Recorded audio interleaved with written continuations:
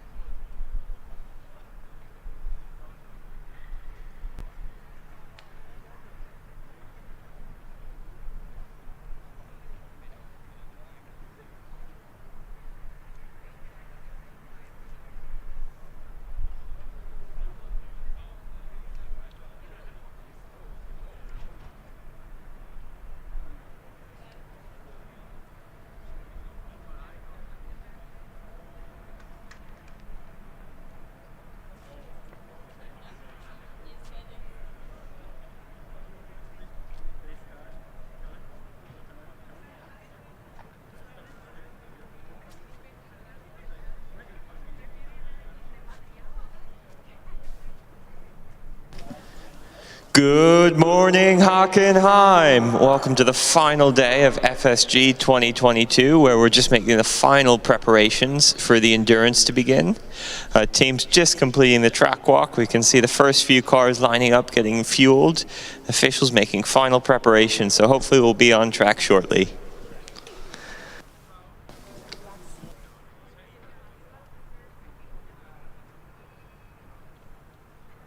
For those of you not familiar, the endurance run is a test of the car's endurance, obviously. I think we can expect to see some things go wrong, but hopefully not too many.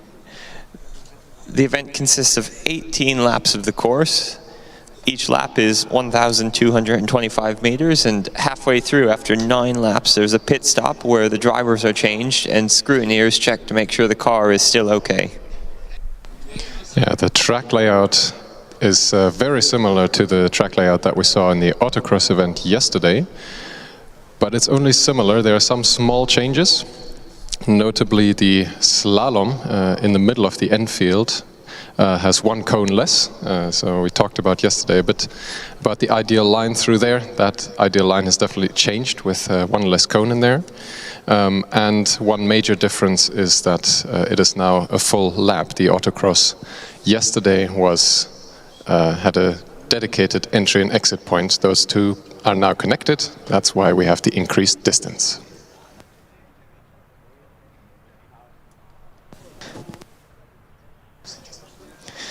This event is worth 325 points, so basically a third of all the points the teams can get over the course of the week.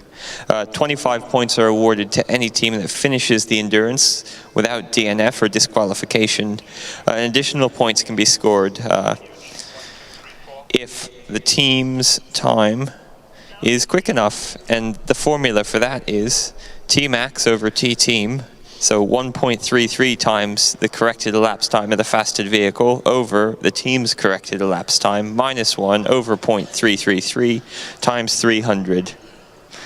So once again, it's just directly proportional to the percentage of time it takes the team compared to the fastest team. I think the formula was much clearer, Austin. The order that we will see cars running here is not determined today by the gusto of the teams. The order is in fact determined by the speed of the times that we saw them do yesterday in the autocross event. So we actually have a fixed order that teams are expected to show up here in the dynamic area. I will quickly give you the rundown of the first 10 that we expect to see here on track very soon. That's the car number 214. I'm having a bit of difficulty reading that name out. It's the Castellón de la Plana, car number 251 from Rijeka, car number 275, Cambridge University, arguably the top UK team in Germany right now. Car number 296 from Manipal University, 299 from Bari, car number 326 from Dortmund, car number 12 from Wroclaw, car number 15 from Madrid, car number 21 from Terrassa, and car number 28 from Kassel. Thanks, Jonas. In addition to the points the teams can score from endurance, this is also the efficiency event. So the cars are not only judged on how quickly they go, but how efficient they reach their destination. Do you want to read out that formula as well? I was just about to do that, yeah. This is your thing this year, right? Everybody needs to know how to get points. So the efficiency is worth 75 points. The equation is 75 times, and then in big brackets, 2 minus EF team over EF min. EF team is the team's efficiency factor and is calculated with the subsequent formula T squared times E, where T is the uncorrected elapsed driving time and E is the corrected used fuel volume, or the used energy, depending on if it's a combustion or electric vehicle. EF min is the lowest efficiency factor of all the teams which were considered for the efficiency event. So 75 points on offer based on that equation. Yeah, and the thing to note about the time is it's not just the times that the teams manage to complete the 18 laps in today. You can see a whole bunch of cones out on course. If one of those cones is placed outside of the box that it was originally located in, that will count as 2 extra seconds added on top of the last time. All the cones that are present here on track, and actually also off track in the staging area that is right behind us here in the white tower, can be knocked over and do count towards that penalty. Additional penalties will be handed out for any cars that go off course, especially if they do not enter the track at the same point where they left it at. So, for example, if a corner is cut, that will result in an additional 10 seconds being added. Something similar counts for the slalom if the team fails to round the orange cones that are placed right in the middle here of the infield. That is also worth 10 penalty seconds. And one of the reasons why we just read out the running order is that if the teams do not show up in time and miss their running slot, that counts for 2 minutes worth of additional running. I mentioned halfway through the endurance event, the teams must complete a mandatory pit stop. In that pit stop, the teams change the driver, and they may perform changes to accommodate the second driver, like adjusting the seat or the pedal position. They may operate the master switches, and they may change tires if the conditions allow, but I suspect today it's going to be dry the whole day, so I don't expect any tire changes. No other work may be performed during the driver change, and each team is given 3 minutes to change their driver. The driver change takes longer than that. Any additional time will be added on to the endurance run. Austin, I just heard a beep. Yes, I heard a beep as well. It looks like we've got car number 77 from Deefholt lining up to take the green flag. That is actually car number 17 in the running order. It looks like we are jumping ahead quite a bit. That means the first 16 teams are already 2 minutes down compared to the team from Deepholz that is now lining up here at the green flag. Also a bit worried for the other teams behind Deepholz because there's nobody in the queue yet. So the drivers for Deepholz are, well, it doesn't say who's driving what, but Alex, Jan, Nitro, and Diesel. So one of those 4 is rolling onto the track to start endurance here at FSG 2022.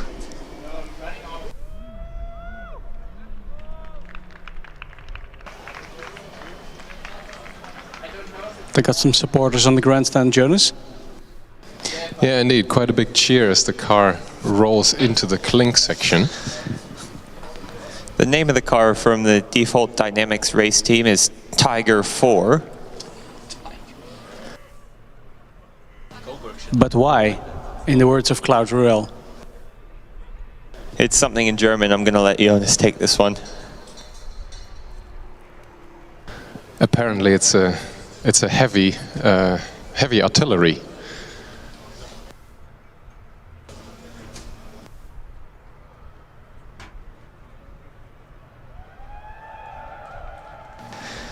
So here they go, past the grandstand on the North Curve. They want to give a shout out to all of their friends at ecoRacing. They wish them all the best. And they want to give a shout out to Joris because he nearly joined the team. I think one of the tricky things that this team will encounter in the future is that apparently everyone that has participated in building this car will be leaving the team this time. That's of course one of the key challenges in Formula Student, transferring the knowledge from one year to the other so that the cars can actually improve year over year. If everyone leaves, that's very difficult. Apparently some fun stuff about this car is that it's big but lightweight. I'm not sure why you would then call your car equivalent to a heavy weapon. Yeah, the car's design weight is 212 kilograms. It's got a composite monocoque. It's rear-wheel drive. Uses the MRAX 188 electric motor with a total rear power of 104 kilowatts. Mickey, we're looking at the car driving. It's quite low, isn't it? Yes, and it's bottoming a lot as well. It doesn't go that fast to be actually quite an issue, but you know, if it happens a lot, then and actually just looking at the yeah, that's good because we just saw the driver waving more or less to his team or celebrating the first lap, which is very nice to see. But actually, what I was saying is that the front wing doesn't look that low actually, but you see sometimes that these cars are very softly sprung, so any bump or anything they hit on the track will cause the wing to hit the floor as well. That's not a real issue, is it, Jonas? As long as it keeps structurally intact? Yeah, so the key thing with anything hitting the ground is that it is generally allowed, but as soon as anything is flying off or constantly dragging on the ground, that will mean trouble for the team in the post-scrutineering, where most of the cars, if not all of the cars, are checked by the scrutineers after the endurance, and any penalties for lost parts will be applied afterwards. In case the car receives damage or loses parts during the run, there's also a special flag for that case. The meatball flag, it's a black flag with an orange circle in the middle. That will be waved to the car, that will force it into the driver change area regardless of their current lap count, so that the officials can investigate what is going on and whether the car is safe to continue driving. We've got a new car in the pits. That's the team from Gades. That means that we are missing now Braunschweig, Helsinki, Belgrade, Ljubljana, Osnabrück, TU Dortmund, UAS Hamburg. They're all out of order if the next car is car 212 from Gades.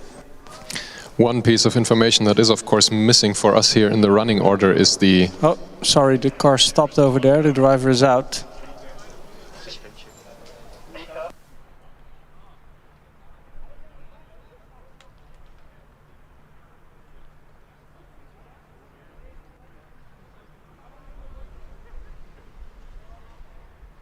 Yeah, we're just hearing from the officials that this is in fact a DNF for Deepholt's, since the driver loosened his seat belts. That's the key metric in this case. It doesn't look like there's any mechanical damage to the car. Nevertheless, it is parked by the side of the track and is now being pushed towards the exit. But well done to Deepholt's for getting a car out to the endurance, being here on time and finishing a lap. Big achievement for them. And the driver is still waving, which is great to see. Yeah, part of what I was trying to say earlier is also about the running order and actually the scrutineering status of some of these teams. Part of the reason why we might not be seeing the teams that I read out in the very beginning is that they might have not made it past the scrutineering, which makes it all the more impressive that Deefholt actually managed to get out here on track and show us their car. So we got a queue forming. First up will be the car from Gades, car number 212. Behind Gades, lining up is car number 16 from UAS Zurich, Winterthur ZAAW. And behind that is car number 161, Haag Göttingen. So they will be running in order. In between, we should have seen the Beersheva Israeli team and the team from Mumbai Somaya. They are not here yet. I think the team from Mumbai we saw yesterday with a failure on track, right, Jonas?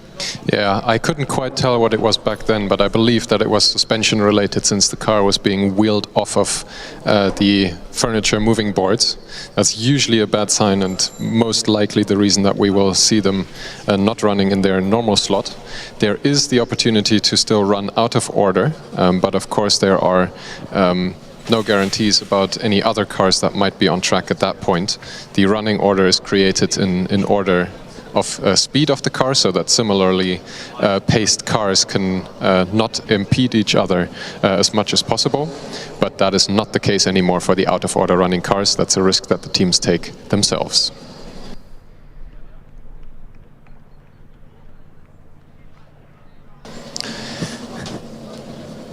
Can hear the car from University in Cadiz has fired up and is approaching the starting line.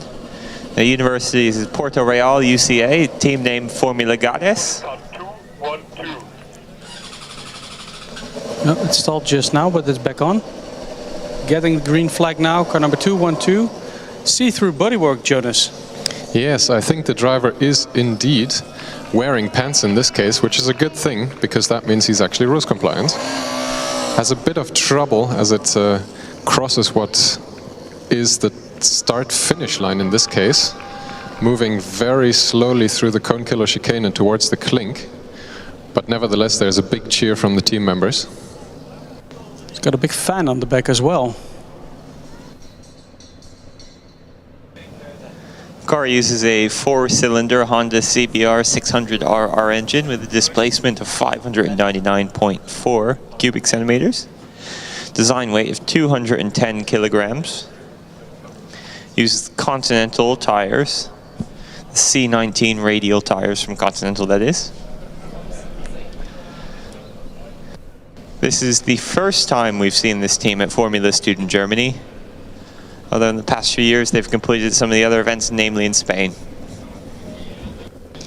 We get a good question on the live stream about endurance finish rates.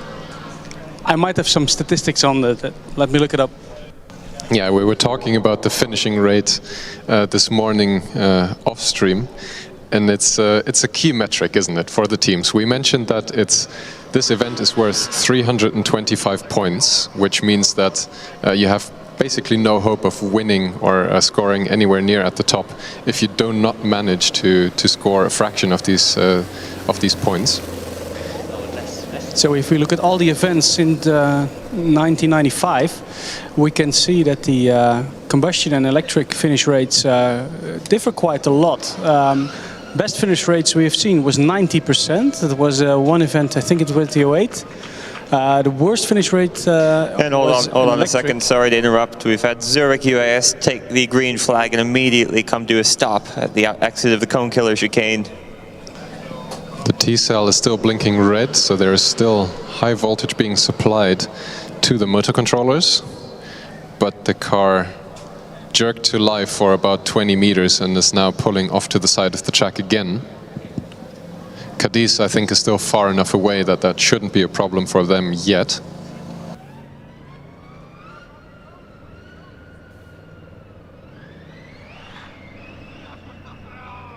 Sorry, Steph, we interrupted your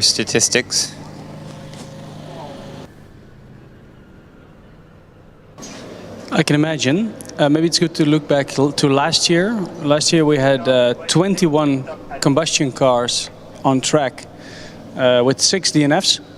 On the electric field, we had 38 cars last year and 22 DNFs, so it's quite a lot. It was a COVID year, difficult for a lot of people, so the DNF rate there was 60% almost. But yeah, good stuff. Yeah, endurance attrition is something unfortunately relatively common. Based on what we saw here in the autocross event yesterday, we also expect quite an eventful endurance here in this case, though that's only relevant if we actually see cars running.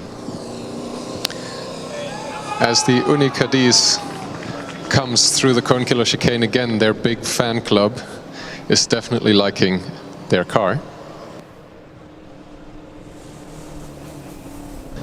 The car from US Zurich has stopped again. It's a winter tour, ZHAW University. Team name is Zurich UAS Racing, obviously from Switzerland. Uses rear wheel, two 35 kilowatt AMK motors on the rear wheels. Gades meanwhile being shown the yellow flag as they approach UAS Zurich's car. Zurich's design weight of 277 kilograms and utilizes a full tubular space frame. They've chosen the Hoosier R25B tires. And as with Gades, this is the first time we've seen them at Formula Student Germany in the electric class anyways.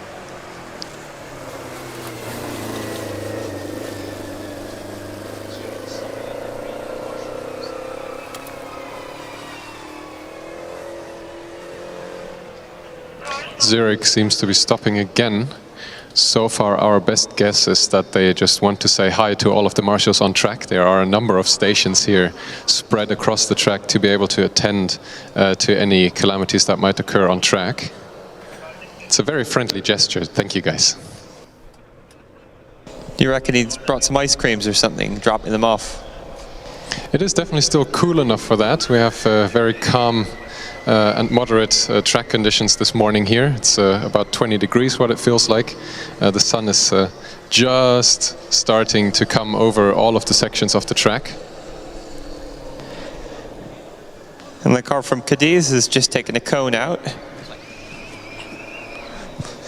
Going through the Broken Dream section of the course, now to the horseshoe.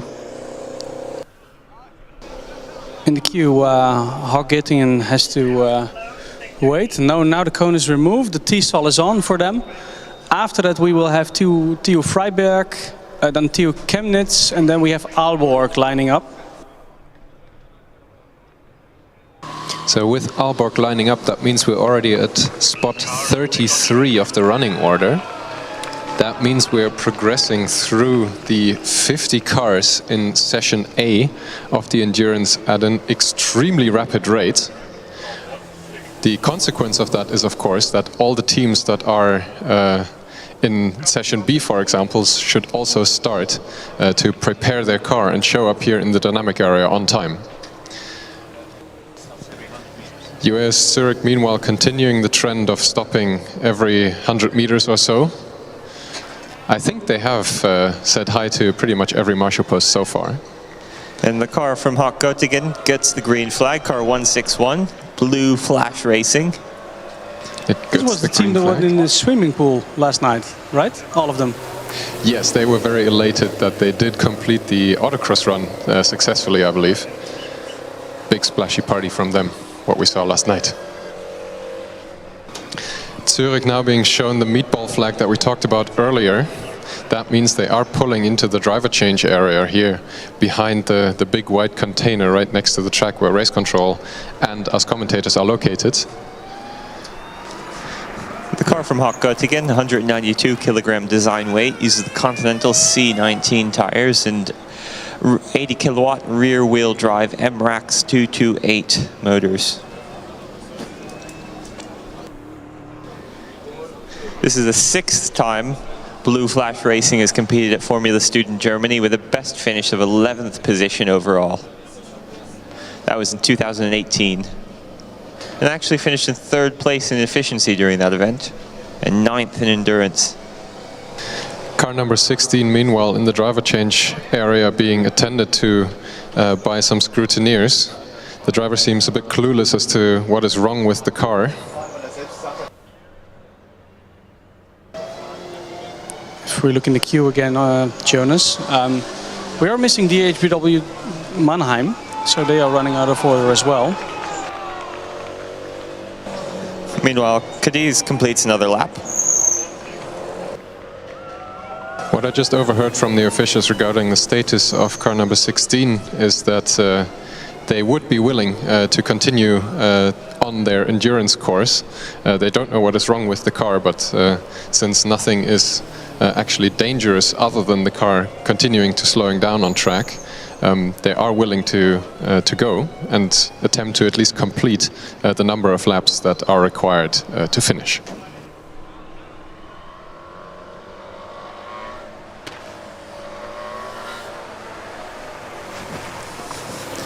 And yeah, we're seeing Hawk Göttingen approach the back of the Cadiz car quite rapidly. Hopefully they'll be let past to the next overtaking zone, and I can see the official preparing the blue flag, so that should be the case. That's one of the perils of running this early on, is there's quite a big differential between car speeds if you complete your autocross in a very misrepresentative time.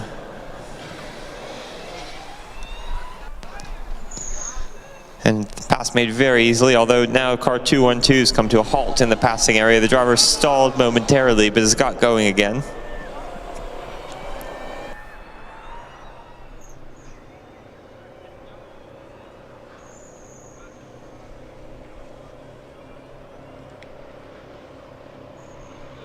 Next up, running towards the green flag position, car number 76 from the TU Freiberg. You can see car 212 from Cadiz is now carrying a cone underneath the right side pod. Shouldn't cause any issues, it's just a minor inconvenience. Car from Hawk Göttingen completes a lap. Meanwhile, there is bad news for the UAS Zurich car. The DNF has just been confirmed in the timing screens. It looks like they will not be allowed back out on track.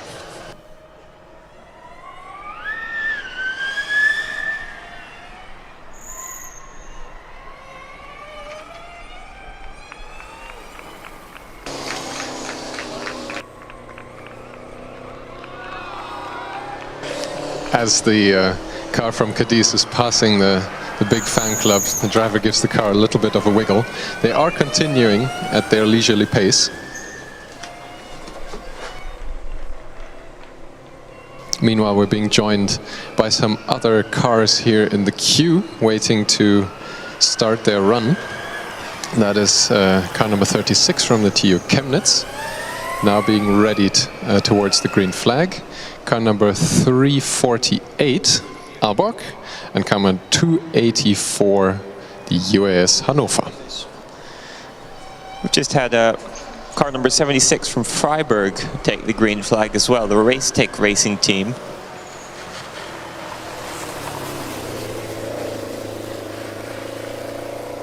Got 207 kilogram par with a hybrid monocoque, front and rear aluminum monocoque with a mid composite section. A four-wheel drive electric car for Freiburg. These are the Racetech M1 VZG motors, each making 37.1 kilowatts of power.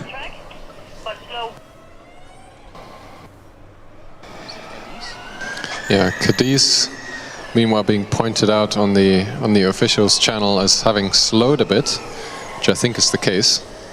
Yeah, we don't know what the exact situation is. The car is still driving, although it is carrying at least one cone that we can see just behind exactly the right front tire. So far, I can't see anything wrong with the car other than just being a bit cautious around the track.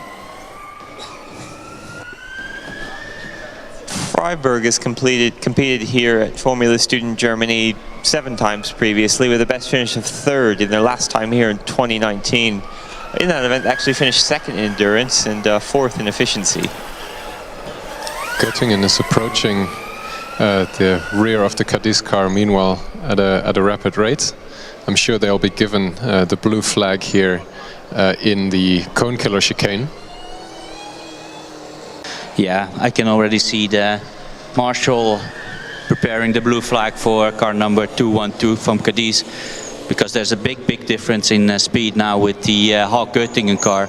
I think this was very well anticipated by the marshals here, so well done. I don't think Hawk Göttingen had any trouble from Cadiz's car, so well done.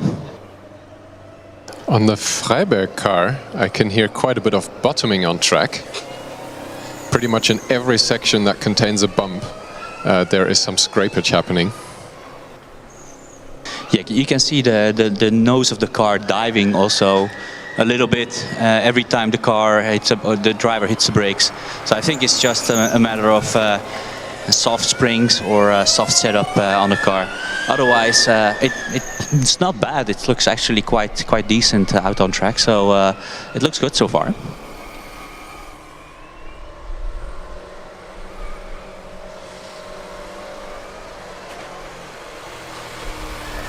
Yeah, so if we look at the times from the cars here on track, then we can definitely see a big difference between Hawk Göttingen lapping around 92.7 seconds. The other cars on track, Freiberg is doing 102 seconds. And Freiberg has just come to a stop on the north curve.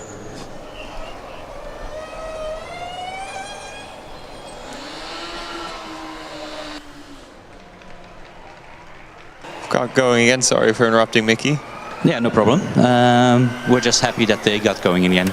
Not sure what the situation was, but we heard on the radio channel from the officials, they noticed it on time, but the car is back on track. I was just comparing the lap times from these cars, and Hawk Göttingen is definitely a class of its own at the moment, because they're doing 92, 93 second laps, while for example, Freiberg, well, they just had a stall, so they are doing 102 seconds, and Zurich already out, unfortunately, and I think Cadiz is doing somewhere between 128 seconds and 155 seconds. They have slowed down a little bit, the car from Cadiz.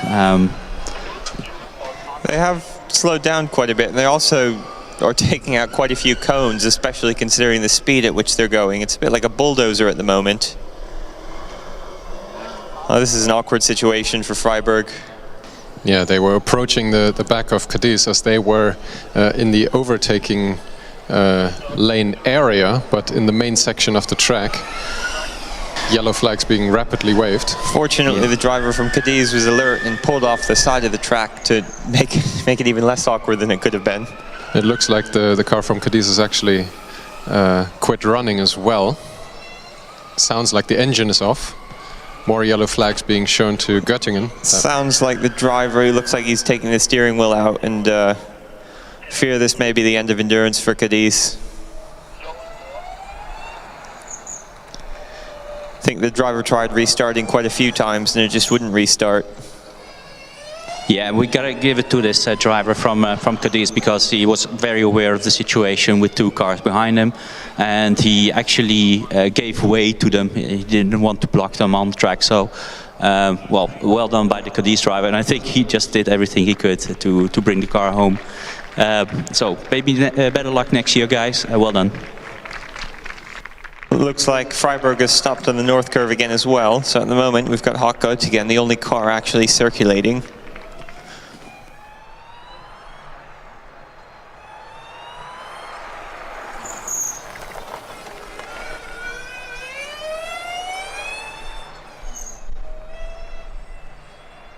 Looking at the queue, we have car number 225 now queuing up from Manresa. That means that Krefeld, car number 249, is currently at risk of having to run out of order later on.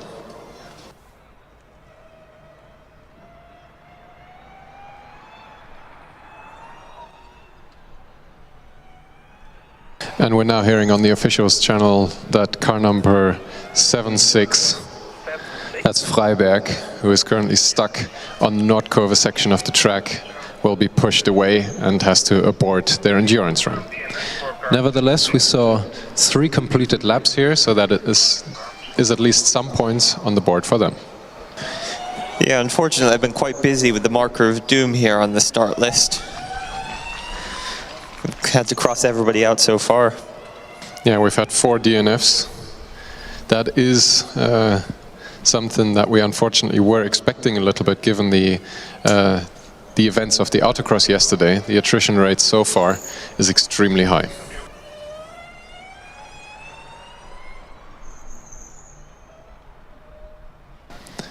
We're now hearing that the gear of the Cadiz car, as it is being recovered, is actually stuck, but it looks like they got it going right about now.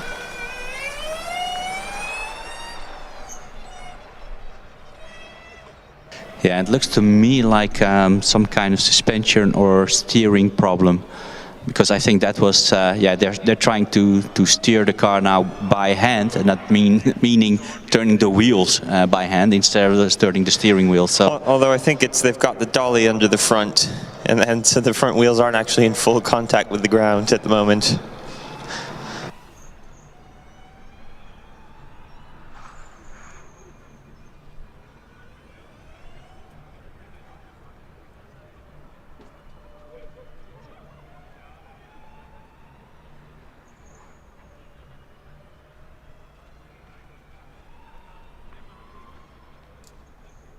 We've got some questions in the live stream chat, especially about data available on previous endurances. All the data that we read out here we have compiled into a big Excel sheet for us commentators to use, but in principle all the data is available on the formulastudent.de website. You do have to dig through quite a few pages for each of the teams though. I would recommend checking out the World Ranking List section. If you're interested in any of the times from this year though, that is much easier to reach at tk.formulastudent.de.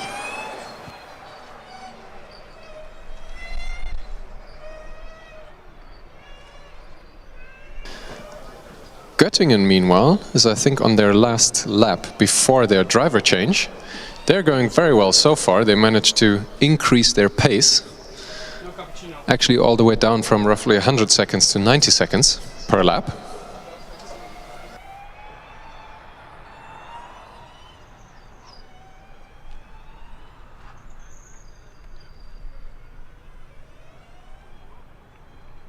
A quick update on the queue. We are now seeing UAS Munich, car number 113, and the car from Pforzheim with the number 79, joining us in the queue as well. Yeah, that means that we've now got TU Gdansk at risk of having to run out of order. yes, and there we have Basti with the double waved finish flag, but it's an intermediate finish flag, obviously. Driver change for the Haag Göttingen car. Did we already explain the procedure to the audience, guys? No, I don't think we did. Now that Göttingen is actually pulled into the driver change area here, they will have 3 minutes to get the second driver seated inside of the car, who will then proceed to drive the remaining 9 laps. While the car is stopped here, the officials are also taking a look if any of the drivetrain components show any signs of leaks, if there are any fluids pooling somewhere in the car, and generally whether the car is safe to continue. Suspension components are also regularly checked. You can often see the officials giving each of the wheels a little bit of a wiggle. And they are, of course, also observing whether the team members behave in a rules-compliant way. They are not allowed to make any changes beyond adjusting the car for the driver, whether they are adjustments to the belts, any seat inserts to fit the driver correctly into the car, or adjusting the pedal position. Yeah, we just looked a little bit of statistics on the Haag Göttingen team, and that team has a finish rate of about 50%. So I'm definitely sure that they are determined to increase that percentage today. So let's hope and keep our fingers crossed for them that they will be able to finish the last 9 laps and increase their finishing rate. Another question in chat is asking when a certain car will start. That is one of the tricky things about the endurance, isn't it? We have a running order. However, that running order is only an order which car will start after which car. There is not a certain time associated with that starting slot, and that means that if we have a similar situation as we have right now, where a lot of cars are either not starting or are actually DNFing somewhere on track, this starting order can progress at a rapid rate. In fact, we're already more than 3/4 through the Session A starting order, which means that pretty much all the other teams that are still in the order, which is about another 30 or so, should definitely prepare to enter the dynamic area here still this morning. Usually it has been the case that Session A lasts roughly until lunchtime, but I think at this rate we will see Session B starting already quite a bit before that. Yes, but let's not forget that the running order starts with a lot of cars that may or may not pass scrutineering, right? So, because every team is given the opportunity to pass scrutineering even on Sunday morning. So they just list all these cars. If they manage to pass scrutineering in the last second, they will be allowed to compete in the endurance.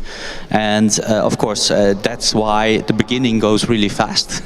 But the more cars are driving and the better cars are out on track, it will take longer. And we also never know what happens on track, right? Because we've seen incidents in the past that sometimes it just takes a while to clean everything up, or maybe a car blows an engine or spills some oil or some fluid. Then sometimes that can cause quite a delay. Yeah, we've seen all sorts of events happening here. The endurance run is at least 22 kilometers worth of running, which doesn't sound like a lot, but continuing at race pace, more or less, for that amount of distance for these student-built cars is definitely a massive challenge. Yeah, and we saw that yesterday, Jonas. I mean, those were only 2 laps per driver, so four laps in total. And even then, we saw a lot of cars not even finishing those laps. So actually, I'm quite worried and a little bit anxious about the finishing rate today, because those cars that failed yesterday on those 2 to 4 laps, it might be a bit exciting whether they can finish or not.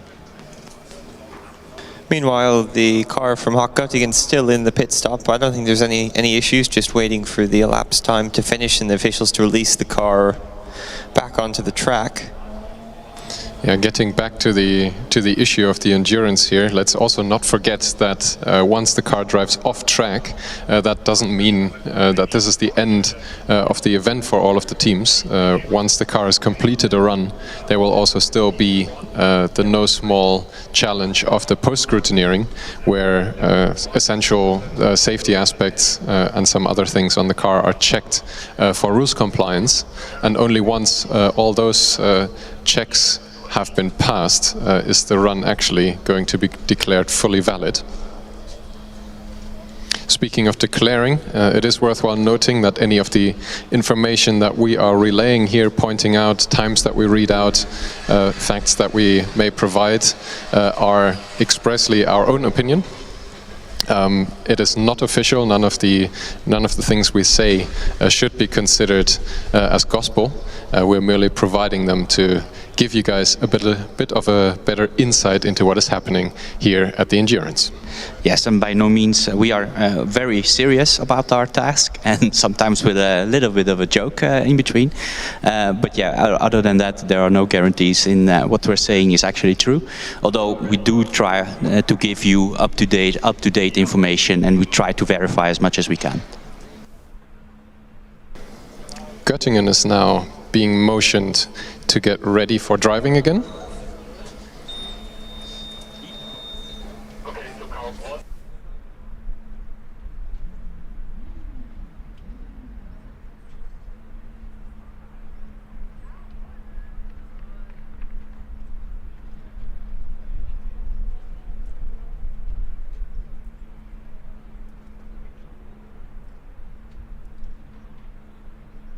Second Göttingen driver now out on track.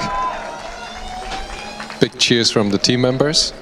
It is also not a given that the car always manages to make it out of the driver change. Making it past the driver change now is car number 36 from Chemnitz. They are rolling towards the green flag position. And will join Göttingen here on track momentarily. Yeah, and it looks like the small delay that we saw here with the Göttingen car had nothing to do with the team or the car from Göttingen. It had to do with some kind of technical equipment that was overheating, apparently. Chemnitz, meanwhile, with a big slide right across the start-finish line, taking out at least 2 cones that are marked here for the track exit, actually. What a grand entrance for them. Yes, just to complete my story, one of the pieces of technical equipment, which we have a lot of out on track, seemed to be overheated, but they have installed a very nice cooling device containing an umbrella and some bottles of water. That should keep it a little bit out of the sun, and hopefully it won't overheat. Probably it won't be a problem, but let's see what happens during the rest of the day. We hear an engine revving up, a combustion engine. That's car number 318 from Aalborg, now lined up at the green flag.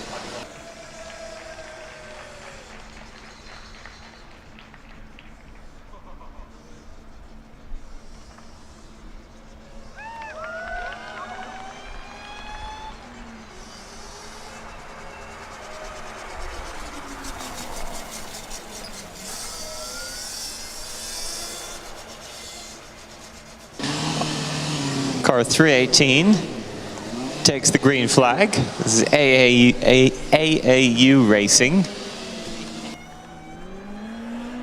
It looks like the whole team is made up of part-time students, none of them being able to dedicate their full time towards this task, which is something we commonly see in other teams.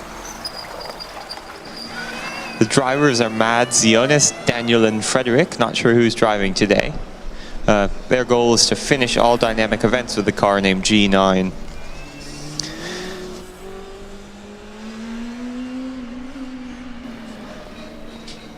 A little bit of a problem for car number 36 out on track. It looks like the high voltage system has discharged. Yeah, the car from T.U.C. Racing seems to have come to a stop. Meanwhile, AAU Racing let us know their plenum exploded during testing, so they've wrapped it in carbon. Originally it was just SLS nylon 3D printed. They have, however, done 230 kilometers in testing, and this is the only event they're competing in this year due to their limited budget. Chemnitz has in fact gotten moving again. They were able to recharge the high voltage system.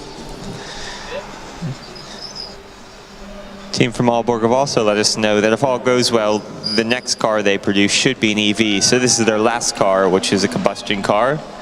Uses a 2004 Honda CBR 600RR. And Hoosier tires. Yeah, again, we saw a situation that has to be, well, we have to give a compliment to the Hag Göttingen driver, because he was very aware of the situation with the Chemnitz car. He slowed down, he showed the organization, he was fully aware of the situation, and was able to pass the stalled car. I see the recovery team sprinting parallel to the track. I believe that is related to the Chemnitz car, which we can't see from our commentary position here. Are Chemnitz employing the strategy of saying hello to all of the marshals as well now? No, they did get going again and are actually moving relatively quickly once they do get going. Aalborg having to slow down briefly though for that situation.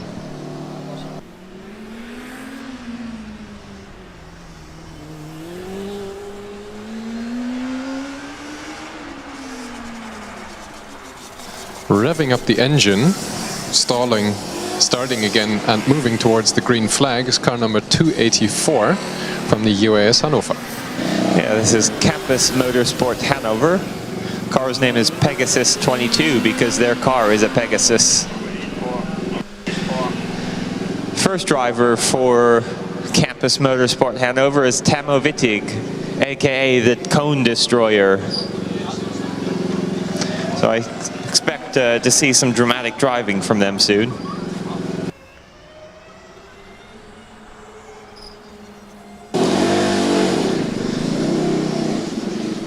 As Campus Motorsport takes the green flag, they want to give a shout out to Ronnie, and they want to give a shout out to Tim, electrician number 1. Car sure sounds spectacular. Lots of popping and banging in the upshifts. And this is actually Tomo's first endurance stint after 2 years in the team. He's the group leader for chassis and component integration. Sorry, there's a yellow flag situation right at the start and finish. Chemnitz again pulling over to the side of the track. The driver from Aalborg slowing down significantly as is expected. And Chemnitz gets going again.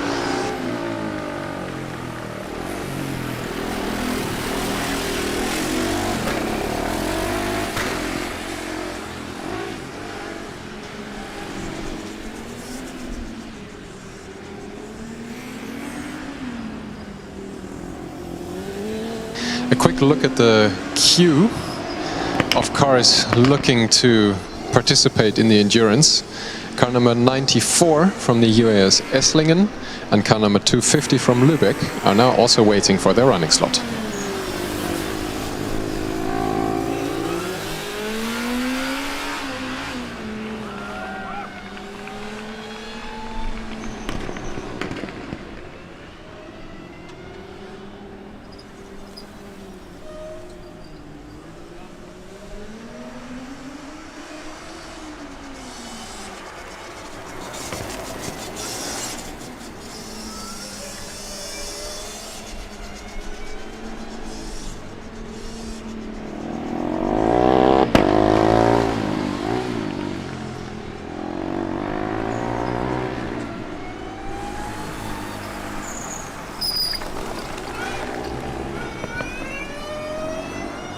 Now motion towards the green flag position, car number 225 from Manresa. Yes, and we're looking at Göttingen still going strong, finishing the 13th lap already. They're on the 14th lap, so we keep our fingers crossed for them. And in the meantime, we have UPC Manresa, and I think the marshal is just waiting for a clear track to send out the car from, car number 225. Yeah, Chemnitz and Göttingen would probably still pass the start and finish before they are allowed out on track. Göttingen with a brief off track going through the horseshoe. Continued all right though.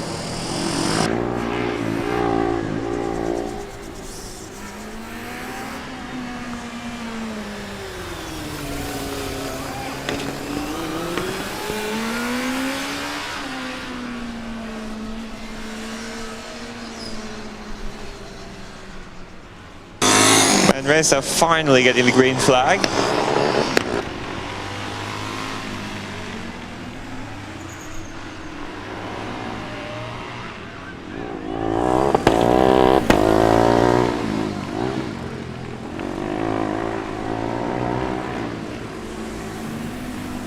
Brief look towards the queue. Kermit has joined us, car number 372 from Hamburg. Let me guess, Jonas, they jumped right into the queue. Right in.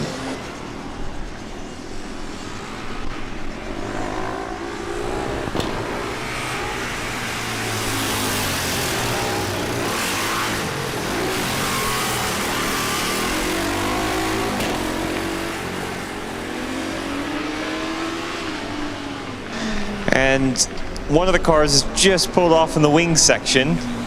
Yeah, we saw that car pulling off a couple of times. Chemnitz, I think they're doing a good job. They know that they're going to block the track, so they do pull off to the side, not to cause any dangerous situation, which is already quite tricky because of we have actually 4 cars out on track, so even 5 cars I count at the moment. So it will cause a little bit of a jam, but yeah, the situation has been resolved, and the Chemnitz car is driving again, so no big issues there. What made that situation also a little bit more tricky is that Hannover was actually motioned to overtake the car from Manresa, all right at the end of the overtaking lane.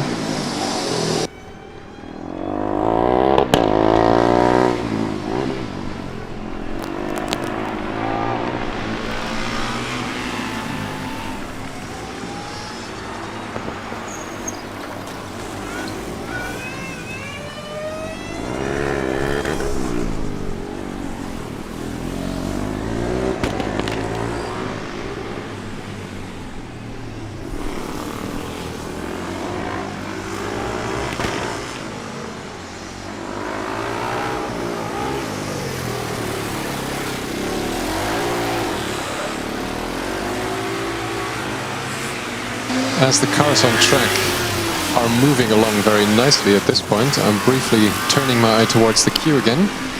University of Trento has joined us, as well as car number 66 from Nuremberg.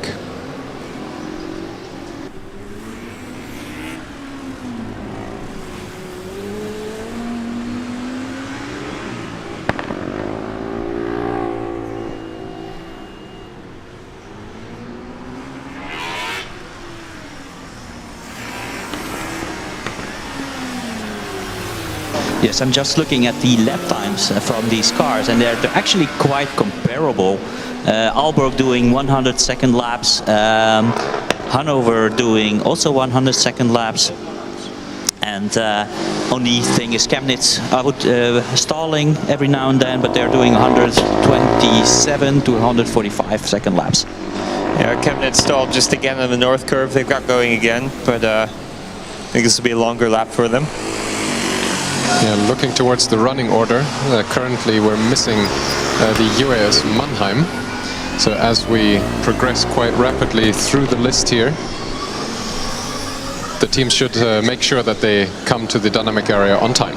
Meanwhile, US Munich has now just taken the green flag as well.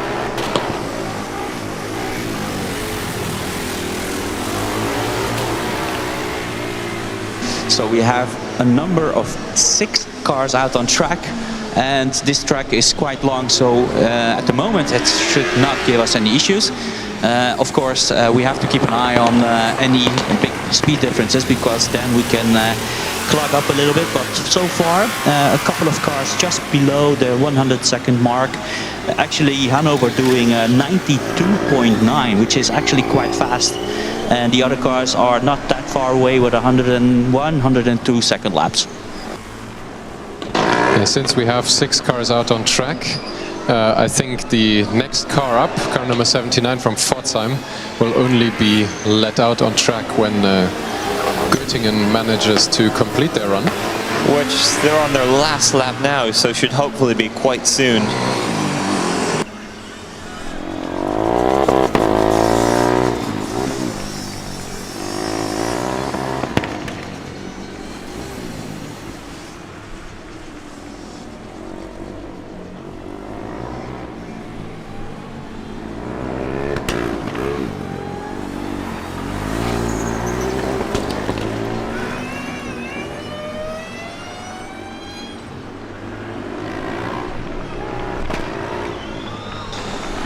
From Manresa be giving the blue flag and letting the car from Munich pass. Pass went quite smoothly. Park Göttingen now in the wing section for the final time. Which is a little bit ironic because they don't have any wings. But yeah, still about a quarter of a lap to go, and we're keeping an eye on them. Car number 318, meanwhile, on its 8th lap. They will join us in the driver change area soon. Only the second car that we will see. Göttingen now on the final straightaway, driving towards the start-finish line, being shown the checkered flag for their endurance run. Yeah, well done, Göttingen, our first finisher today. Jonas was a little bit cool on actually mentioning the car finishing the endurance, but they must be ecstatic we are little cool guys here, but we have to cheer for them. Yeah, the team was actually standing by the side of the track cheering for pretty much every lap. So this is definitely a big achievement for them. Big emotions here. I hope they celebrate in the pool again. We want to see everybody on the team in the pool, though, not just about 3/4 of them. Maybe keep the car out of the pool, though.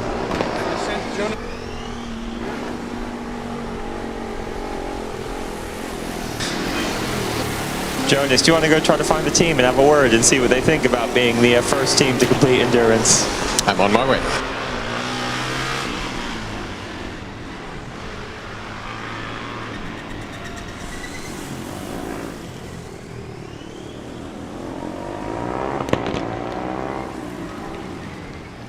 And here we go with UAS Pforzheim out on track, car number 79. Do we have a new Steve already designated, guys, or should we have them? I will say that Steve is in a much less awkward position than he was in yesterday. Steve being the cone that we named that was hit by about half the cars in autocross. He's now nowhere near an apex, so I think Steve is going to be safe, but I suspect we may need to find some of Steve's friends quite soon.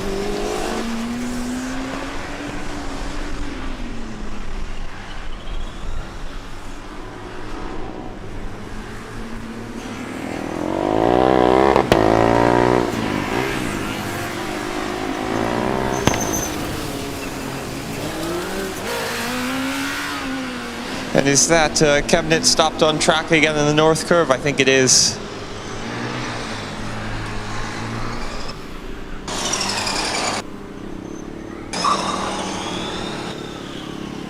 Yeah, guys, Göttingen unfortunately already made it towards the tilt table area for post-scrutineering.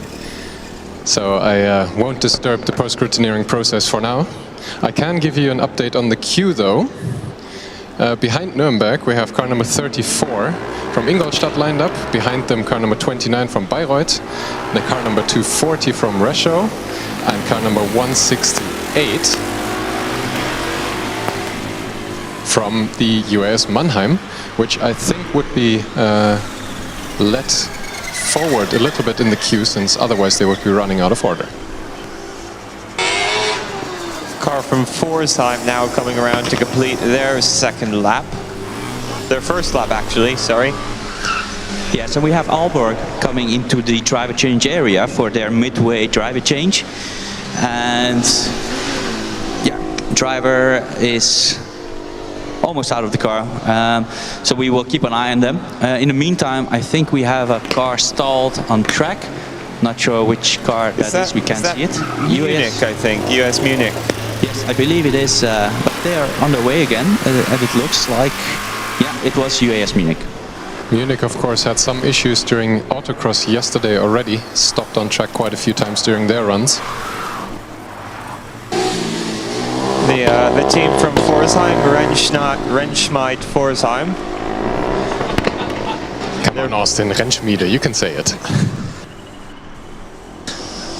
No, don't say it in the correct way, please, because this is so much more funnier. So it's actually quite hilarious. Anyways, the first driver for them is named Janis Knule, nicknamed Cone Eater. It seems to be the nickname of most of these first drivers. But he has been quite clean so far, to be honest. The car's name is Amber because it's one of their gems based on the jewelry and gold town of Pforzheim. And just as you were saying, it's the car actually kicked up one of the cones in the St. Augustine or Trondheim chicane from yesterday. Yeah, Janis was just waiting for his introduction, I think. I want to give a shout out to eStall Esslingen and eMotion Renn Team Aalen.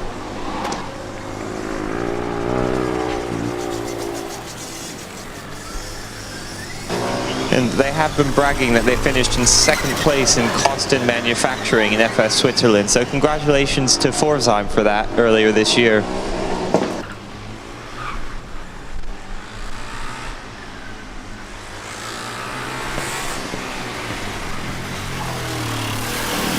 Now being shown the double wave checker is car number 284 from Hannover. That That means they will be moving into the driver change area here behind us, where Aalborg is almost ready to set off again.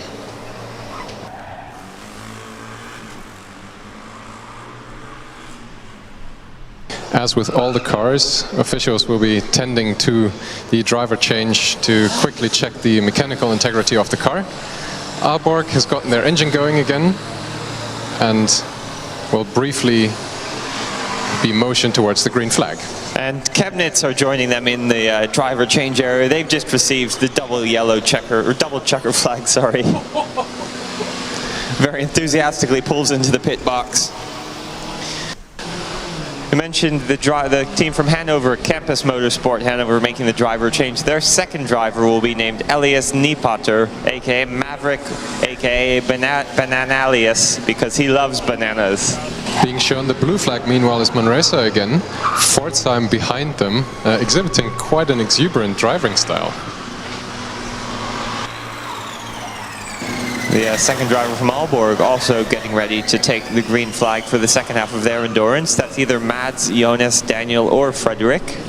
Yeah, well, talking about Jonas, you've learned some new words. Exuberant, I've heard de gusto. Fancy words he has. Jonas is getting very educated. I've been practicing overnight, okay?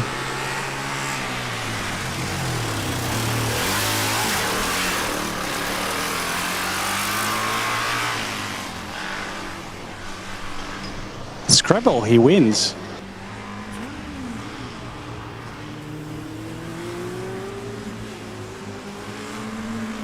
Scrabbling in their books are the officials at car number 284 from Hannover. Second driver is already installed in the car. It's the last few belts being tightened. I think we will see this car back on track momentarily.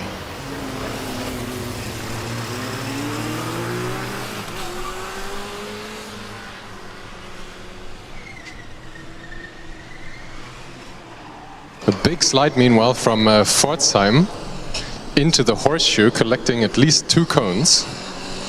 And it looks like the overtake that we saw from Manresa so far, they haven't been able to put that much distance between them again. Nevertheless, the cone eater definitely making a name for himself.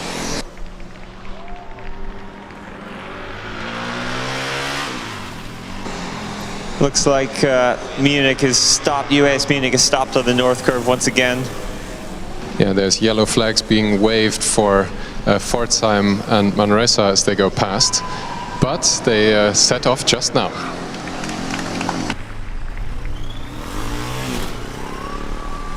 Back at the green flag is Hannover for their second stint of 9 laps, or 11 kilometers.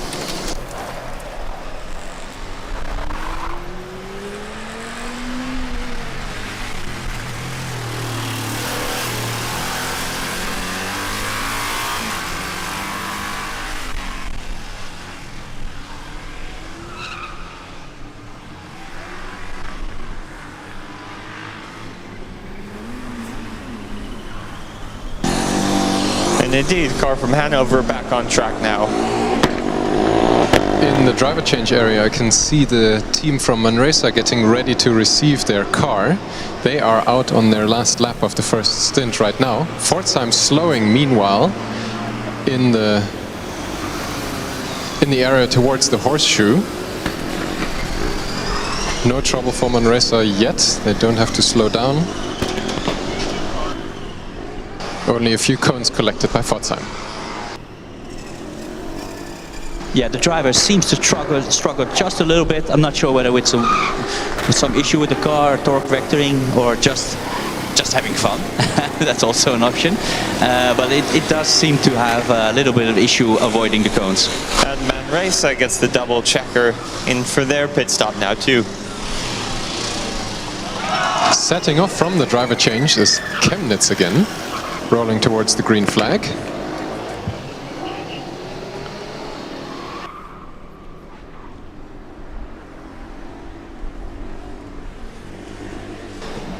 Looks like Munich has stalled again on the north curve. Yeah, and Pforzheim taking it really slow in that section, waved yellow flags. Well done by the driver, because demonstrating safe driving.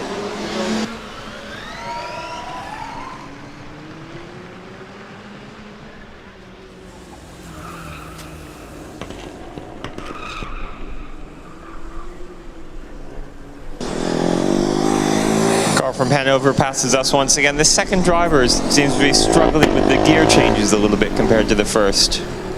We can also see the car from Pforzheim has actually collected a few more cones and is carrying one of them along on the front wing. And the driver is definitely increasingly struggling with control of the car in the corners. It looks like it is too snappy for him to control. Yeah, I'm not sure whether they're using things like torque vectoring or something like that, because it looks very, very twitchy indeed.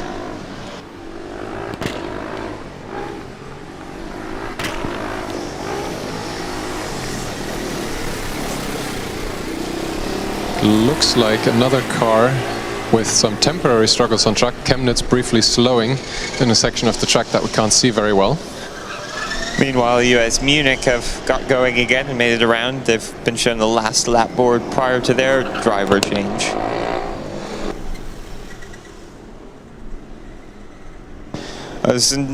Car, is that Chemnitz again stopped?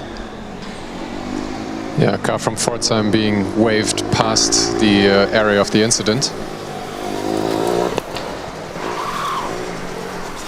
Munich, meanwhile, also navigating the Nordkurve again.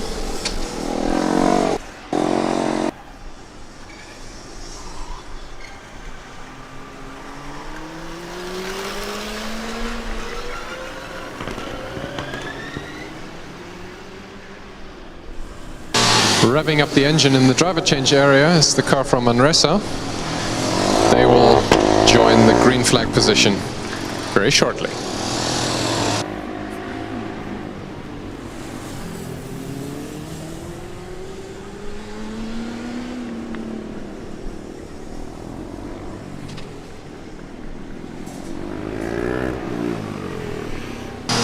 eMotorsport, meanwhile, has slowed down considerably compared to their initial pace. Nevertheless, they are on their last lap of the first driver. They are only a couple of turns away. Looks like they might receive another blue flag, though, before the end. Chemnitz is catching up on them a little bit. Yeah, both cars have stopped and gone a couple of times already.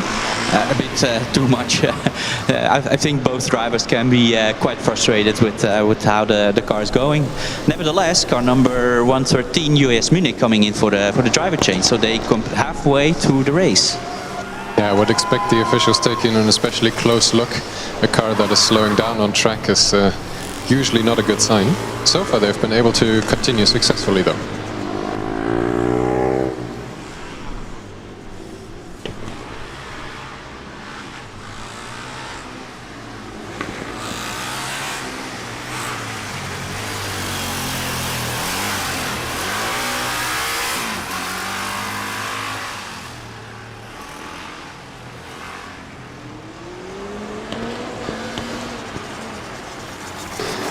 While the car from Aalborg passes the start-finish line again, I do have to point out, a couple of days ago we were complaining heavily about the Aalborg car. It sounds like they've quietened it down significantly. It's not nearly as loud anymore. Oh, and we're just looking at Pforzheim also slowing. Something's wrong because the driver has pulled off the track, which is a very sensible thing to do. So I think he's indicating something's wrong with the car and he cannot continue. Yeah, high voltage is discharged. They were on their 8th lap. They were so close to the first driver change. And yeah, big frustration from the driver there, slapping the car, getting out. That's a DNF for Pforzheim, unfortunately. Yellow wave flags being waved for Chemnitz as they pass the stranded car from Pforzheim.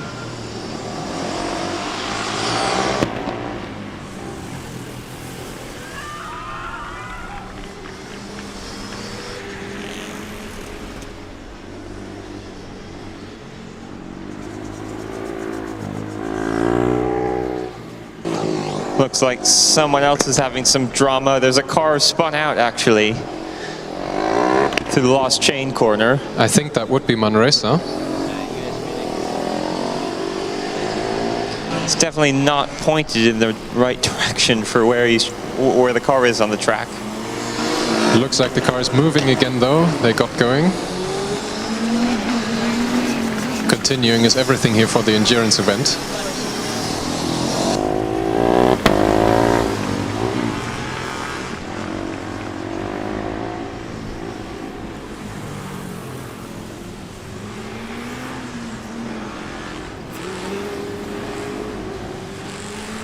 Manresa's times having slowed significantly, though, compared to their first stint.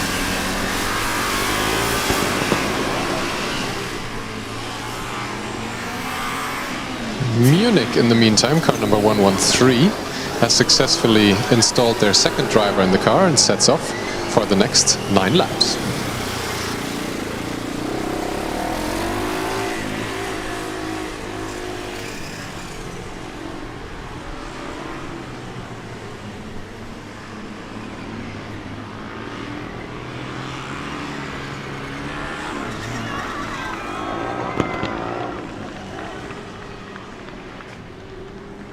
Looks like Chemnitz has just pulled off the track again. We've got a cone stuck at the rear of their car. Don't think that's related to the car pulling over.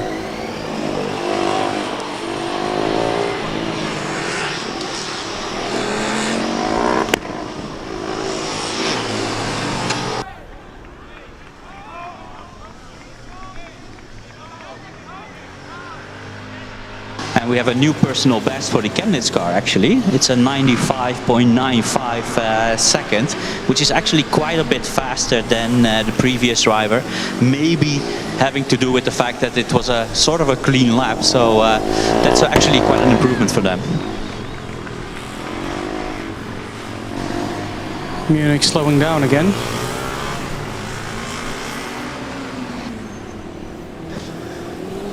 Was pulled off the side of the track. 2 cars actually slowed down. At the far end of the north curve, there's another car. Chemnitz again. All the other cars slowed down because of the yellow flags being waved. Yeah, we have a couple of usual suspects, Chemnitz and Munich, both of them having a stop-and-go situation every now and then. They are handling it well, to be honest. Both drivers very aware of the situation and pulling off the track whenever they notice that something's wrong with the car. So that's well done by the drivers. So Munich got going again. And Chemnitz got going again. So back on track.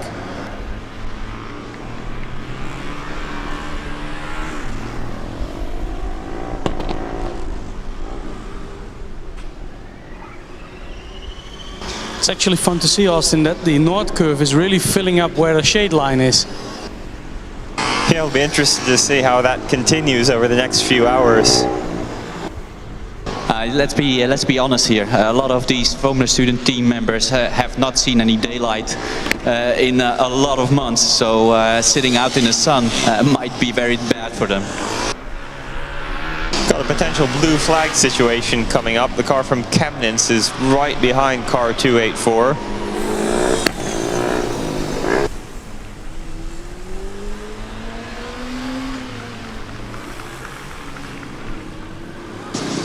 They get overtaken now, so Chemnitz overtaking Manresa.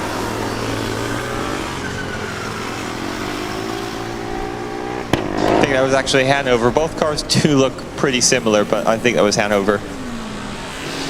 New car on track, it's car 250 from Luebeck, joining the track with us.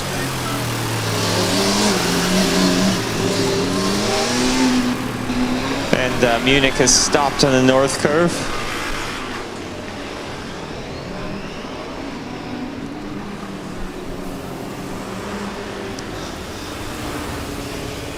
Three of the other cars slowing down because of the yellow flags.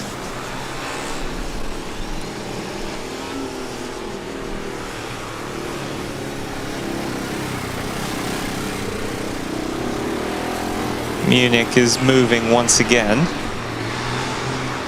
Luebeck car is named Silver Murray. The name Silver is based on the famous Superfile Formula 1 cars.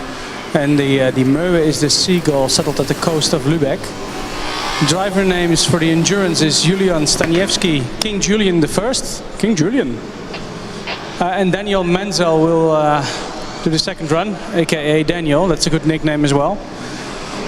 They want to ask HSNR Racing to give back their electric engineer, Schwinghammer Global and Dominic.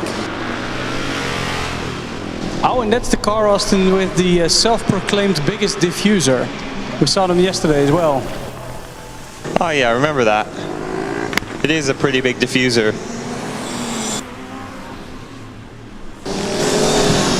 Look, Austin, it's the Muppet Show. Oh, it's Kermit.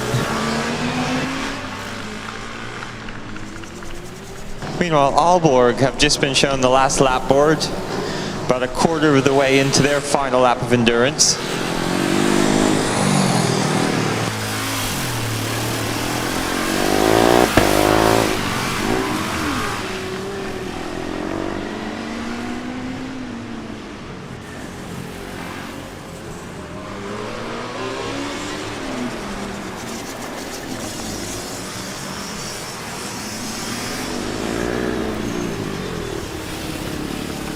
So Kermit, green car, getting green flag. It's the Muppet Show with our very special guest star, Mr. Steve Martin.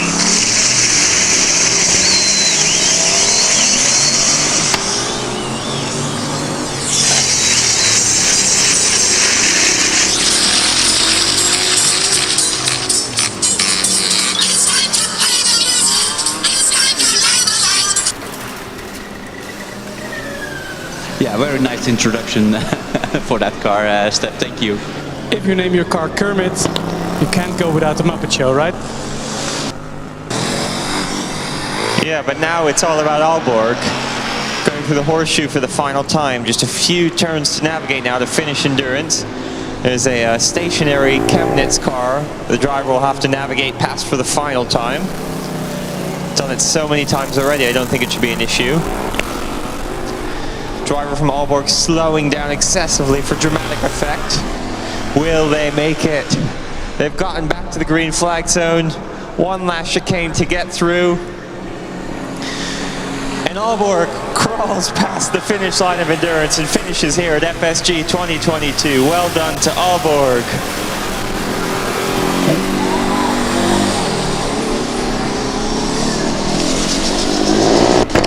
So some drama going on at the front of the queue where Trento is trying to start their high voltage There's system. also some drama going on here with Luebeck. The car is going at a snail's pace. There's a cone stuck under the bottom of it.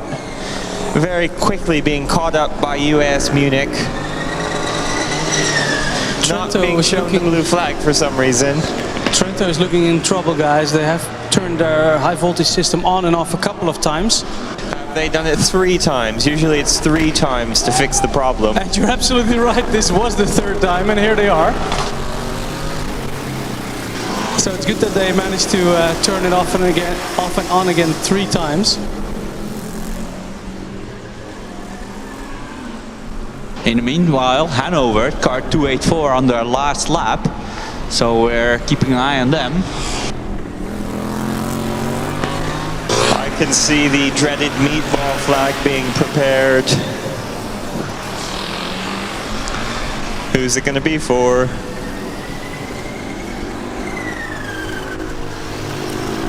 Meanwhile, Trento takes the green flag, car 111.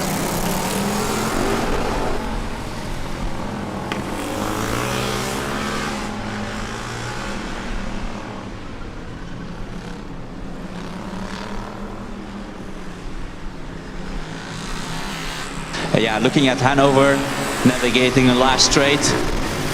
Right behind them Chemnitz, but here we go. Car number 284, finishing endurance. Well done, UAS Hannover. Awesome job, guys. And well deserved. Chemnitz, meanwhile, being shown the meatball flag, follows them into the pit lane.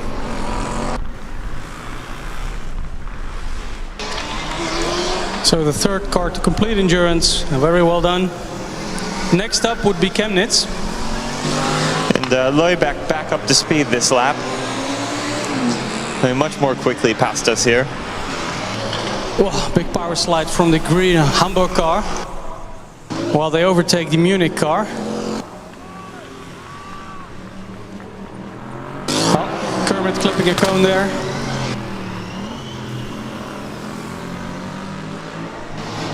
Mickey, you are observing the meatball flag situation. What are they looking at?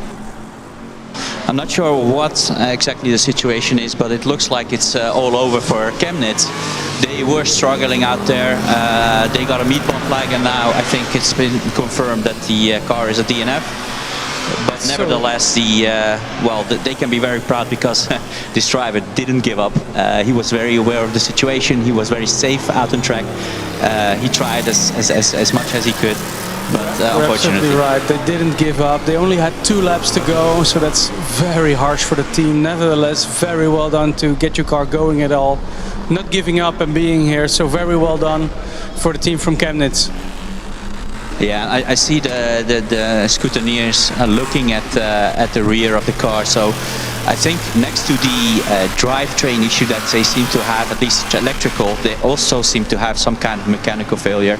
We don't know what exactly it is, but I think that was the whole. It was the cone that got stuck. That was it. Chemnitz and Munich have a bit of a battle going on, because at this area, Hamburg overtook Munich. Now Munich is under tail again. Yeah, you can see the wings really paying off, and I think whenever Munich gets a spell where the car doesn't stop, they're actually quite quick. Problem is the car just keeps stopping, and now Hamburg being shown the blue flag, taking out several cones on the way. Kermit very hungry for them this morning.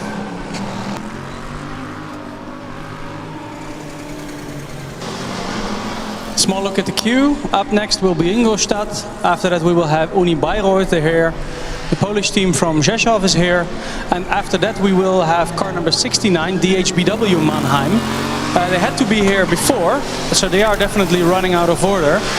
That might mean, Austin, that the out of order running is starting to begin, although we are still waiting for Barcelona as well. Car number 54, they should be here in the regular order. We haven't seen them yet.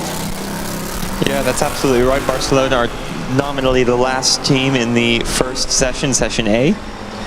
We can also see the other Mannheim cars, so both Mannheim cars now in the queue, both running out of order.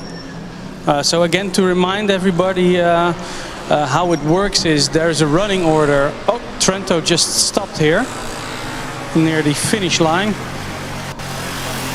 Cars restarting, the red light is on. They had some issues when trying to go at all when they got the green flag.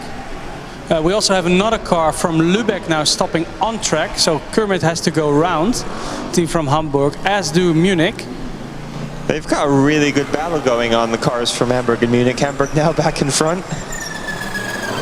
We got the team from Trento turning the car on and off 3 times. We got a thumbs up. Here we are. I know we mentioned it yesterday, but I really do like the sound of the car from Hamburg.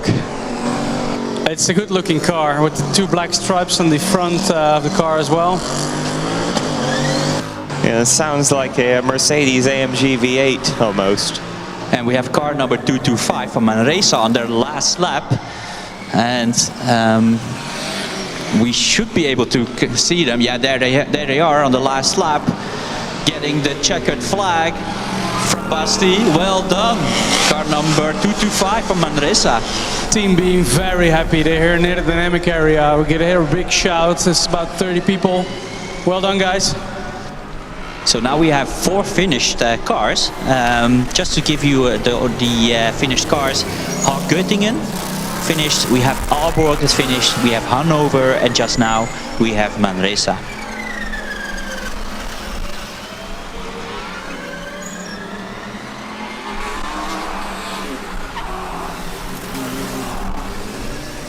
We've also now got car 66 from Nuremberg on track. They snuck past us.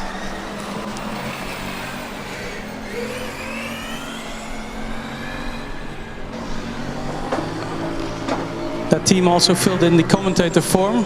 Austin, what kind of fun fact What can we tell about this car?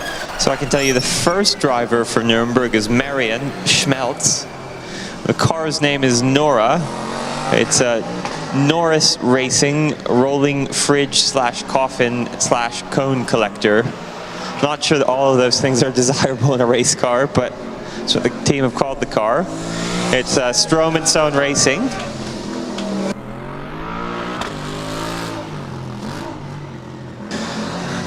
Car from Nuremberg wants to thank Metropolia Finland for not fitting their giant sticker on the back of their car.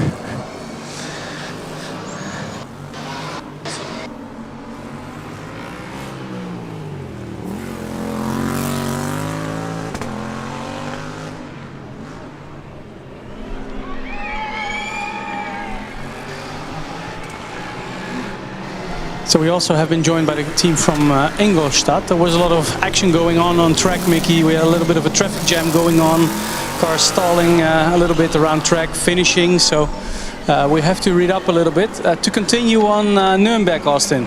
Yeah, they've got a few shout-outs to give. They approved of NIM2 Schnaps by Mainfranken Racing. The NOS bottle is ours at UAS Zurich. Thanks to Kiel for the perfect seat mounting sticker, and shout out to Sebi, keep your head down.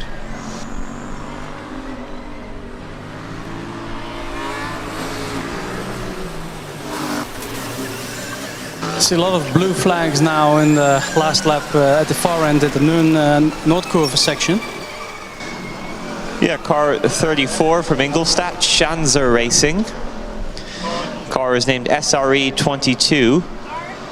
Beginning with SRE12, all of their cars have been named after their organization, which is Schanzer Racing Electric. The driver in the first stint for Schanzer Racing is Jan Wingman Underberg. Or it could be Johannes H.V. Gottrupel. The order wasn't decided when the team let us know who the drivers were going to be. I want to give a shout out to their sponsors, and especially their main sponsor, Sorry, Austin, we've got a double overtake. So two cars in the blue flag lane, Luebeck and I think that is Munich, both being overtaken by the Nuremberg car. So yeah, Schanzer Racing want to thank their sponsors, especially we got some damage Spider. as well. Sorry, Austin.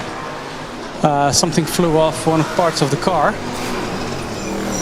Austin, or Jonas, you were looking to it. What did you see? You were observing that? Yeah, it looked like Ingolstadt was having some issues on the overtaking lane, or on the track parallel to the overtaking lane into the clink. I didn't see exactly what happened, but I think a flying cone knocked off parts of the bodywork. So to continue on Ingolstadt, Austin. Yeah, perhaps this is a bit out of date now if they've hit something in the overtaking lane, but they've said everything worked as it should this season. There's no delays at all and no mistakes were made. Definitely no sarcasm. The few little things that didn't work out found their name pretty quickly. So the part of bodywork flying off was a little bit of a kleines oopsie. So Schanzer Racing wants to take this opportunity to thank municHMotorsport once again. It started with a rules quiz exercise, and over the course of the season it became more and more contact and exchange. They're actually both on track at this moment, so they can wave. And actually municHMotorsport is on the last lap. They just received the last lap sign, so a bit less than one lap to go for them. Let's observe them a little bit more closely while they navigate this last lap. It has been quite a tense endurance, stopping every once in a while, then getting going again. Yeah, and last laps are really slow. I think they're just in the limp home mode. I think the driver is just thinking, let's bring the car home, don't do anything silly, get the points, and try to bring it home. And as we are just looking at the car, Trento. No, that's not Trento. I think it's Luebeck. Has stalled, and just allowing both US Munich, to pass. Kermit from Hamburg now overtaking Munich. They have to wait on their last lap for a double overtake. Well, yeah, Schanzer Racing certainly cheering them on. They've wished UAS Munich the best of luck in the Dynamics and at FS Spain. Wow, this Dual is power. This is such a tense last lap for Munich, considering the endurance they had. Now they have to slow down a bit. That does affect the cooling of the car, of course, a little bit on their last lap. Oh, now they have to stop for Luebeck, fully stopping on track. It's a traffic jam. This is tense, Mickey. Yes, it's man. I would not want to be in the situation of that driver, because all he wants to do is get the car home. A couple of 100 meters left. Let's hope Luebeck doesn't stop again, because they are very closely followed. They're just being overtaken by car number 34, by Ingolstadt, and there we have it. Car number 113, UAS Munich, finishing endurance. Well done, man, that was quite a ride. The driver never giving up, stopping a lot, but he brought it home. Well done. Big cheer from the crowds here as well. They should be quite happy with this result.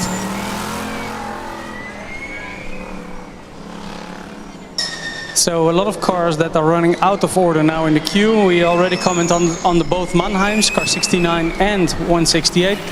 After that we have car number 55, that's the Ben-Gurion University from Israel. And after that E27, I think that's the car from Orion Racing, joined the queue as well. So well done.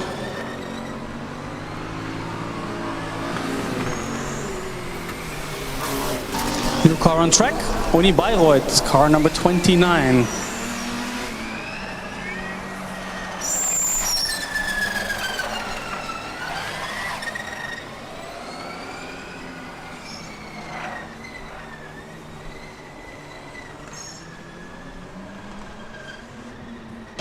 So the car that's now on track, the black and orange car from Elefant Racing, has won the FSTech event in 2015, so that's quite a while ago. Meanwhile, Kermit has hopped into the pits, taking out a yellow cone on the way.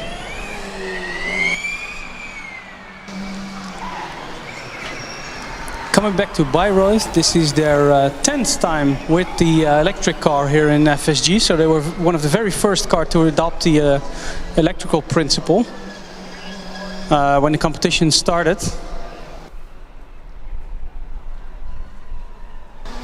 Car stopped on track. I think that might be Schanzer Racing, that might be Ingolstadt. This is the first time we see them stalling on track, I think.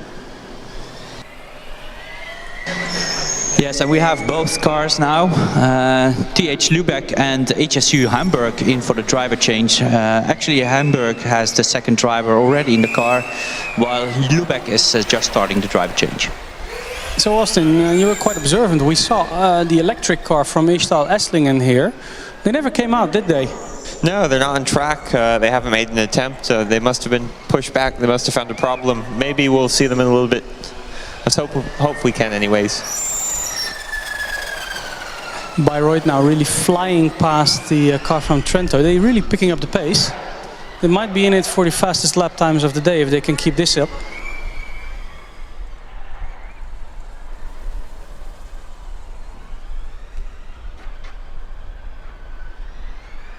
Oh, you're absolutely right. They look quite fast, to be honest, the Bayreuth car, but Ingolstadt has it by quite a margin as well, with an 85-second lap, the fastest lap time of the day. Let's see what they can do in this lap, because I think they stalled, so it should be visible in the lap times. Yeah, it's a 1:04, so a 20-second slower lap. I hope they manage to keep the car going, because it actually is quite fast, Mickey. Yeah, an 85-second lap is pretty impressive. I think they're like 10 seconds clear of the next fastest car. Although I have to say Nuremberg also did a 91, so that's about 6 seconds faster. But still very impressive driving from the Ingolstadt driver. And the car looks really good. Looking at the driver change area here, both the second drivers of Luebeck and the car from Hamburg, HSU Hamburg, have been now strapped in. Team members are now securing all the harnesses and straps. I think Kermit will be first. Drivers in now. The Elefant Racing car from Bayreuth looks like it's really having some handling issues. So lots of over-rotation anytime the driver goes into a corner.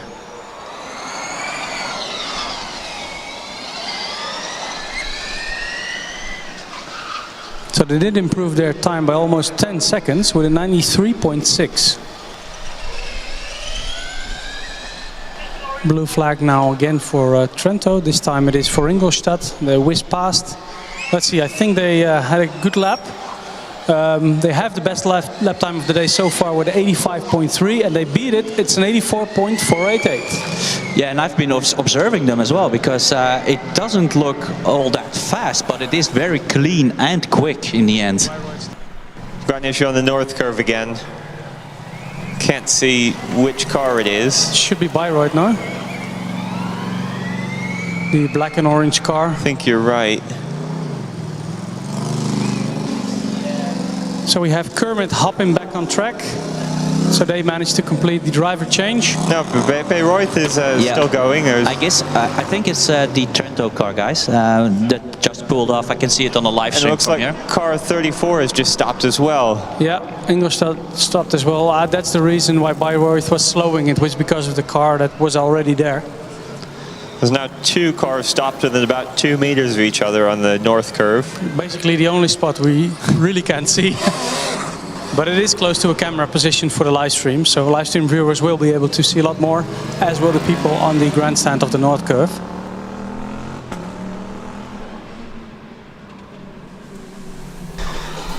Wow, oh there's a rattle going on. That does not sound good. That does not sound good. A big problem for Elephant Racing. Yeah. I think something's broken. Yes. Yeah. Oh, he's coming the in. driver doing the sensible thing. Yeah, I the think right rear wheel is locked up completely. That's it. Exactly. I think the driver did the only correct right thing. Came into the in the pits area because he obviously noticed the car was not handling well anymore.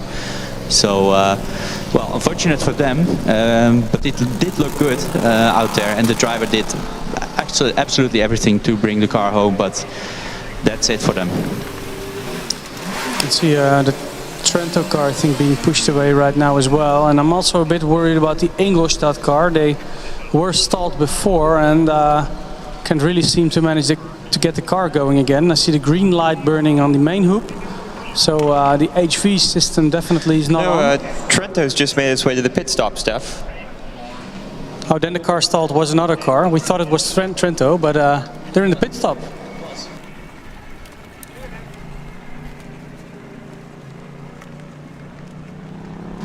Might have been one of the two cars we see right now. It's a bit of a difficult commentary position from our side, but Ingolstadt now definitely is being pushed away. So I think it might be Kermit that's been causing the issues, now going very slowly, backfiring a bit. Yeah, I think it might have been Kermit instead of Trento. Sorry about that. It's a similar car without wings, so mistakes easily made. And like you said, it's the one area of the track where we can't really see all that well, especially when the cars don't have wings. So we are joined now by the last car in the regular running order. That's the Polish team from Rzeszów. Barcelona should be after them normally, but they are not here. So the last car in the regular running order for this morning session, car number 240 from Rzeszów in Poland, joining the track shortly.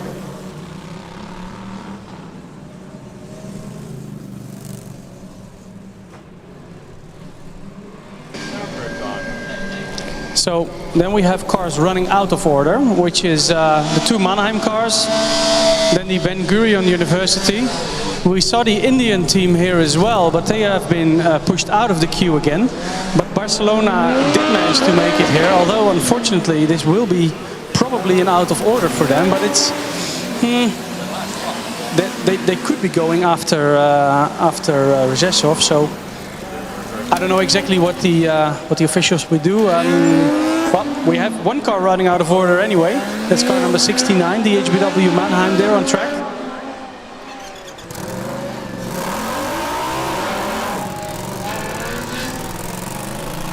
So, Austin, what happened to Nuremberg? Maybe that was the car that stalled at the far end. Yeah, annoyingly, a lot of the cars are stalling exactly where we can't see, but possibly it's Nuremberg because we've not seen them come past in a while. I think they still had 1 or 2 laps before their pit stop. I'm thinking it's a conspiracy, Austin, just to keep us in the dark and not knowing which cars are stalled. On the timing screen, it's the DNF for Nuremberg on that last lap before the pit stop, indeed. So that's confirmed as well. as is Ingolstadt, as is Bayreuth. So all three confirmed DMFs for them.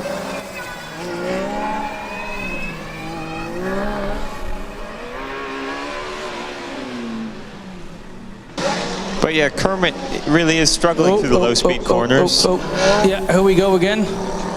I was worried there for a moment for Rzeszów. They didn't pick up the pace.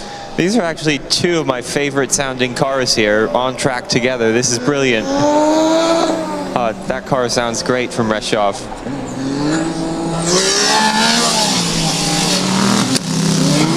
It does really struggle in the slow speed corners. Oh, and it stalled again in this low speed corner.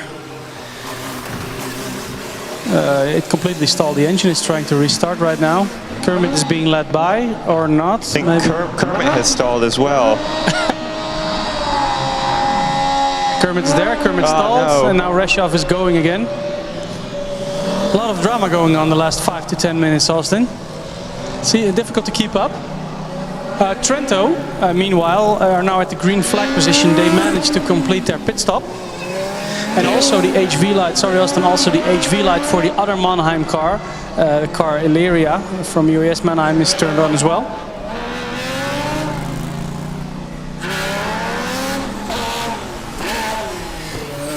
Trento now coming back on track. There's sort of an eagle on the front of the car, Austin. You see it? No, it's a cool eagle.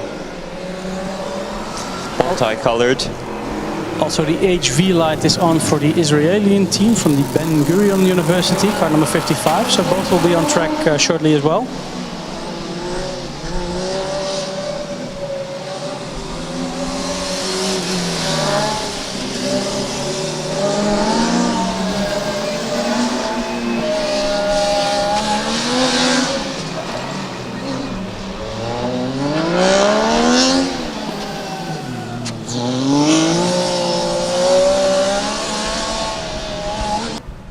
From Rzeszów really picking up the pace now. They've put on a massive gap over Kermit.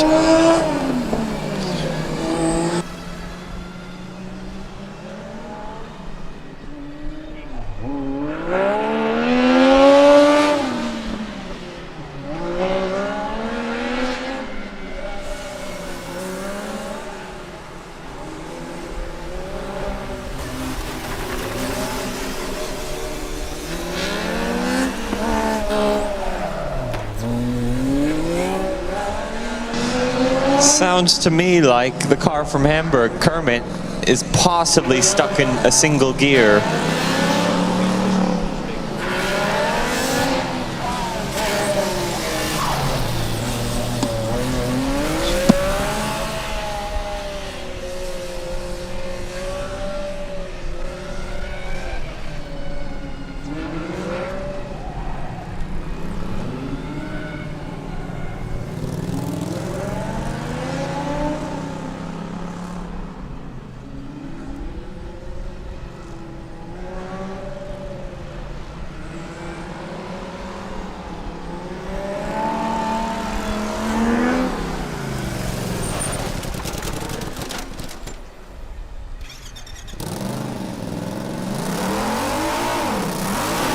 Another yellow flag on the north curve, although I think the car has gotten moving again.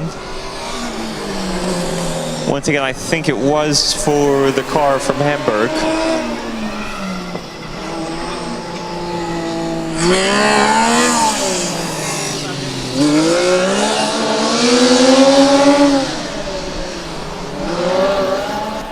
Meanwhile, car 168 UAS Mannheim takes the green flag.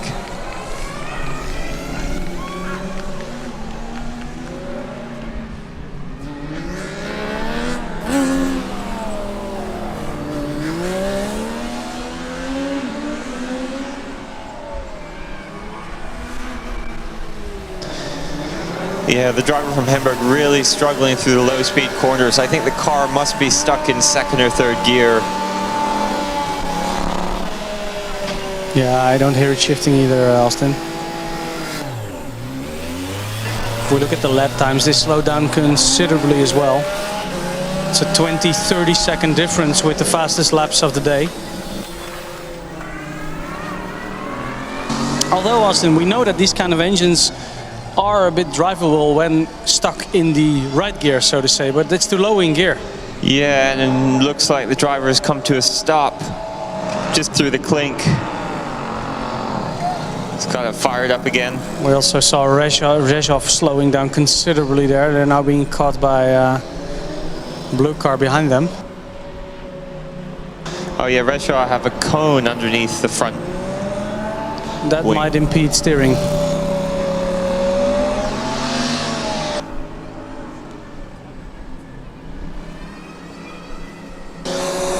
Luebeck still circulating.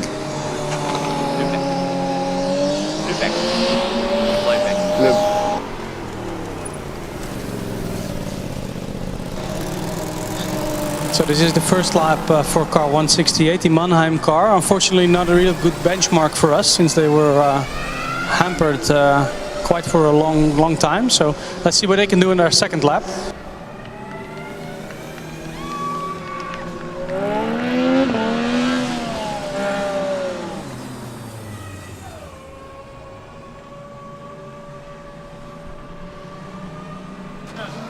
Rzeszów now slowing down again. They stalled as well. Now they got the engine turned back on. Also the Mannheim car, the Cure Mannheim car, is catching up to Trento, I think. Both will be stuck behind Kermit though. I think it was the other way around. I think the Trento car actually just passed the Cure Mannheim in one of the passing zones.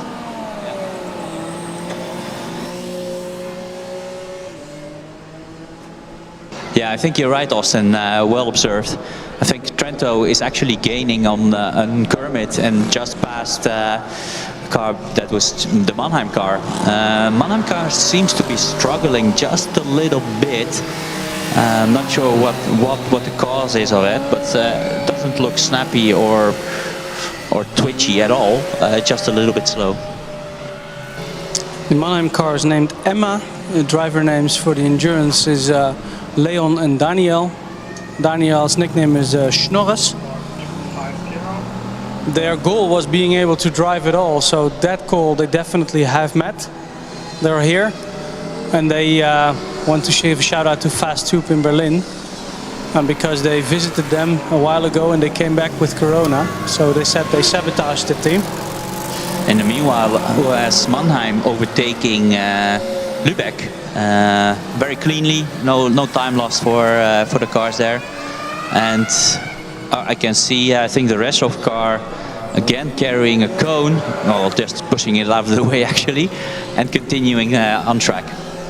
I wonder if they're stuck in gear as well, because that driver doesn't seem to be shifting either. Yeah, you're absolutely right. And it's certainly not the right gear to be stuck on, because it's really slow on the straights. Yeah, it sounds like they're possibly stuck in first gear.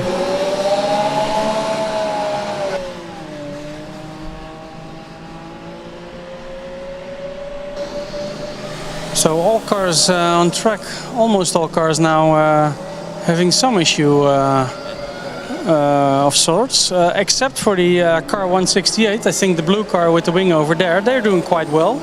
Yeah, and I've got to say that the car from Trento, the first stint, there were all sorts of problems. The car was stopping every other lap, but so far in this second stint, the car's run quite reliably.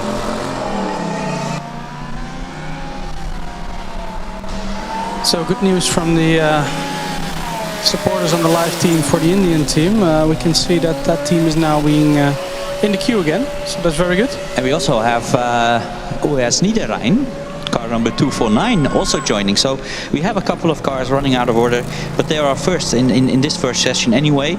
And it's good to see them here, because we were worried that they are not going to run at all. So good that they show up, and let's hope we get a bit of action from them. We can also see the team from Gdansk being here, so it's very good they made it as well. Austin, a car now stuck at the track. Yeah, Luebeck is pulled off just before the entrance to the horseshoe. It sounds like the driver's trying to fire the engine. Not being very successful. The car from Rezhov has seen the yellow flag and slowed down and also come to a stop now. Looks like the driver's got it going again.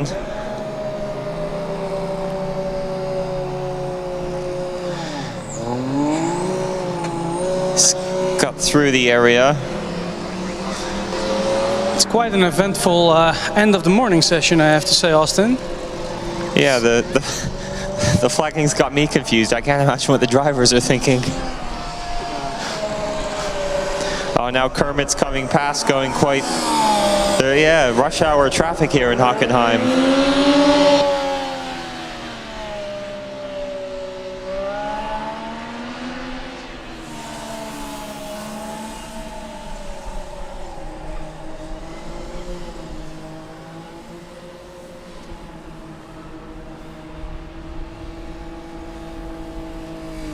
So overtake from one Mannheim overtaking the other one. That might be a good school picture there for the blue car. Yeah, true. The Battle of the Mannheims. It's not looking good for Luebeck at the moment. The driver is getting out of the car, so I think unfortunately for them, their endurance is finished.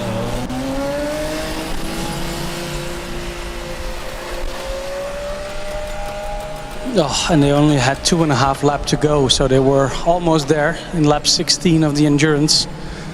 Nevertheless, very well done, guys. Good that you're here. Good run.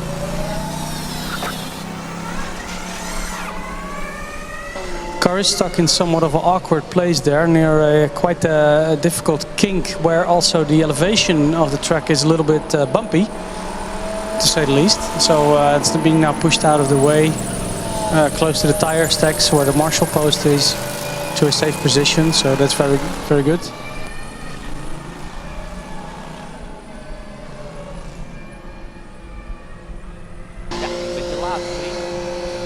So yeah, now the yellow flags come out for the car being pushed when the cars almost were passed.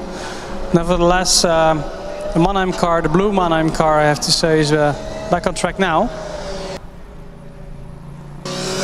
Austin, I am taking a look at the car from Trento. They have been with us for quite a while.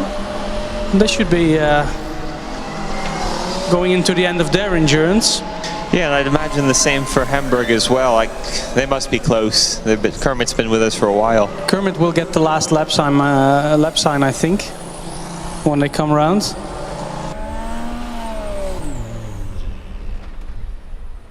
And Trento has 2 laps to go.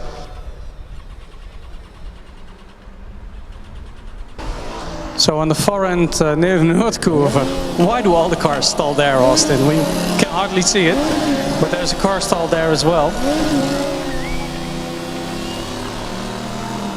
Might be Rezhov, we haven't seen them for a while. Yeah, I think you might be right.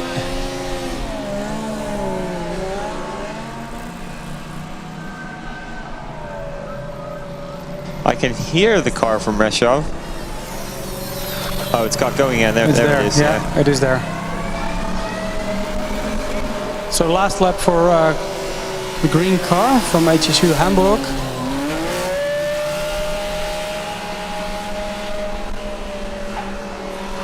Now I'm curious to see what the blue car from Mannheim can do, because now they have a bit of a breather. They have been in traffic for quite a while, but unfortunately now for them the car number 55 is on track. Very well, you made it from the Ben-Gurion University. They stalled right away. It's gotten going again.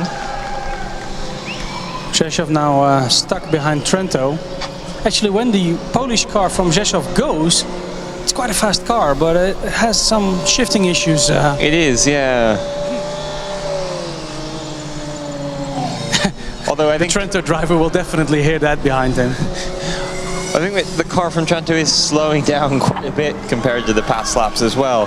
They only have 1 lap left to go. I think the last lap sign is being prepared right now for them. And Kermit now coming around through the horseshoe. Cone in the right side pod is popped out. Oh, I think Trento is almost out of juice. It didn't really accelerate anymore like we saw it before. Meanwhile, here comes Hamburg around the final corners. Engine just about going. And the car rolls across the line and comes to a stop. Well done for Hamburg. Making it to the end of endurance just about. But Kermit brings it home. Meanwhile, DHPW Mannheim being shown the last lap board prior to their pit stop. Trento actually has, well, 2 laps to go, so they will get the last lap sign. Looks like the Ben-Gurion car is going quite slow. I don't think car 168 from Mannheim has had a clean lap in this endurance so far. They are being delayed significantly by all the other cars on track. On track now, a new car from UPC Barcelona, car number 54.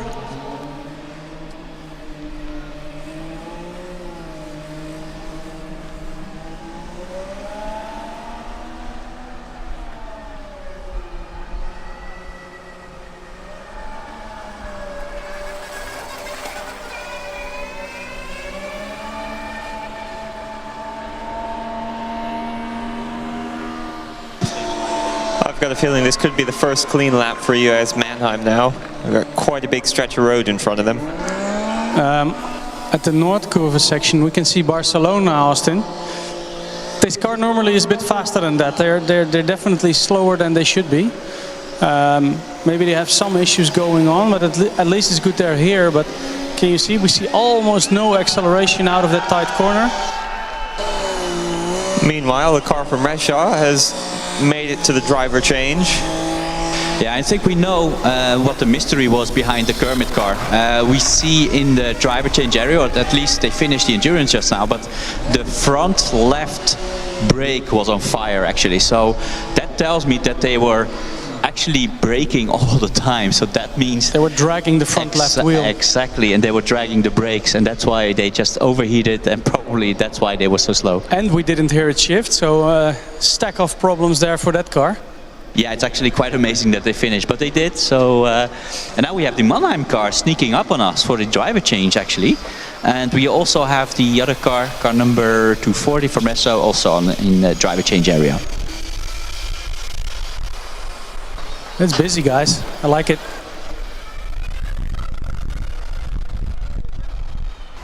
Whoa, a little bit of a slide there from the Mannheim car. Yeah. And some... You have to look at the driver's head of this Barcelona car now getting the blue flag. Whenever it's decelerating, the driver goes quite vigorously from front to back.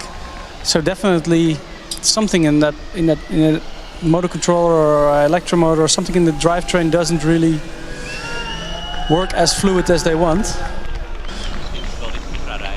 Meanwhile, the car from Trento now making its way through the final quarter of the lap, now stuck behind the car from Ben-Gurion University. Can hear the big fan from the Esslingen car as well on the test track. They're scrubbing in their tires for the afternoon session.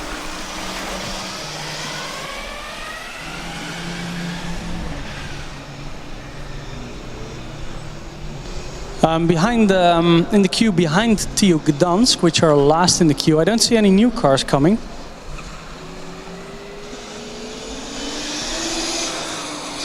And the car from Trento takes the checkered flag. There were times when I thought that wasn't going to happen.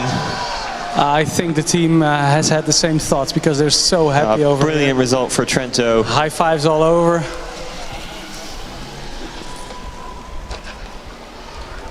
So far, Trento the best and only Italian team that we've seen. Later on we will see probably Napoli and Milan as well. Total, I think, 3 running cars from the Italian.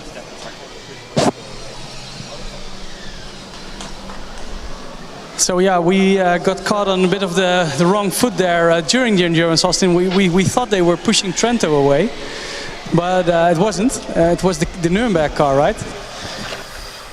You're right, Steph. Unfortunately for us, like we've said, all we could see was the top of the roll hoop, and they look quite similar. So, but no, good job for Trento. We've now got car 24 from TU Darmstadt about to join the fray. That's a good-looking car, I have to say. Like we are used from them already for years and years, they always make one of the the best looking cars, I think. Big cheer now when they enter the first straight section, where the grandstand used to be. Now it's a small stand. Or a medium stand, but at least there's a minor stand.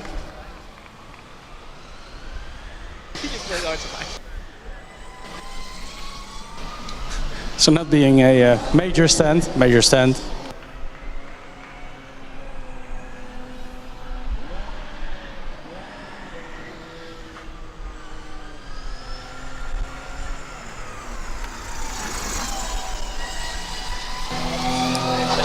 So we got a checkered flag coming up. Mickey, the checkered flag, I think it's for the Reshov car, right? Or? No, Reshov car is just finished the driver change, so I think it's for the UAS Mannheim car for the driver change. Yeah, coming in for their pit stop. Austin, the Darmstadt team, did they fill in the commentator form? They did indeed. The TU Darmstadt Racing Team, their car name is Omnicron 2022, or unofficially Eimer. Driver names for endurance are Kylo and Blum, and their goal is to win the drift pad event this year, which unfortunately for them isn't a real thing, but that does sound like it would be quite spectacular. They want to give a shout out to Regensburg, who they annihilated twice in Hoosier Ball in one day.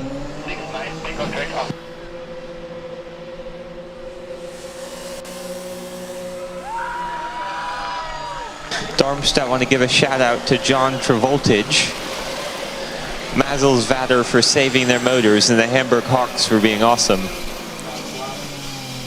Yes, and we also have DHBW Mannheim back, cars number 69 from the driver change. These cars are so silent, we don't hear them sneaking up on us. But they're back and they're about to commence the second part of the endurance. The car from Darmstadt employs entirely stealth-developed and built motors, 42 kilowatts of power per motor. They use Goodyear tires and a one-piece carbon fiber monocoque, give a design weight of 200 kilograms. They finished third place in the skid pad in FS Italy earlier in the year. Mickey, is it me or is the, sorry Austin, is the Barcelona, is Barcelona right? Is it bottoming quite vigorously now? Yes, it's bottoming everywhere. The moment the driver touches the brakes, the front wings are hitting the ground. So you should hear it anyway. I think it's just. Is it getting worse or is it no, constant? I think it's quite constant, and I think it's just soft springs, so you can see the car diving a lot.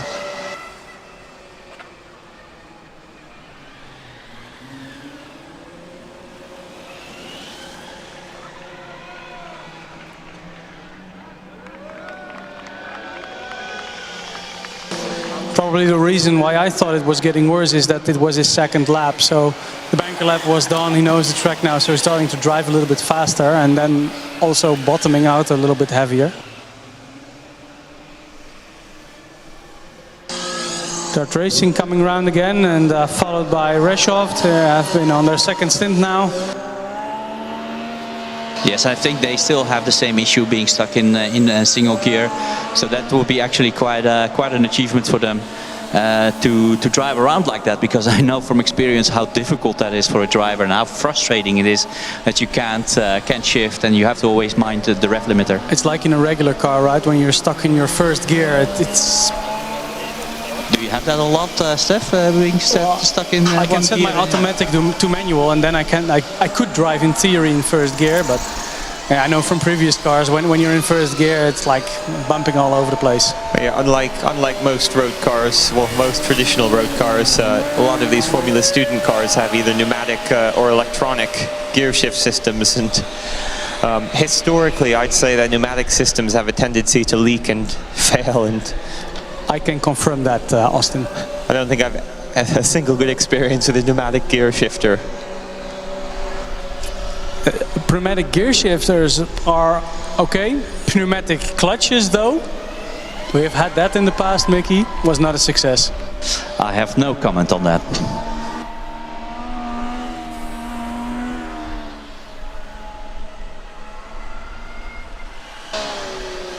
So Barcelona now catching up on Cure Mannheim.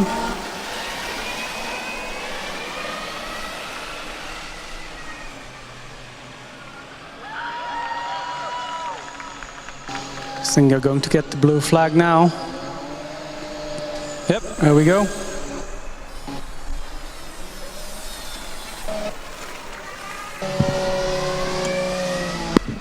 Oh, it is on. And a blue flag as well for the Ben-Gurion University. A blue flag for 2 blue cars.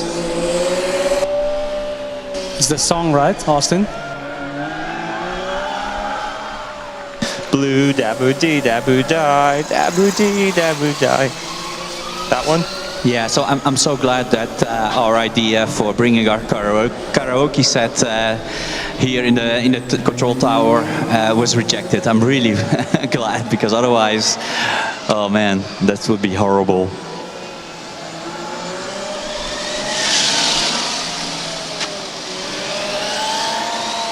I have the idea that Barcelona is speeding up every lap a little bit when we see them come around.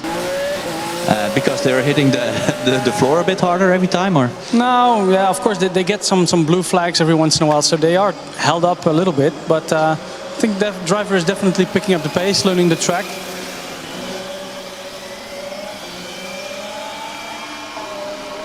Blue flag as well now for Mannheim. Was that one Mannheim overtaking the other again, Austin? I think it was.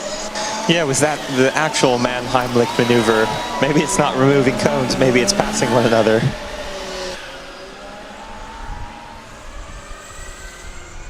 Actually, Resov has picked up some pace again. They're shifting again, I think. Well, I'm not too sure about that, but... Yes. Yes. It was a gear shift. Yeah. Ow. How? Austin, how? Reasons. Because reasons. Maybe they turned the shifter on, off and on again 3 times. Well, there are some tricks that you can do during the driver change, which may not be completely within the spirit of the regulations. No, but the first or second lap after the driver change, it definitely was not shifting. So somewhere in their second stint, it worked again. Yeah, maybe drivers just gone over a big bump or something to fix the problem. Using the earth as a big hammer.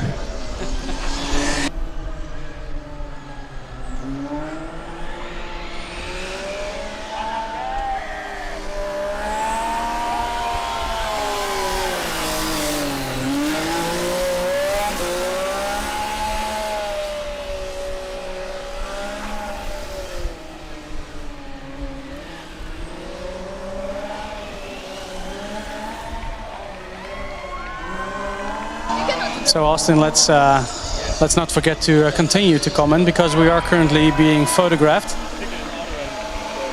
Yes. Here we go. We can continue our work in 5 seconds. 4, 3. Here we go.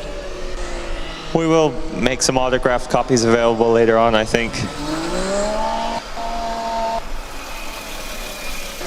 Meanwhile, DHBW Mannheim, Cure Racing. Continuing to circulate, very steady pace. Let me take a look at where we are in this endurance. So Mannheim and Rzeszów, all of them are in their 13th lap. Rzeszów now in their 14th lap.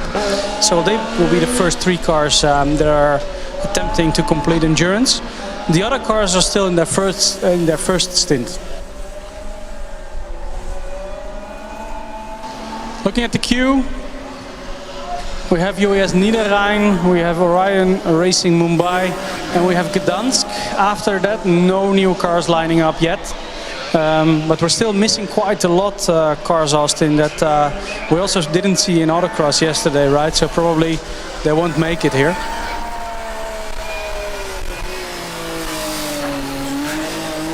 Yeah, we're missing actually 23 of the first 24 cars on the starting order. We haven't even seen yet. So I suspect at this point we probably won't see them.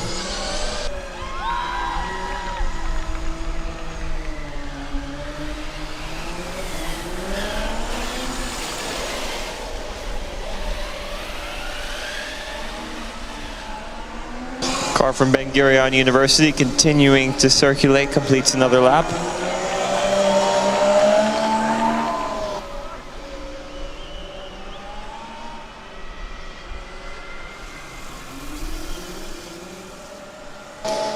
Oh, it's in the blue flag lane. I thought the blue car from Mannheim was slowing down, but it was because of the blue flag, fortunately. And again, the action was happening on the North Curve section, Austin. It's like everybody saves up their action and uses it all in front of the North Curve. It's good for the spectators live here. It is, and actually the section of track on the North Curve is quite interesting. There's a really good combination of high speed and low speed sections. Yeah, there it has everything, right? It has a sort of straight and flag. Barcelona coming in for their driver change.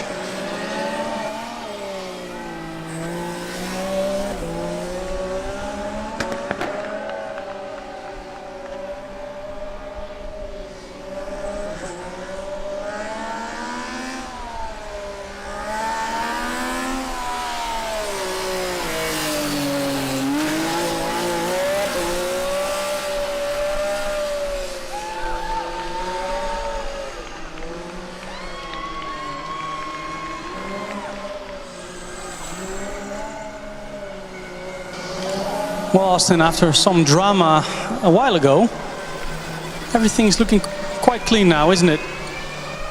Yeah, everyone's just now circulating at a reasonably sedate pace. Sedate? Nobody's setting the timing screens on fire, is what I'm trying to say. But yeah, there's not cars stopping every lap. Everyone's just sort of going around.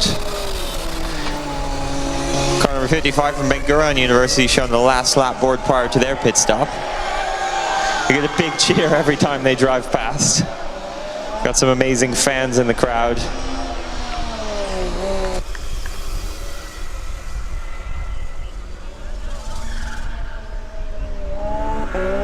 So guys, every time we think that the queue is complete and we won't have any new cars, actually we have quite a nice surprise, because the Cambridge University, car number 275, they were actually in line as third this morning, but they actually showed up. So that means that they are ready to drive, and this should be, Austin, this is top UK car. Yeah, they're certainly putting a claim to be the top UK team this year. And another car we haven't seen yet, car number 21 now lining up in the queue. It should be UPC Terrassa. I don't think we have seen them before this year in the Dynamics yet. No, they've got some cool lime green wheels, which I think I would have remembered if we would have seen them before. So they probably just made it through scrutineering this morning. Unbelievable, they probably worked their ass off all week just to be here in the endurance. Well, yeah, I'm glad they made it, even if it is by the skin of their teeth. It's good to see that they'll have an opportunity to compete.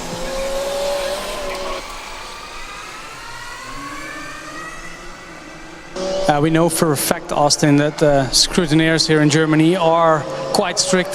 So for every team it is difficult to pass scrutineering here. Yeah, you can lose a whole week, like you said. Meanwhile, car number 55 from Ben-Gurion University coming in for their driver change.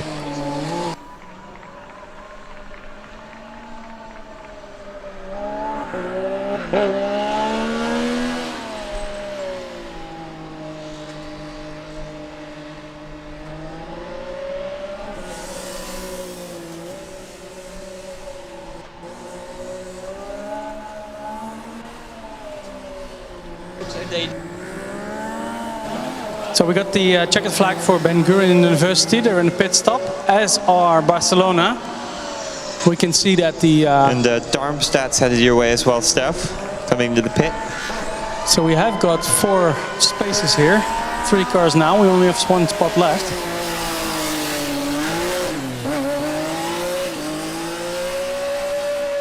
So both the second drivers are now being placed in the car.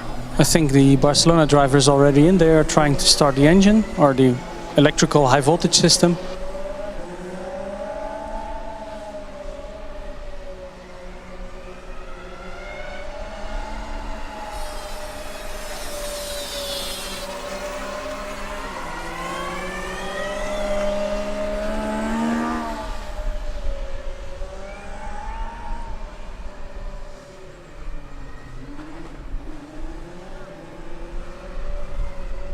Well, the local teams of Mannheim really have a parade lap going on.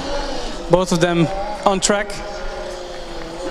The red car at the north curve and the blue car now at the infield near the slalom. It's a good sight. Yeah, especially now that we see the team from Rennschmiede being shown the last lap board. They will be joined by Barcelona though. They're here at the green flag position.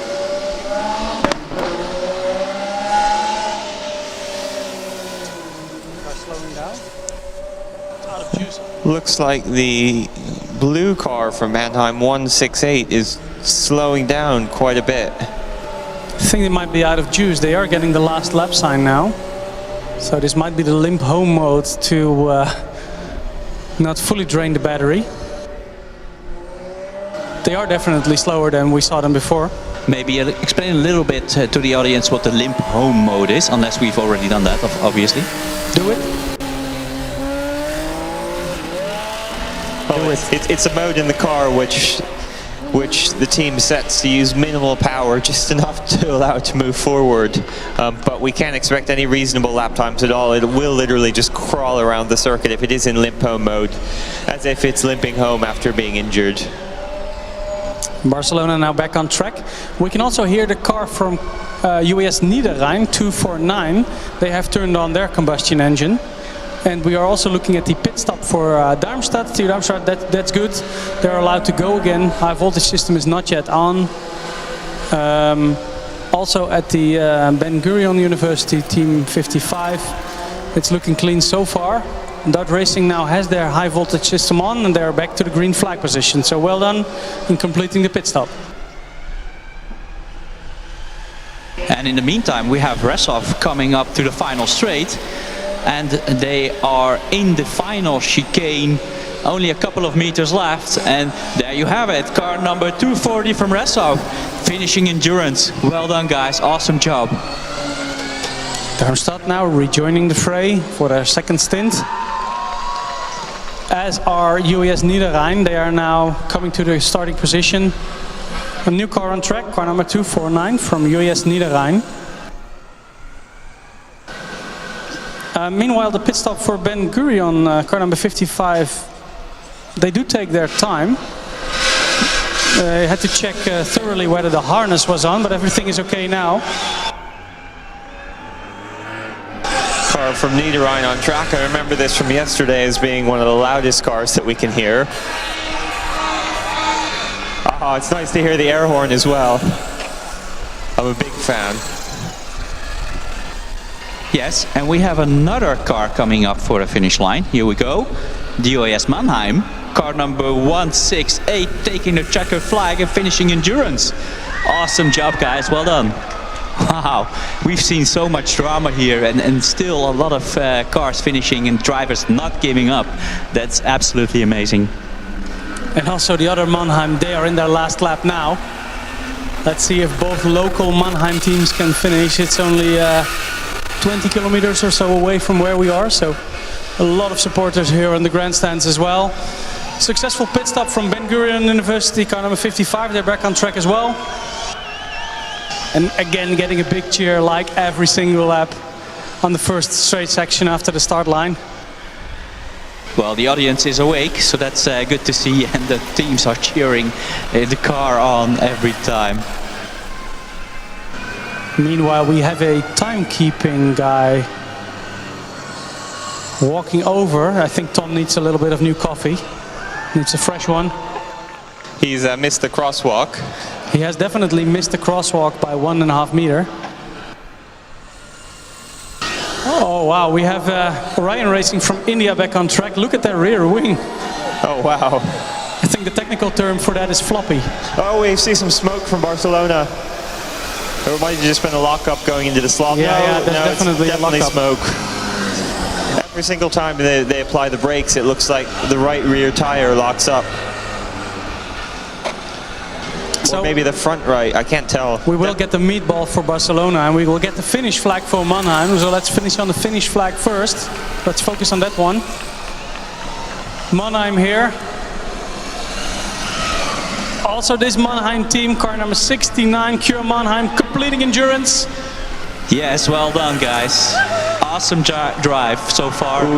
Very good time as well. As they finish, I've got a distinct smell of some sort of oil coming from the Barcelona car, and there's another car also stopped on track. Can we tell who that is?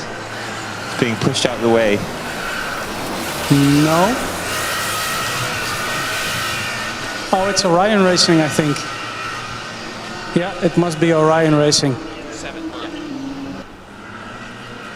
So Orion Racing stopped on track. They were pushed a little bit to the side now to get out of the way at least, trying to restart the car, get the car going again. While also Mickey, Ben-Gurion University is slowing down considerably here at the finish line. They will be in the way for Darmstadt. They will be rerouted, I think, on the right-hand side. Oh, Ben-Gurion got it going again. And another big cheer from the grandstand.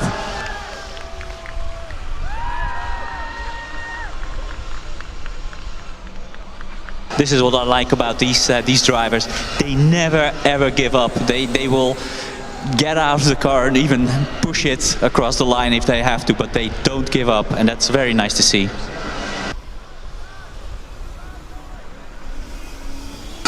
UAS Racing now completing their lap in a 1:04.995. It's Krefeld HSNR.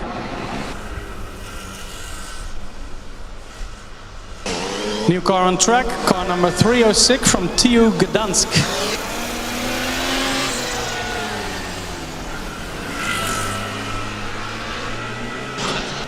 Yeah, and Barcelona smoking again. Like I said, I smelled something which was some sort of burning oil, gearbox oil or something like that. The meatball flag is now being ready as well. I think, guys, that's actually brakes. I think it might be a brake, yes. but it's... yeah, exactly, that's smoking, because it was actually in the corner that it would get the most load. So I'm thinking that's brakes, but we'll have to see and find out. Do you smell that stuff, though? Yeah, I don't dislike the smell, to be honest. I mean, yeah, it's not a bad smell, it's just the smell of something not working properly. I haven't seen the Orion Racing car for a while now. No, it stopped basically at the clink on the first lap. It's a DNF step. Yeah, it's a DNF. Unfortunate for them, they worked very hard to have their car here. Still, they did very well in bringing the car here, getting it through scrutineering. Unfortunate for them, it's a DNF. Yeah, and the Barcelona car doesn't look good either. I think it's something has to do with the front right tire, whether it's a motor or a brake, we don't know. But there was a lot of smoke coming out of that, and I see at least 7 or 8 scrutineers standing around the car, so it doesn't look very good for the Barcelona team. I don't hear. No. I'm not hearing the car from Gdansk shift, Steph. What do you think? Yeah, I commented on that the last lap they came here in the straight section, but maybe they just have a very long gear. It might be. Now I got car 275 from University of Cambridge to take the green flag. You see the amount of steering he has to apply on his wheel. Yeah, they took out about the 3rd cone they could possibly hit.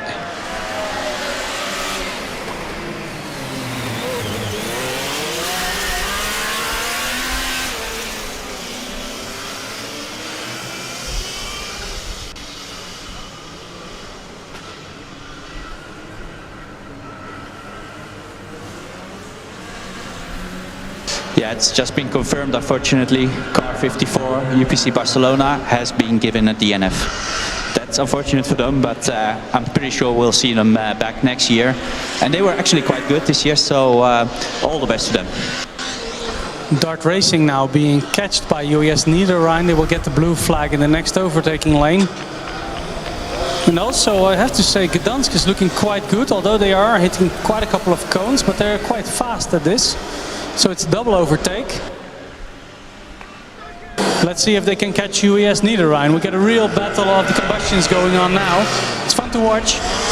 Not the easiest cars to drive, I have to say, Mickey. What do you think?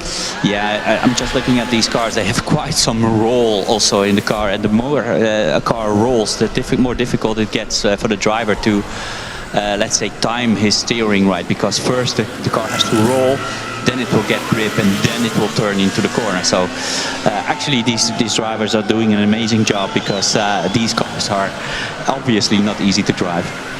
In the queue, meanwhile, we have the Ishtal Esslingen back again. They are now at the very end of the queue doing pre-scrutineering, so they're back. Car number E94 from Esslingen.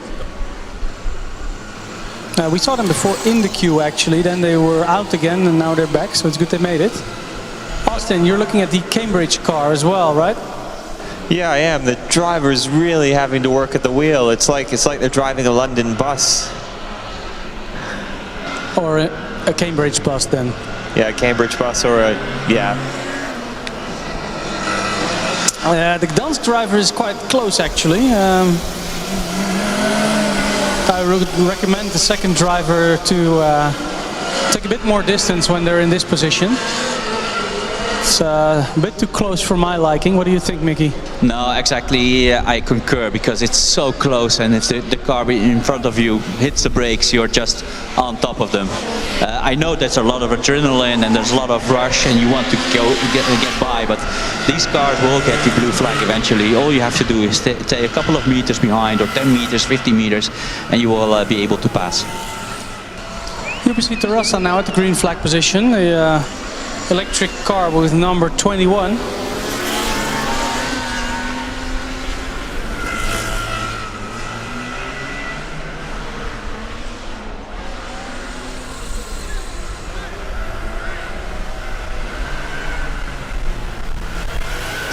Very slow start for car 21. The driver's pulled off the track almost immediately after going through the cone killer chicane for the first time. Exciting. So Tom now did manage to take the overtaking, the crosswalk. Driver from Ben-Gurion University slows down for the yellow flag. They're instructed to go right and to rejoin the track later. Very well done. And a big cheer again. Cheer. Good overtake. Let's see how many laps they have left. They are in fact at the moment on their 14th lap, so they have in total 8 laps. That means they have 5 laps left to go.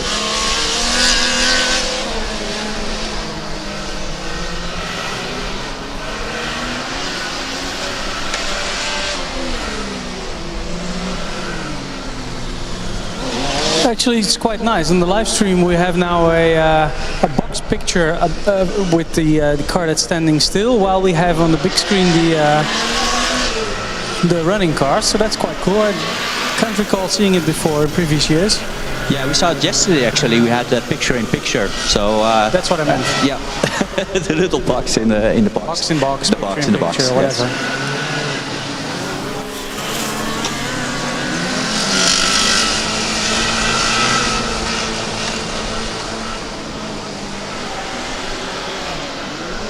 And I do have to say, these drivers are excellent with respect to safety. I really like the fact how well they are aware of the situation and how well they follow the instructions of these marshals. And mind you, they do this with a lot of adrenaline in their bodies. They really want to get on with the race, but still they're following the instructions, the safety instructions of the marshals to the letter. So I'm actually very impressed by these drivers. It is very good that you are highlighting that, Mickey, because we know these drivers, all the team is watching. They have been working on the car for 1 year.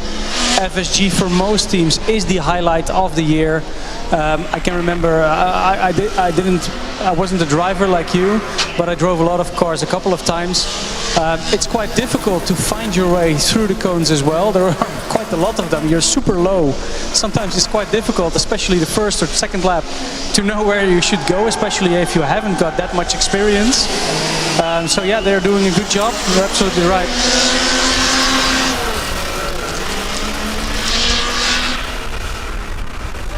Yeah, and to remember, Austin, these are our amateur drivers, right? I mean, it's not allowed to have a professional in the car. Sometimes schools have a student which also has some driving experience, some a bit more, some go-karting experience, but that's not the case always, right? No, let's not forget also these drivers don't always have a lot of testing time, right? And usually it's a makeshift circuit without any marshals, so they don't have a lot of experience. And let's see, we have a stalled car just again on the part that we can't see. Ben-Gurion University. I can see Cambridge coming past us now. They're both blue without wings. Oh, that would be a shame. They have 4 laps left. I can see the T-Sol is still flashing red, so hopefully they can get the car going again. Meanwhile, Darmstadt coming to a stop as well. And Niederheim not sounding particularly healthy either as they come past. Both Darmstadt and Ben-Gurion University have about 3 laps to go. 3 or 4 laps to go, so they are definitely nearing the end of the endurance.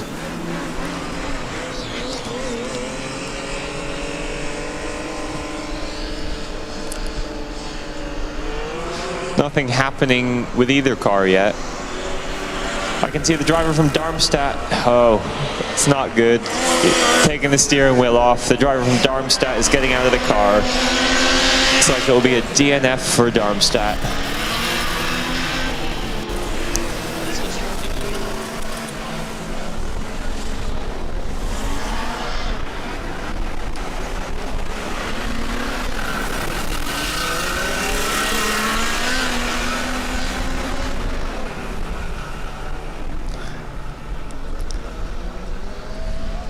So Mickey, we're also looking a bit at the Gdansk car. Is it shifting? Yeah, actually, that's something I'm trying to find out. At least we will hear them when they pass, and I think we still have a situation with the Ben-Gurion car over there, and maybe even a second one, because I see definitely 2 marshal posts waving the yellow flag. So I think we have another car which we can't see out there. But at least the Gdansk car is coming around again, and the only other car that's driving is the Cambridge car, so we're missing a couple of cars. Yeah, it's a DNF, I think, for Ben-Gurion, Mickey. Unfortunate for them, they had a couple of laps left, they were doing quite well. Yeah, I have no words for this. I mean, if you have been working so hard all year. Yeah, we see 2 cars being pushed out on the North Curve, so... It's all happening again on the North Curve. Maybe Jonas, you can take out binoculars to see what is happening. But I think that might be UAS Niederrhein.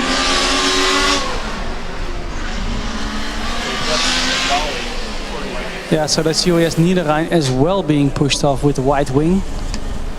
2 cars now being pushed to safety.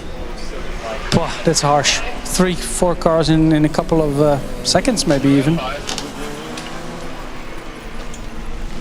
Although, yeah, it is a little bit what you might expect for the cars running out of order. There is a reason why they didn't make their original slot, of course. That's not, yeah. Either they passed scrutineering very late or they had some issues. So it is what we see more often with these cars at the end of the morning session. Yeah, that's definitely a good observation there, Steph, because these teams show up here on a prayer and hoping that they will finish endurance, but it's always going to be very sketchy for them, having had some difficulties. And actually the cars, we don't have any more cars in the queue for the morning session. So mind you, we've had the first 50 cars which would be able to run in the first session in the morning. So the queue is empty. We're just finishing up the morning session. We're waiting for Cambridge to come around. And do we have another car? I think we should have another car driving. Water or oil leak from 306 to Yeah, car 306 from Gdansk, I think, is stopped on the North Curve as well. Yeah, we already noticed them not shifting or having some kind of situation, but we don't know what happened to them. But we see it's like the North Curve is cursed or something. I don't know what it is. It's just like a parade of drivers walking back to the pits from the North Curve at the minute. So now we only have Cambridge here on the track, and it wasn't very nice of Austin to call them a London bus, because they are actually driving around very nicely, and we'll just have to watch them and see whether they can at least make it through the rest of the endurance. Jonas, you were just talking to one of the officials here about what is now the procedure, because we are probably done a little bit early, right? Yeah, the procedure that we'll now follow is that once all the cars that are currently on track are done their run, we will have a 30-minute break so that all the officials can take a bit of a breather, get some lunch, and then we will continue with session B afterwards. Yeah, so this is maybe good to then remind the teams that have to drive early in the second session to start getting ready already. We will commence the second session a little bit sooner than expected, so please be prepared. That is car number 373, Leganes. I don't know exactly which team this is. Car number 51 from Sevilla, car number 127 from Lausanne, car number 43 from Constance. You should be getting ready a little bit to start your lap. Yeah, I would say at least the first 6 cars of the session B of this afternoon, because they will be putting out 6 cars at the same time. We've seen that in the morning as well, so I wouldn't be surprised if the first 6 cars would be sent out right away, and if something happens with one of those cars, immediately the next one will be sent out. So I would say the first 10 at least of the running order of the afternoon session should be here ready to race in the queue area half an hour after this session is stopped. About stopping, Austin. Cambridge is still circulating, and yeah, that wasn't entirely an insult. London buses are known for their reliability, so please don't take that as an insult. Meanwhile, Gdansk has had their DNF confirmed. Cambridge comes past us once more. Cambridge car is driving Avon tires. I think when we did a wrap-up on the skid bed of all the different tires, we missed Avon maybe, or did you mention that, Austin? I can't remember, but we've mentioned it now, so... Not so many cars driving on these Avon tires. They have a Yamaha R6 4-cylinder engine, classic Formula Student 4-cylinder, I would say, together with the Honda CBR 600. Yeah, and Austin, we have a kind request on the YouTube channel from Ana Perez, and it says, Austin, stop it, you're invoking your black magic again. So calling the car reliable is invoking black magic, so let's not do that again. Yeah.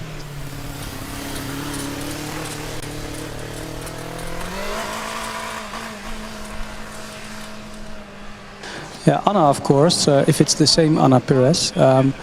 She was filling in the commentator questionnaire also for the FSG9 electric car, so one of the official cars. Maybe this is the good time, Austin, to remind all the teams, and especially the alumni of the teams, that Formula Student Germany needs volunteers to keep this event running as smoothly as it is going. If you want to volunteer, and we can confirm, Austin, that it is a lot of fun, right? Please volunteer. It's a good time. It's great to be a part of this FSG family. So if you want to, we're open to everybody. You can apply, and let's have fun next year as well. Yeah, and if you have any questions, just come find any of us. Obviously not when something like this is in progress dynamically, but come find us afterwards during the awards ceremony, during the Male party, and we'll tell you all about it. It's definitely been a great experience. Cambridge comes past again,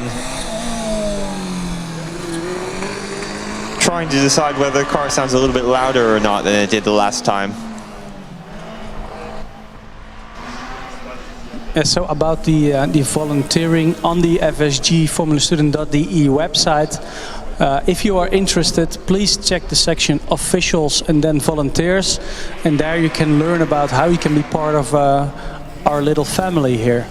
Yes, and who knows, if you are doing a great job and you have volunteered in a number of positions and you get promotions even. Oh, here we go. The pinnacle of volunteering at FSG, is the absolute maximum top is the commentary team, obviously. But you have to do really good job to be here. To be honest, we have a good ratio between fun and effort. We're probably one of the people who do least. A huge respect and a huge shout out. I know you can hear us as well for the marshals on track, standing out there all day in the sun. Some of them wear communication devices, but some of them have one ear free. So huge shout out to all the marshals on track and also all the red shirts and the other colored shirts. That being said, Steph, when we did the dishes the other day, when we volunteered to do the dishes, they told us we'd done them in record time. So I think we can claim the trophy for that one for this year anyways. We can work hard. It's just that normally when commentating we don't need to. Yes, as we always say, we talk the talk, but we also walk the walk. Now actually we get a reaction from the official Formula Student TV account that people on the live stream shouldn't listen too much to us. Thank you for that. Maybe it's Anna, I don't know.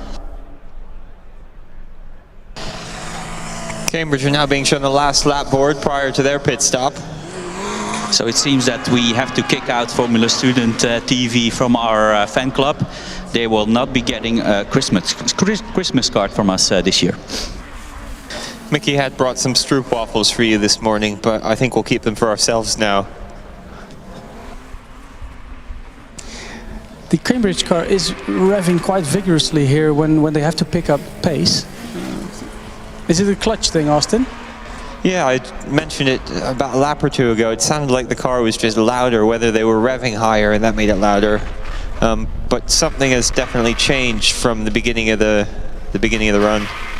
And yeah, you can hear the driver revving quite a lot now, and the car jerking forward and backward. Well, actually, guys, their last lap was their fastest one, and by quite a margin. Yeah, actually, it was 4 seconds faster than their previous lap. So actually, not sure what happened there, but actually they found some pace there.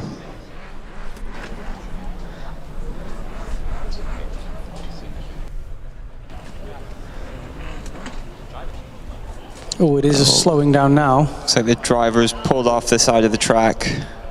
I think it might be a drivetrain issue, that their drivetrain, that they are revving. Maybe it is in gear, it's not a clutch thing, but something in their drive axle or yeah, something. we saw that. Which year was it again? That sometimes... it was my year, Mickey. Drive shafts exactly this issue. fail, and sometimes you can just not get it going again. I'm not sure what the actual situation is, but the marshals are talking to the driver. Yeah, that would be a good recommendation when gluing different drivetrain parts together. Please take into account that they don't behave the same way if it's two different materials and under temperature. Yes, and unfortunately we see the Cambridge car being pushed off the track, so it does look like a DNF for the terminal situation. So whatever issue they were having is probably too much to overcome.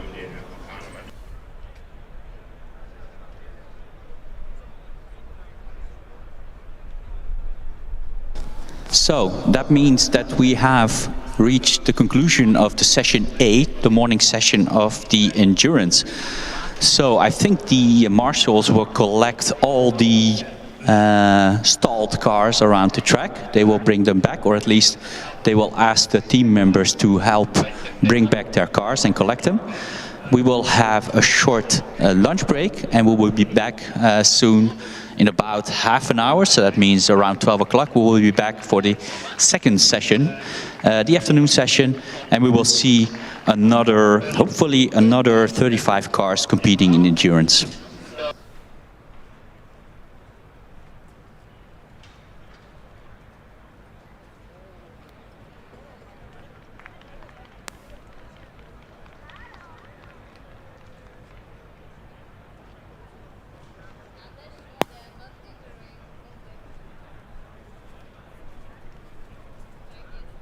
Yeah, so just heard from the officials that all of the teams are allowed to go out with the officials and collect their cars that are stricken.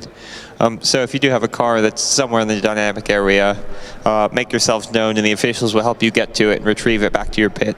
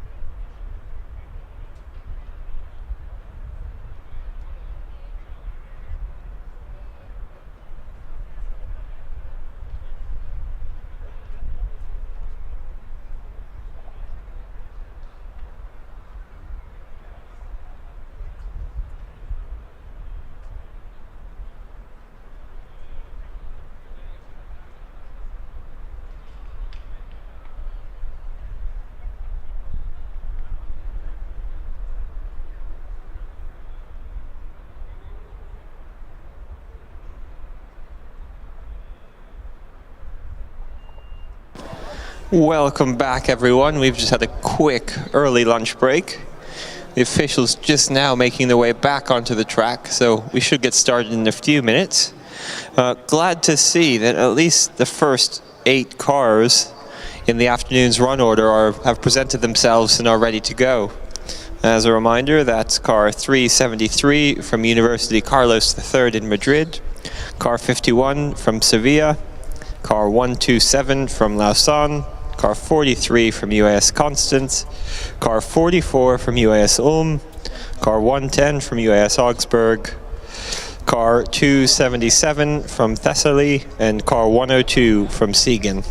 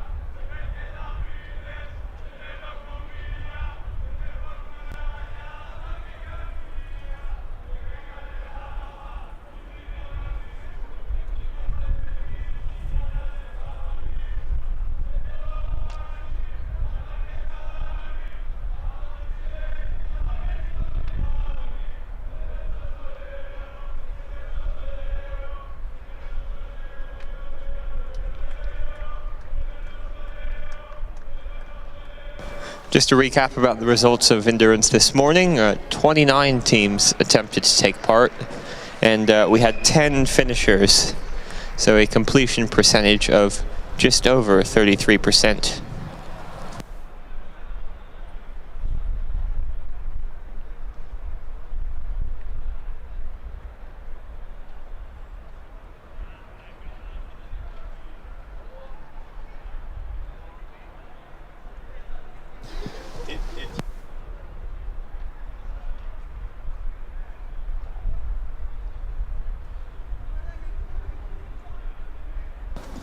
We had about 50 teams lined up in the running order for session A, which was in the morning.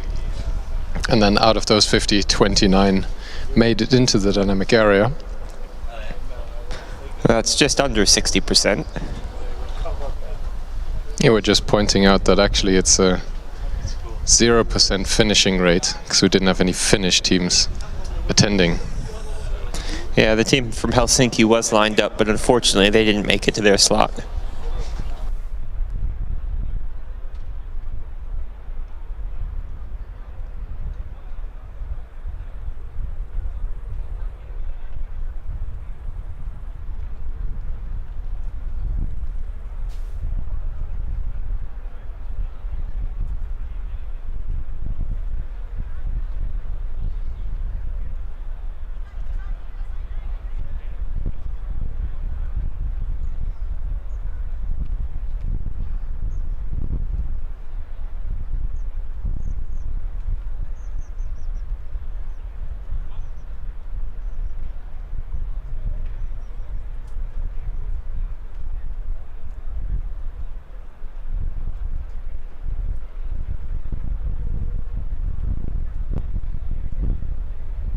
First car in the queue is Madrid.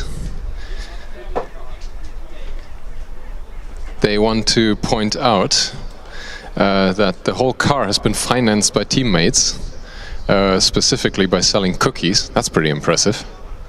I want to know what are in those cookies. Must be quite expensive cookies. They're giving a shout out to Nico from High Speed Karlsruhe for helping them with issues on their last 2 competitions. We can't see what those were in this year, but I guess it must have been a spectacular year. They don't have an official name for their car. It's the MFT-02. And the drivers that we'll likely see here today are Jamie, also known as Sistach, or Alberto, also known as Alberto Driverless.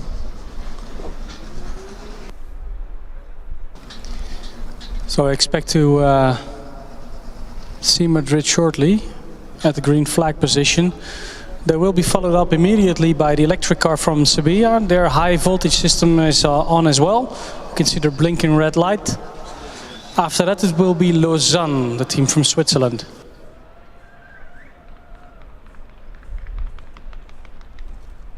Let's hope that Alberto isn't in the car for Madrid.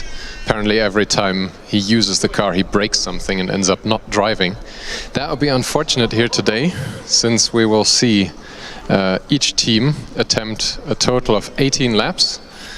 After the 9th lap, the car will be waved into the driver change area, where the cars are now also staging to start, to install the second driver in the car. Here we go.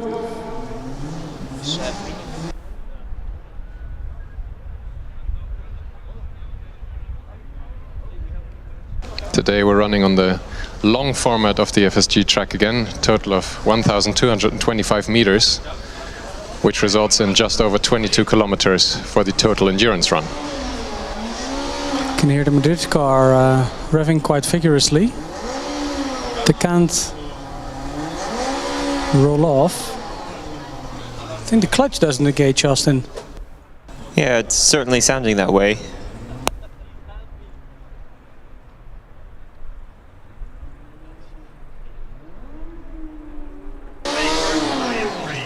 It's in gear. Oh, they stalled it. So some suspense before we can see Madrid on track.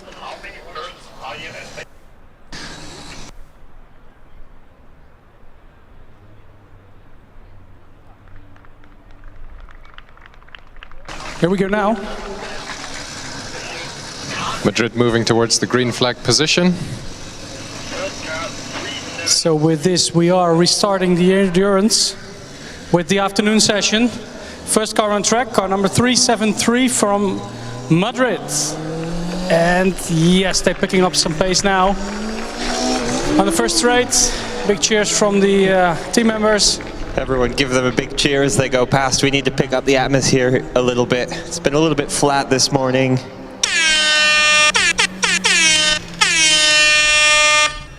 Ooh, sound effects. Next up at the green flag position is Sevilla, car number E51.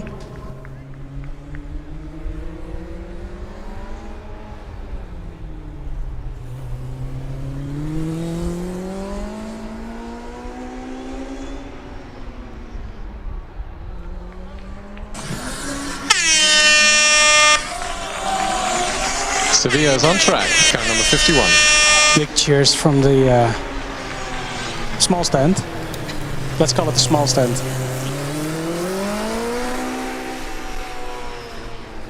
Lots of people sitting on the stand as well. The small sit. You can also see the red light on the car from Lausanne, car 127.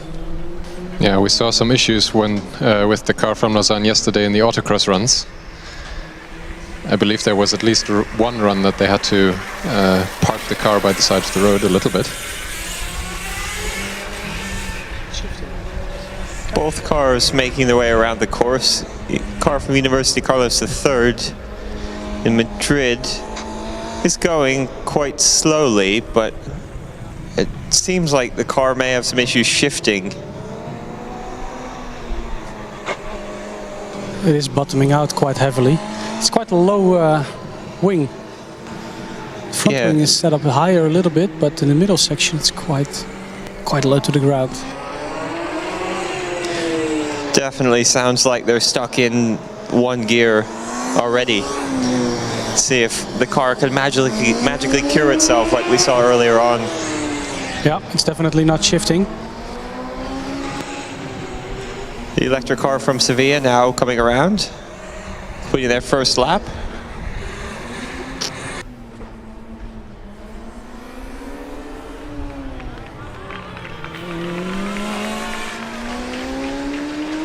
First lap from Sevilla, beating the 100-second mark with a 99.955.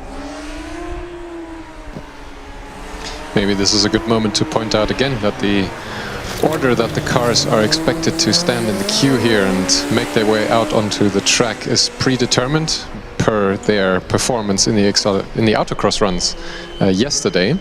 If we do see any cars not making it into their intended slot, that means that they will be penalized with an additional 2 minutes on top of their endurance time. Now record 127 from Lausanne taking the green flag. Notice their car, the front wing on the car doesn't have any end plates.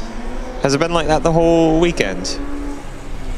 I couldn't say actually. I didn't get a close look at the car during the autocross yesterday. I was more focused on the stoppages that it was causing.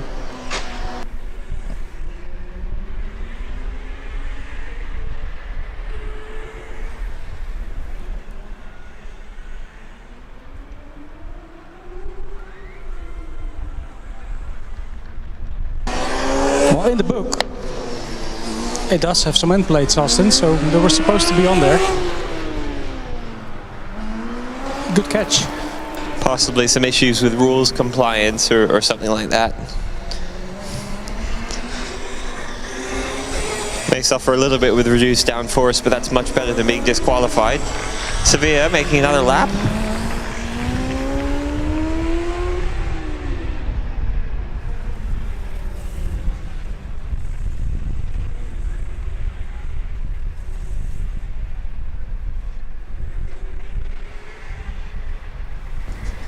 Sounds like we have a slow or stopped car on track. Yeah, the car from Madrid, it looks to be, stopped in the north curve. Well, we wait a bit for the car from Madrid to restart their engine. The team from Sevilla, their car name is ART22E. Driver names Marcos and Antonio. There's a hashtag in the car, hashtag Pelele. That's the nickname of their car, is La Vivi. I have no idea what this means, Austin. In any case, they want to have a shout out to High Speed Karlsruhe and Barcelona Motorsport. There's a curious number of teams pointing out High Speed Karlsruhe this year. I think they're being very friendly.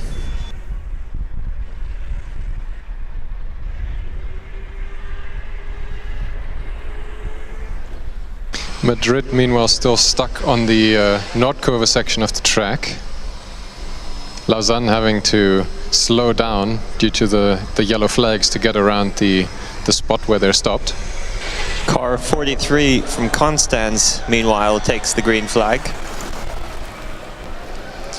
So running past the car of Madrid now is the car from Lausanne. Car name is named Artemis. Their driver names are Gauthier and Gabriel. Gauthier's nickname, Austin, is Goat. Greatest of all time? Yeah, or he makes goat sounds. Or both. They want to give a shout out to Rashad Kiel. I want to congratulate them for the summer performance.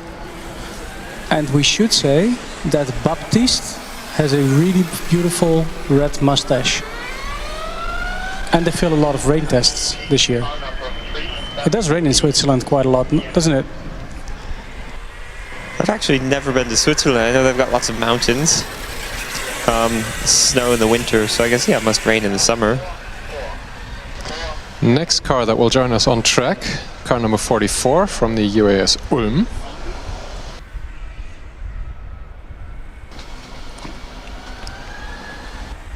They want to shout out the Kempton team. Apparently they donated an inverter to them, and also HSK for being able to use their workshop. Additionally, Bodensee Racing, thank you from Ulm for filling their pool. Is that why the hashtag on their rear wing is inverter grill? Presumably it got quite warm at some point.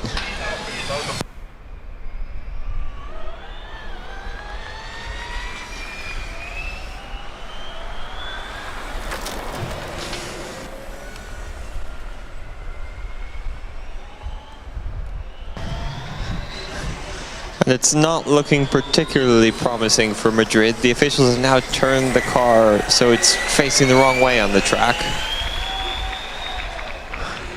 Yeah, that unfortunately means that the run from Madrid will be a DNF for the day.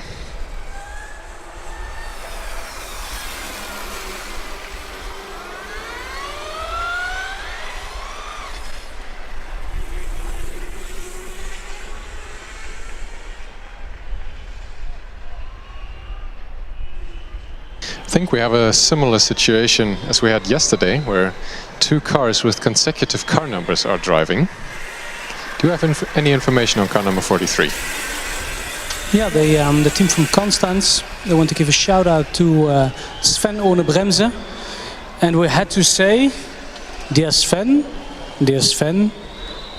hat keine Bremse. Beautiful. Beautiful.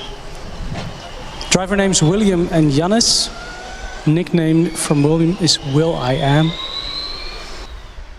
Presumably he's driving. It's probably a good thing that Sven isn't in the car.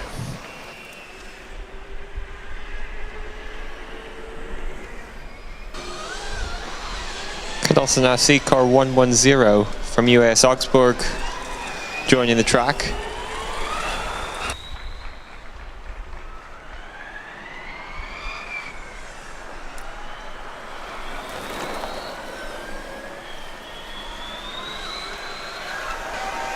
Curious to see, Austin, what the Augsburg car can do with a driver in. They really obliterated everybody in the driverless track drive yesterday. Yeah, it'll be interesting to see. I've just noticed a massive flag up on the north stand. Somebody's waving it.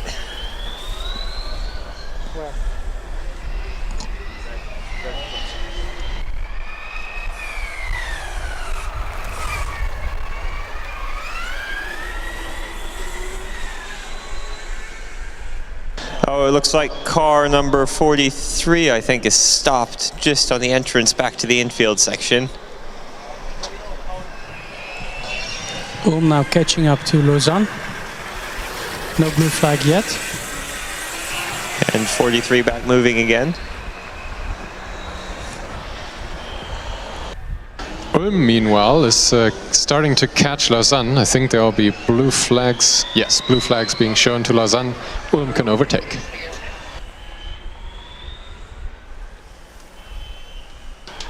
For those of you new to this, overtaking on track isn't allowed under the driver's discretion. There are dedicated overtaking zones that are marked with blue cones that the cars will be directed into with a fittingly, similarly blue flag.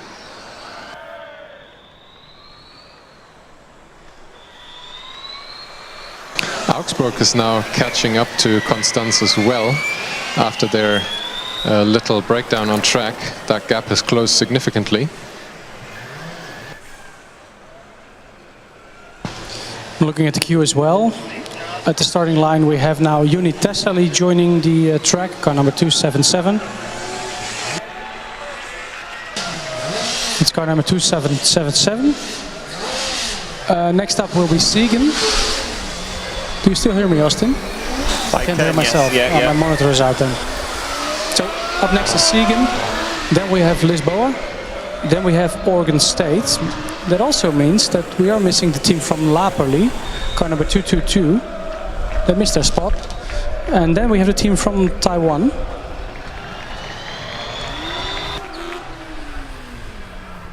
Did we already point out the Thessaly team also being on track?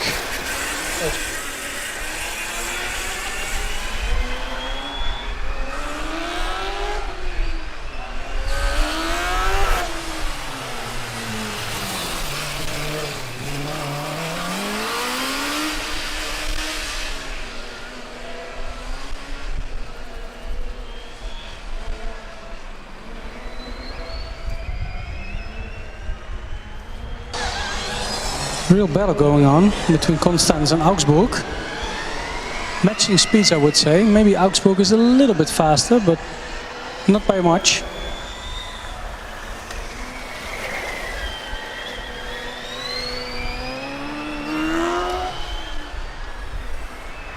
Well, the electric Sevilla car is making its way around the track beautifully. The combustion equivalent from the same university is also joining us behind Taiwan in the queue.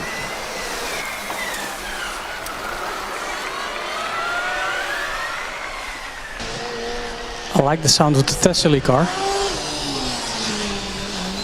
What do we know about them, Jonas? Yeah, I'm just taking a look. It's the PRz Racing Team. They're from Greece. They have 51 team members and have been at FSG 3 times so far. Driving on a Honda CBR 600RR. Classic 4-cylinder engine for Formula students. And I think Augsburg now is a little bit faster than the Constance car. Held up a little bit. Some small mistake by the Constance team as well. And yes, they will now get the blue flag. It was a bit tentative, Austin, because they did have similar speeds, right? Yeah, they did have similar speeds. At first, the car number 43 did stop on track and Augsburg got past. Car from Constance then was a little bit faster, was allowed past, and seems to have reversed now, so we'll see if they can pull away a little bit. It was a bit of a close call there, but Lausanne can continue, so that's good.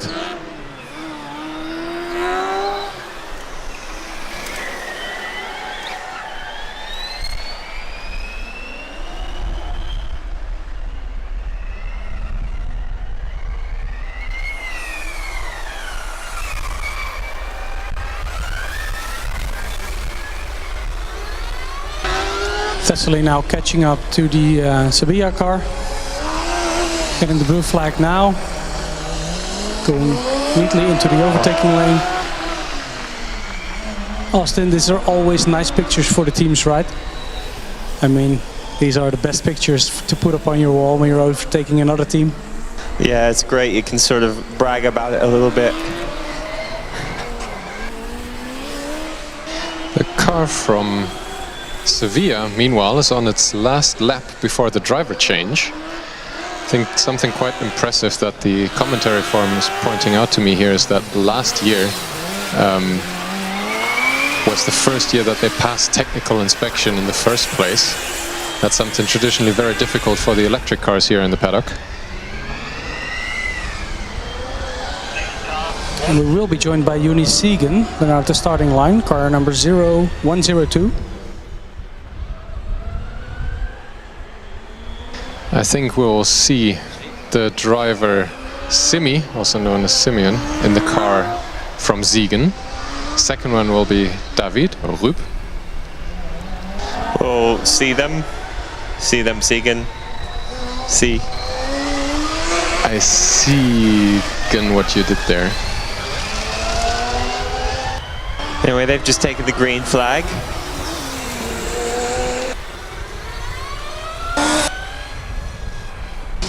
Blue flag now for Ulm.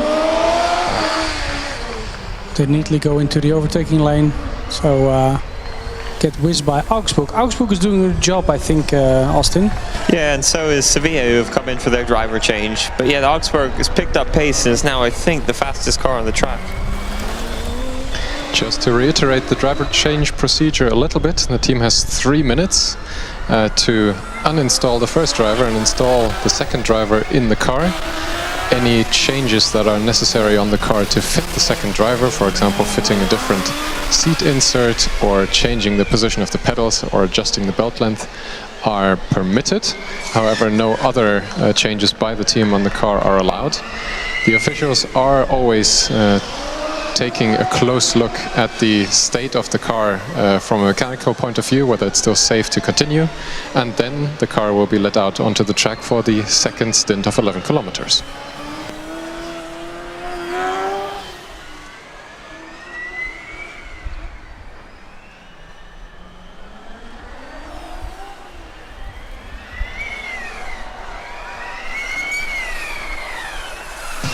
So two cars now catching up to Lausanne. Yeah, it looks like Lausanne is slowing down quite a bit. And I think on their last lap they already had this pace. Double overtake and getting the green flag now. I think we saw something similar happen to them yesterday at the autocross, where they were all of a sudden slowing considerably during their runs. I hope these gremlins aren't coming back to haunt them again.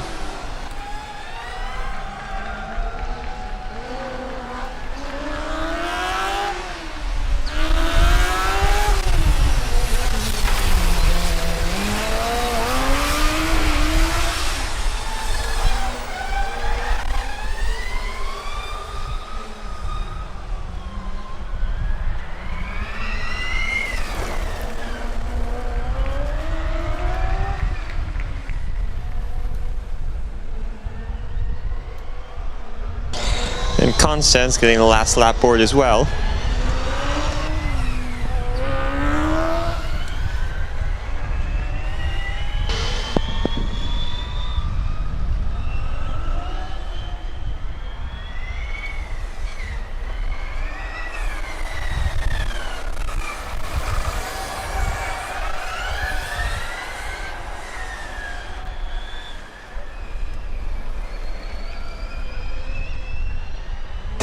Driver from Centuris Racing is really sawing out the wheel, drifting through some of the corners in front of us. Other than that, it's probably a good thing that there isn't much for us to talk about at the moment. A smooth endurance is a good endurance. Now Basti, the flagman, is readying the double checkered flags for Lausanne. That means they will pull into the driver change.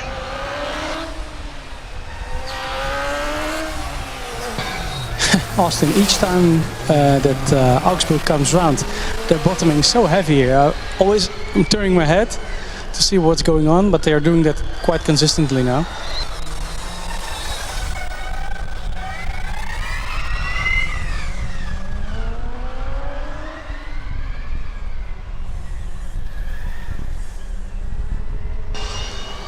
Basti, meanwhile, getting 2 flags out for car number 43 from Constance coming in. Yeah, we actually have 3 cars in the driver change now. Car number 51 from Sevilla is almost ready to head out again. And Ulm getting the last lap board now. Will stay quite busy in the pit lane for a while. It's certainly a difference with the end of the morning session, when we had cars dropping out left and right at a certain point. This all seems quite consistent, right, Austin? Yeah, like Jonas was just saying, cars are just circulating. There's not a whole lot of action for us to talk about, and that's how we like it, really.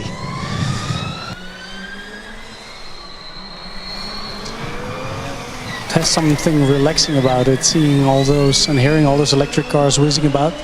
Yeah, it's almost therapeutic. I think it's definitely more therapeutic than the brake fires that we've seen this morning a couple of times, actually, in 2 different instances. I didn't particularly like that smell. Also, Augsburg's already getting the last lap sign. It will be busy in the pits.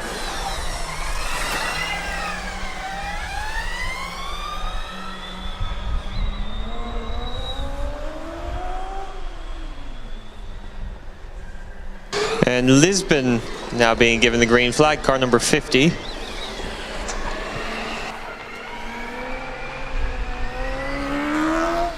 Ulm now heading through the slingshot onto the final straightaway.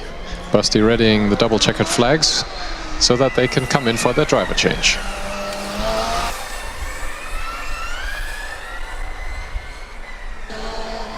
So it's busy now in the pit, right, Jonas? What can you see from up close? Absolutely, we have 4 cars sitting here. Sevilla still waiting to be released.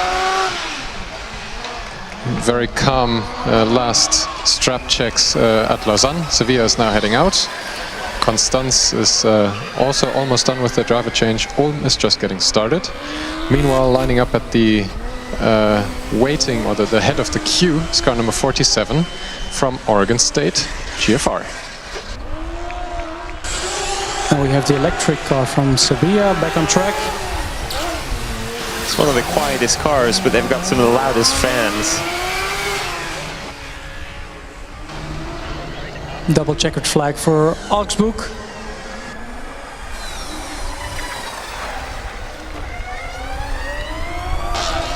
comes up from Lausanne, crossing the starting line now. I think they are on a bit of energy conservation mode. They definitely have lost some pace over the course of the endurance, but if they can bring it home, it's okay. Speaking of fans, I'm also noticing a little bit of a trend on the Nordkurve grandstands. As the sun sort of progresses further and further during the day, the number of people sitting in the shadow is also growing and growing more and more. Hey guys!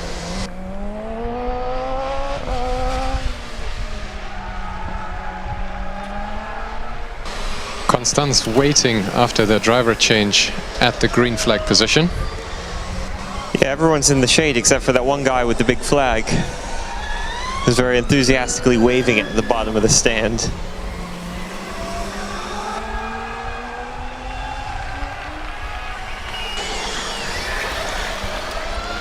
You think it's for Thessaly or for Lausanne? I seem to remember that's the Centaurus Racing flag. I think I saw it last night. They were taking some sneaky pictures on the stage after the award ceremony. Can't quite make out what it says on the flag from here, but the color surely matches.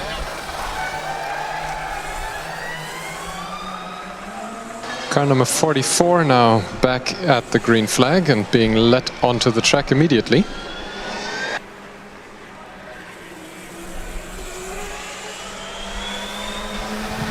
So actually, Austin, we missed it, but Centaurus Racing set the fastest time of the day in the last lap with an 83.9.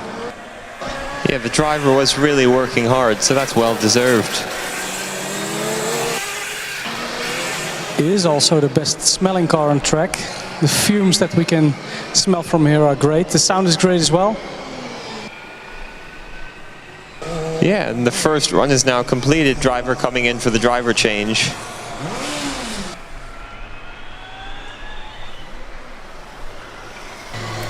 Although that lap was 13 seconds longer than the previous, so hopefully they don't have a problem.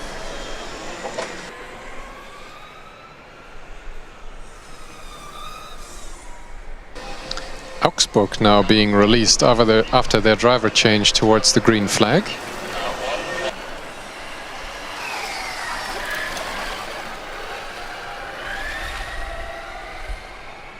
Augsburg actually has very melodically sounding fans installed on the car. I quite like that. Usually the fans sound like a broken jet engine a little bit. This is very smooth.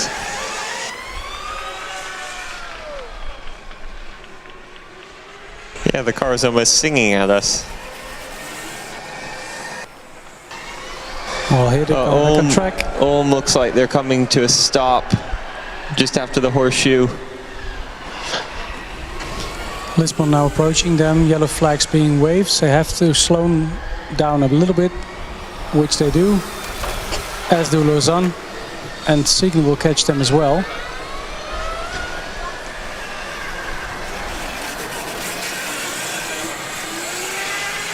Yep, all three drivers do a good job in slowing it down considerably.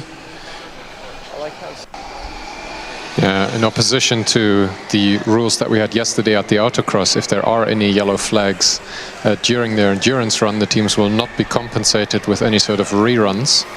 They will just have to deal with the fact that the cars around them are paced similarly from the autocross performance.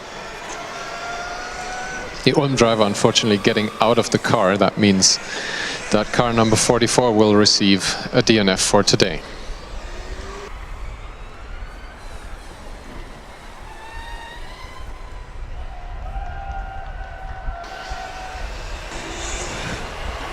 Does have a very snazzy driver's suit though. It's like it's got Albert Einstein on the back. Yeah, I could see that during the driver change they actually have customized driver suits in yellow. Well, I think the team name is Einstein Racing or Einstein Motorsport, so that might explain it.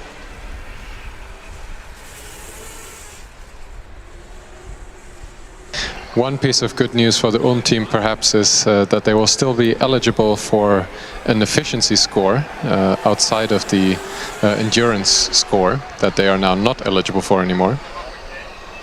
since they made it past the halfway point. Just need to say that the car from UAS Augsburg is going quite slowly, or certainly a lot more slowly than it was in the first stint. Whether the driver is still getting up to speed with the track or if there's an issue, I don't know, but we'll have to keep an eye on that.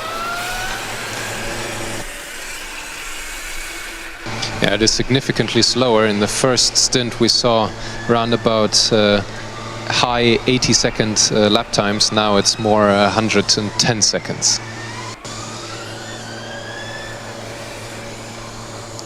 I'm not so sure about the live stream now on the YouTube account. Mickey is taking over my chat name, so anything posted by me, it's not me, it's Mickey. It's fake news, is that what you're trying to say? Well, at least it's not. It's under my name, but that doesn't necessarily mean it's me. Thessaly now coming out onto the track again after the driver change. We'll have to keep an eye on them as well. Their last lap was quite slow in comparison to their others, so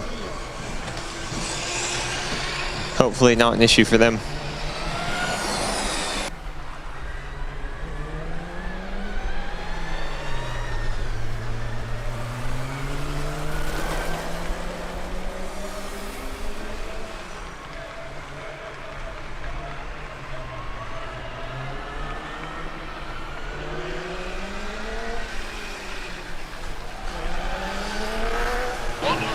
Sega now catching the car in front of them. That's Lisbon.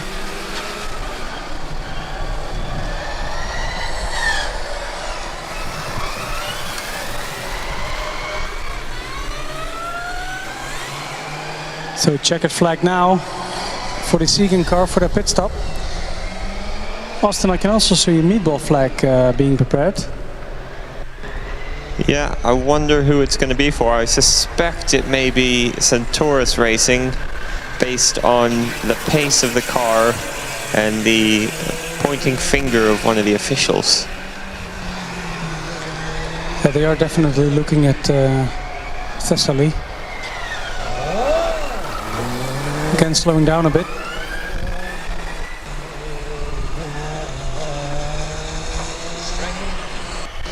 I think it is dragging something.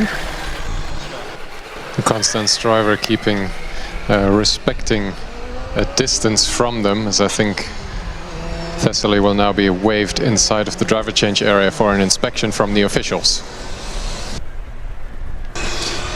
Well, it was indeed for them. Jonas, where are they looking at? It seems that they're focusing towards the area in front of the rear wheels. I can't see anything immediately wrong.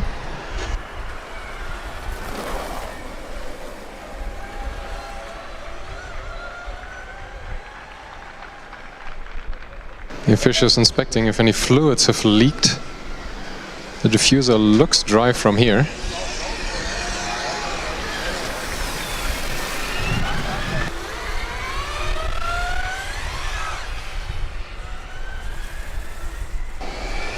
Well, they're now definitely taking the backup car from Thessaly.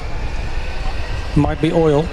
Yeah, I suspect that there was some fluids being found on track. And car 43 has come to a stop just now as well.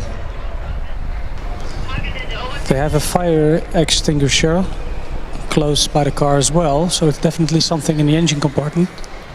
Yeah, the car from Constance, who's actually on their 14th lap, has stopped in one of the overtaking areas, but it's just got going again.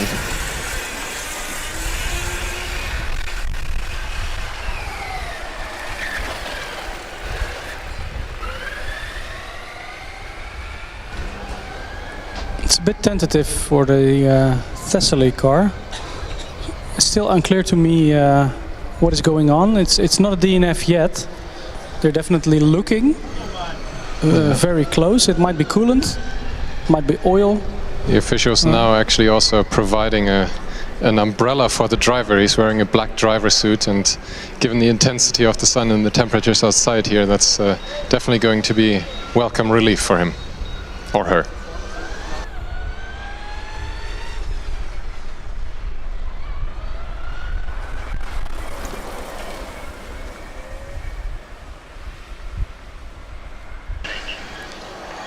for Seeken, it's good news.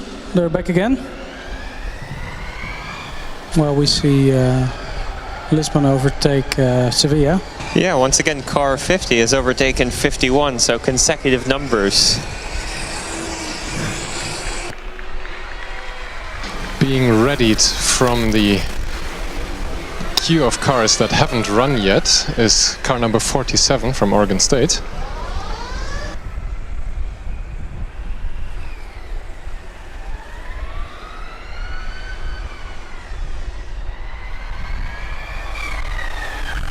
No final verdict yet on Thessaly, but I think the officials are suspecting a fuel leakage, since the area that they are investigating is definitely around the fuel filler neck. I mean, Steph did mention, and I would agree with him, that it certainly had a smell of petrol as it drove past every time, so that could be a likely cause of that.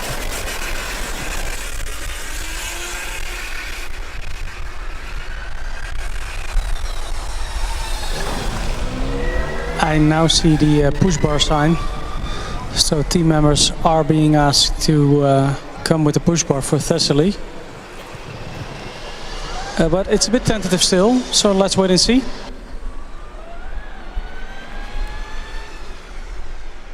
Meanwhile, I think we've found our new cone, Steve. Yesterday, during the autocross run, we decided to name one of the cones that was being knocked over Steve, since it was easier to refer to. Now it's the cone that's... Oh, and Steph is pointing at one of the stationary car on track. I can't make out the number.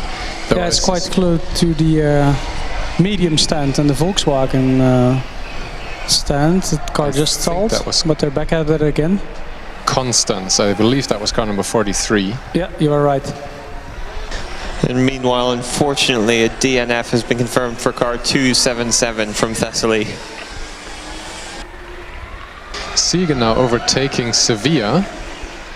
There aren't many laps left for Sevilla, are there? It's so unfortunate for Thessaly. They had a big chunk of the endurance done. We're setting the fastest lap time of the day. Very well done, guys, but unfortunately for you, close but no cigar. Now on track, a multiple time winner here at FSG in the combustion class. This is GFR, car number 47. This time around with an electric car, though.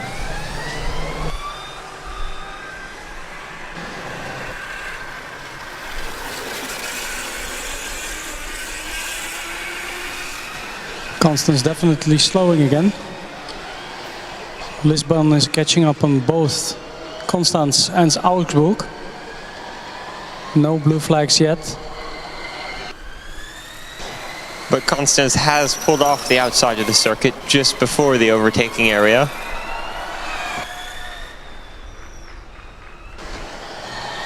Now I'm wondering to see what Lisbon can do, if they can catch... Oh no, it's a checkered flag already. Coming in for their pit stop is what they'll be doing, I guess. I really wanted to see the speed difference, whether they could catch them.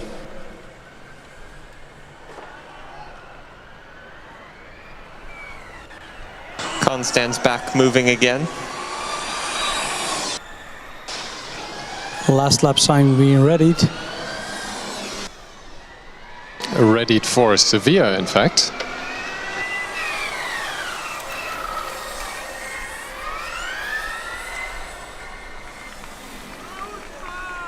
That would be the last lap sign for their finishing lap. They have slowed a bit compared to their initial pace in the first run, and also they started very well with their second driver, but have now slowed by about 30 seconds. Car definitely not quite as happy as it should be. Yeah, on any shorter lap I would be confident about last lap signs. But it's such a long track here, Austin, that even the last lap is quite a distance. Yeah, as we said a few times, it's 1,225 meters, so yeah, I wouldn't want to walk that. It is quite a long way. So Sevilla now approaching the halfway mark of this lap. Coming back to the infield. It's interesting on track. We've got a few different cars, but particularly Siegen and Lausanne have gone with like very different design concepts. The Siegen car, the driver is almost all the way at the back, just by the rear wing, where Lausanne, the driver is almost in the middle of the car. Sevilla being overtaken now on their last lap by GFR. GFR wants us to shout out Hans Gräler. Somebody should ask him about the time he picked up a hitchhiker.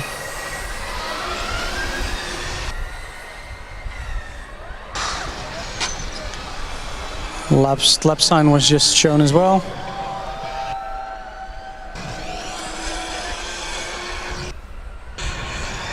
Oh, Constance has stalled again. Meanwhile, Sevilla making their way down the back straight for the final time. Coming around the chicane. There we go, Wenger. And across the line. Andiamo, Sevilla, well done. I think that might be Italian. That's Italian, yeah. Vamos. Vamos is, I think, what I was going for.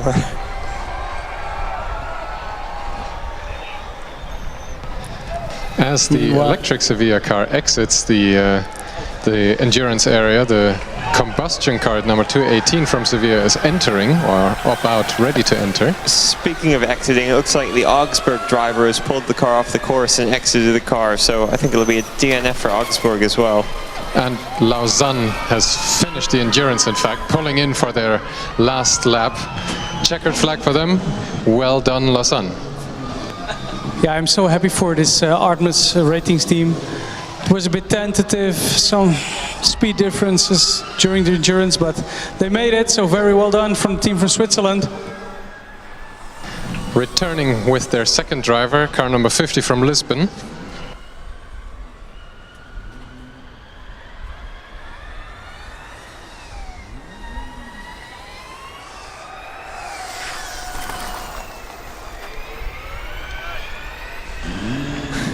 And the car from Constance, despite having a few issues now going through the final chicane. Driver sliding through the corner and the car crosses the line to finish endurance. Well done to everyone at Constance. It was brilliant. Wow, it was so tentative. They stopped a couple of times in the last 3 laps. Very well done from car 43 from Constance. We got a couple of new cars on track as well. The team from Taiwan is on track, car number 68. And also the combustion car from Sevilla, car number 218, on track now. That's a nice sounding engine. We like it. The team from Taiwan actually making it here for the first time as a team from Taiwan to FSG. We want to extend a very warm welcome to FSG organization. Apparently, we are the best.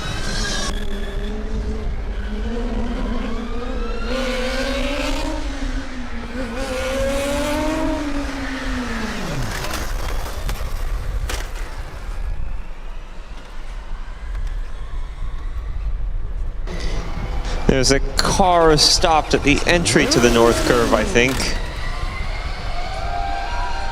So sorry, at the hairpin at the tip of the north curve section of the track. You can just see the rear wing. Is that Sevilla? It could be. It's a white helmet. It's on again. Definitely. Yeah, it was Sevilla.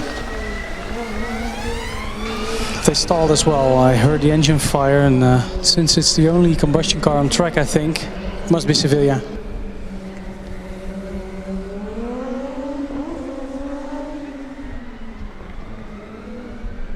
Ready at the green flag position, meanwhile, car number 58 from Paderborn. And also getting ready to enter the endurance driver change area is car number 97 for their first run from Schweinfurt.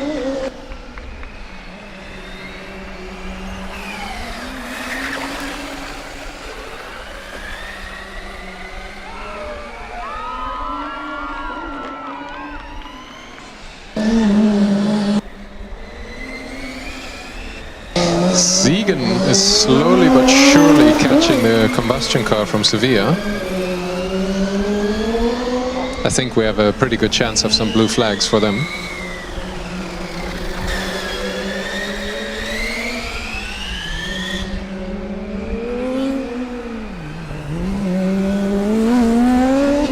So looking to the queue, everybody's here, so that's a good sign.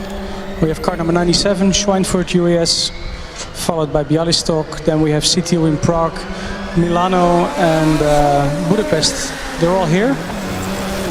Also car number 13 from TU Berlin is here. And maybe some good news for the fans of the Napoli team. They missed their slot earlier on, car number 222, Orni Napoli. I can clearly see them in the dynamic area close to the queue entrance, so maybe they will join us later on as well.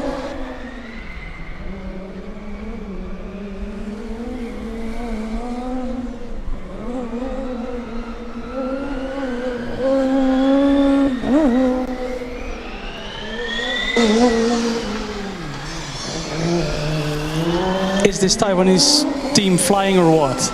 Yeah, they're putting in some good, consistent laps. I think they're among the fastest cars on the track, if not the fastest car on the track at the minute. Well, we have to go into the milliseconds because the fastest time of the day was set by Thessaly with 83.901. Team from Taiwan just had 83.945, so they're very close, approaching the fastest time of the day. Let's see if they can take it.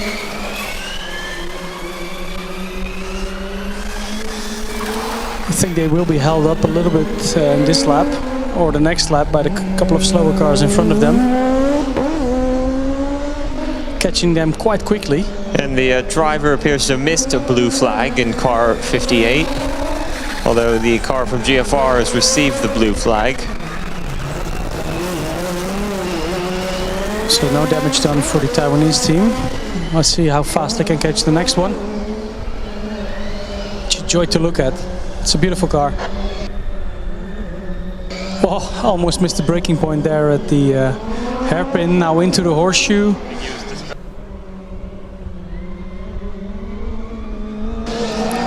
Into the slingshot to the final straight. Then this very difficult chicane here. Fair amount of body roll, crossing the finish line. It's purple. They got it with 83.499.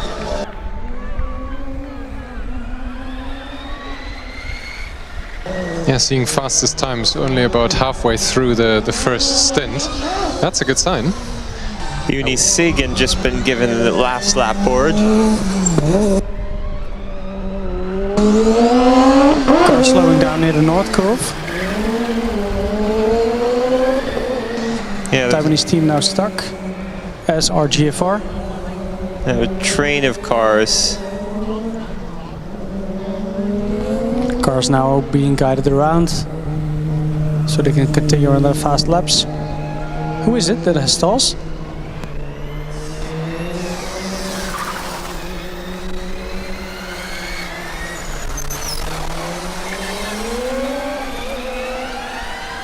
It looks like Paderborn car number 58 has stalled just in front of the grandstands of the Nordkurve section.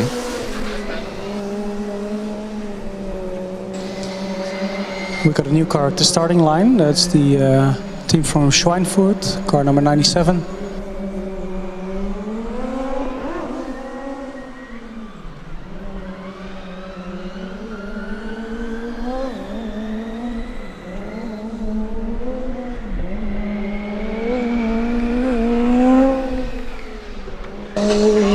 Siegen is now on their last lap, coming through the slingshot for the final time.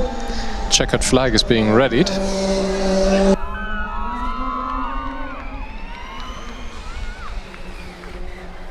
And they complete the endurance, the obligatory jump with the checkered flag for finishing the endurance for the Siegen team. Well done, guys. Brilliant performance from Siegen. That was amazing. I think we probably didn't talk about them a whole lot because they just kept going around consistently and smoothly, but that was brilliant. Yeah, their drive reads that 6 seconds is indeed a very long time. Especially when you're driving a Formula student car, time flies by when you're having fun.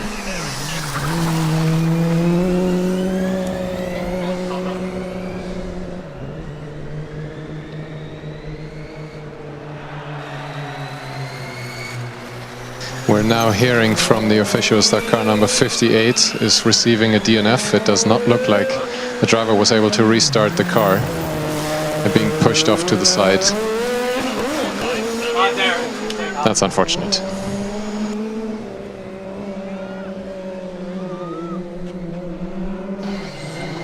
So when the Taiwanese team is caught up on Lisbon, they might have some free air to see what they can do, whether they can improve their fastest time of the day so far. Yeah, and car 97 from Schweinfurt has just taken the green flag as well, joined the other cars on the track. Jonas, do we know anything about the car from Schweinfurt? I think we do, car number 97.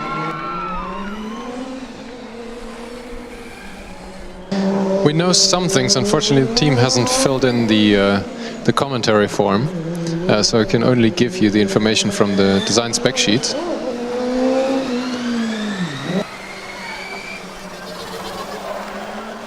It's a 200 kilogram electric car with a monocoque carbon fiber construction, aluminium front hoop, steel main hoop, running on what I believe is rear-wheel drive. 109 kilowatt rear motor.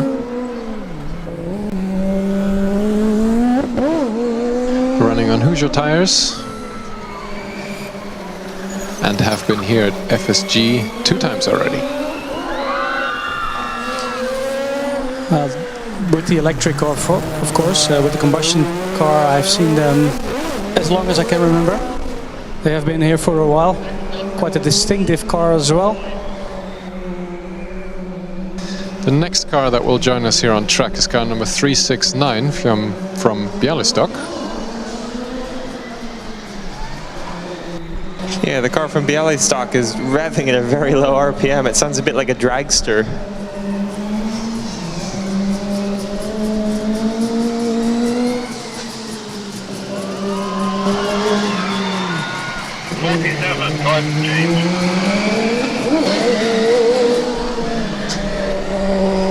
Driver change coming up for GFR.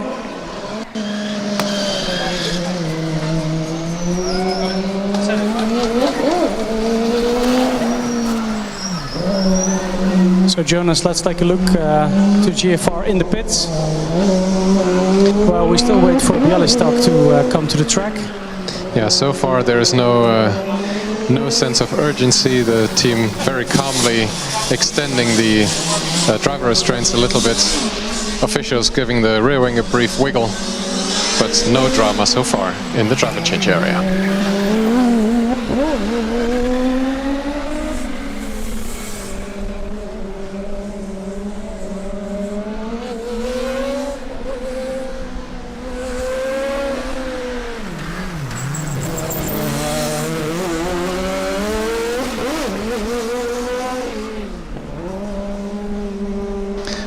It looks like after their purple time for the day, the team from Taiwan has slowed down a little bit. We've seen about a 10-second slowdown on their end. Yeah, there was the car broken down on the north curve for a few laps, which slowed them down quite substantially. I think this is going to be their first clean lap they've had in a while. We'll see what time they set now they've crossed the line for the last lap board for the first driver.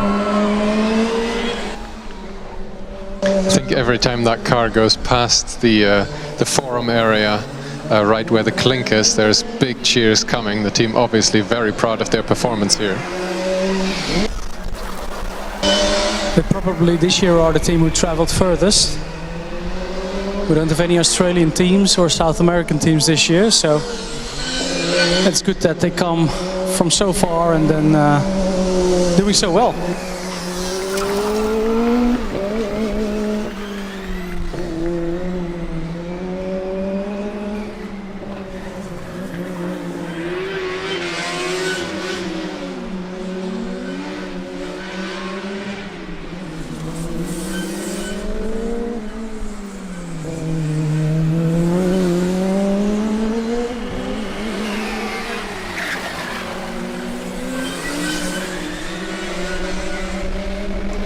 Driver from Schweinfurt definitely approaching the limits of the car. We can see it everywhere, just on the edge, slipping and sliding just a little bit.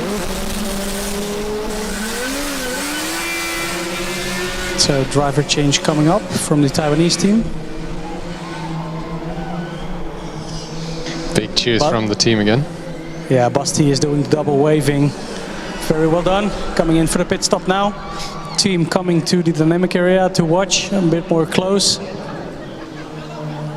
These are tense moments, right, Austin? I can remember with my own team. Traffic jam, sorry, through wings. Car 218 looks to be having some issues. Driver's just pulled off to the side of the road and stalled. It's a car from Sevilla, isn't it? I think it is, yeah. Ready to drive sounds meanwhile emanating from car number 47 in the driver change area. They are ready to go with the second driver. And the car from Schweinfurt, car 97, is rolled to a stop as well as it comes onto the infield section. Now got 2 cars stopped within the space of about 15 seconds.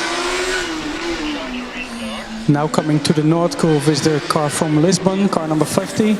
They are on the last lap of the day. Let's see how they negotiate the difficult section there at the North Curve. Oh, and it looks like the driver from Schweinfurt is getting out of the vehicle. Unfortunately, it'll be a DNF for them.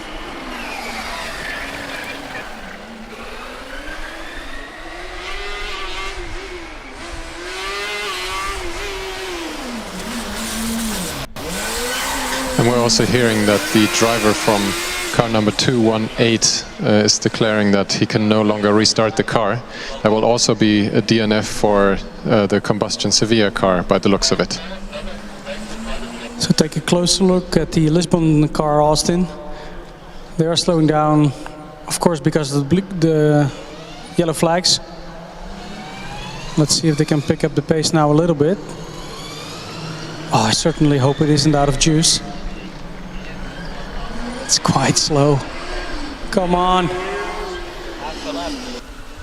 Really being caught up as well by the car from Bialystok. Well, he's following at some distance, so that's good. 2 laps to go, 2 corners to go.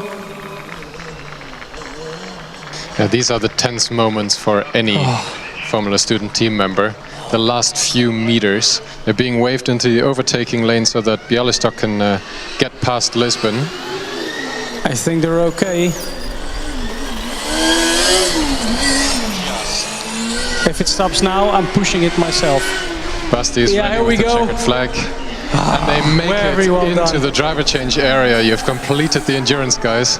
Probably on the last few electrons that were still available to power the motors. That was tense. After the yellow flags, it really didn't pick up the pace anymore. I think it almost was out of juice. No, and it looks like GFR is slowing down as well. Might be because of the marshals. But they were a bit distracted with all these marshals quite close to the track, so doing a good thing and slowing down a little bit. I think they're staying slowed down despite the fact they're past all of the marshals. Something's definitely not right with that car at the moment. 2 cars that we missed that have joined us on track, or one is already there from Milano and the other one is joining us shortly from Budapest. I think I might know why GFR is slowing down a little bit. This is the first lap of the second driver. Usually we see teams reading out the energy levels halfway, and maybe the second driver is instructed to take it slow, either to conserve a little bit of energy or because of overheating. That's an issue as well in these conditions for some of the electric cars. Yeah, compared to this morning, the temperatures have definitely risen. The sun is pretty punishing here at the Hockenheimring, and the track temperature is also pretty high.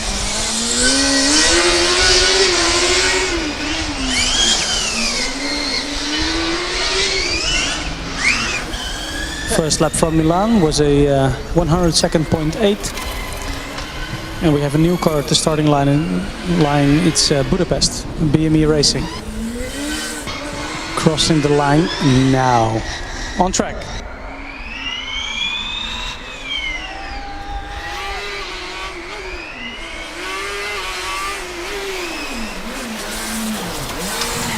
So with a couple of new cars on track and the new car to join from TU Berlin, let's do a rundown of the queue. After Berlin we have UAS Coburg Cat Racing, then we have TU Hamburg and TU UAS, St. Augustine in the queue, so they are here. I can confirm that the driver from TU Berlin is wearing trousers through the see-through bodywork that they've got.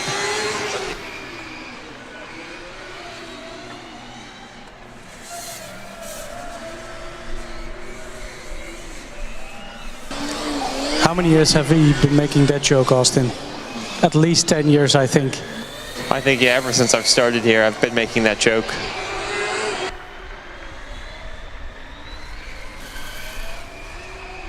Me too.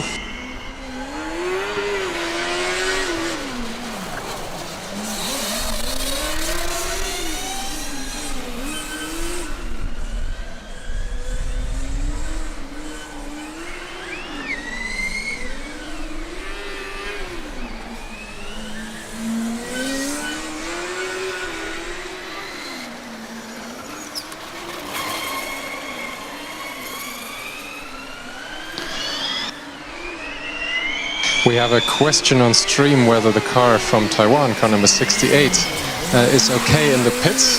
That is absolutely the case, since they are now being shown the green flag to join us back on track.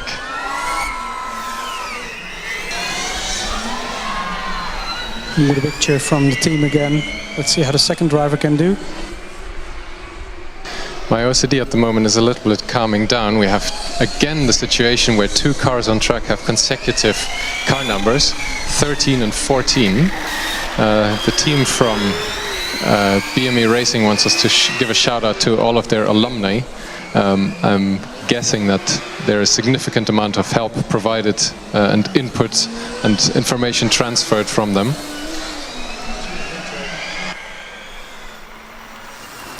Their endurance drivers are called Gabor Molnar and Gergo Baldi, also known as Giorgio.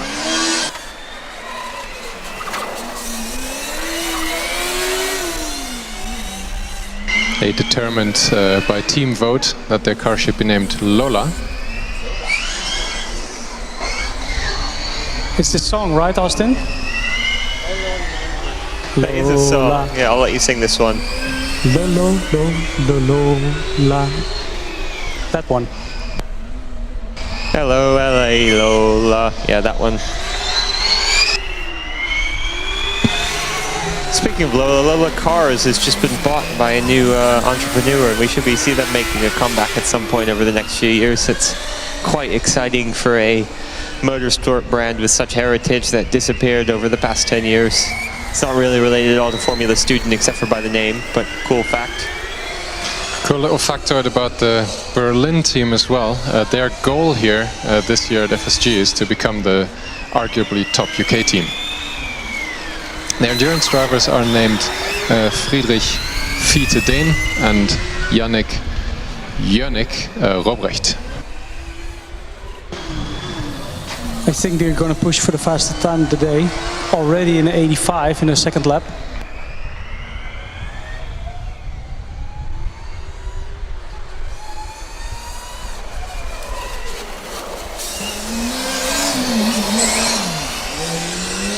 We haven't commented that much in the Politecnico di Milano yet, Austin.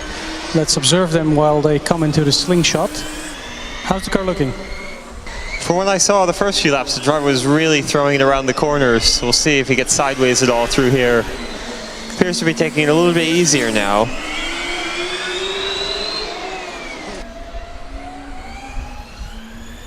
Unfortunately, pretty much the only thing I can tell you about the Milano car is that it's their second year electric car, attending for the first time here at FSG this year. I know that Milan has a very nice cathedral as well. Of course, being an Italian team, they are using the Pirelli tires, the hard compound. For these conditions, a hard compound with the long endurance, Austin, that's a good idea, I think. Yeah, I think so. Not sure how much difference it would make, but I mean, the Italians seem to like the hard compound. Let's hope it works better for them than it worked for Ferrari the other week. Next up, joining us on track, car number 270 from Coburg. Meow. Meow. Meow. So for a fact, I see Austin readying the Wikipedia page. If I recall correctly, he will pull up the Wikipedia page on the Magar. Or Margay. So we saw the last lap for Bialystok, that's for the pit stop.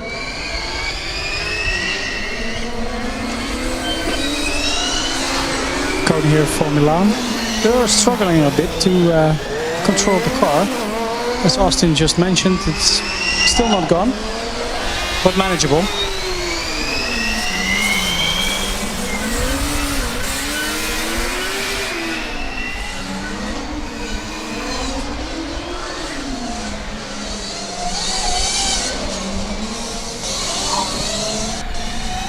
So yeah, every year Cat Racing from Coburg names their car after a different cat. And this year they've named their car the Margay. The Margay is a small wild cat native to Central and South America. A solitary and nocturnal cat, it lives mainly in primary evergreen and deciduous forests. Until the 1990s, Margays were hunted illegally for the wildlife trade, which resulted in a large population decrease.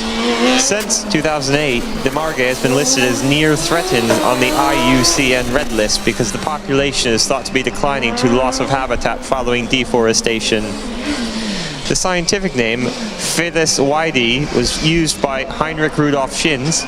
Brief interruption there, Austin, car number 369 from Bialystok, pulling in for the driver change. Continue.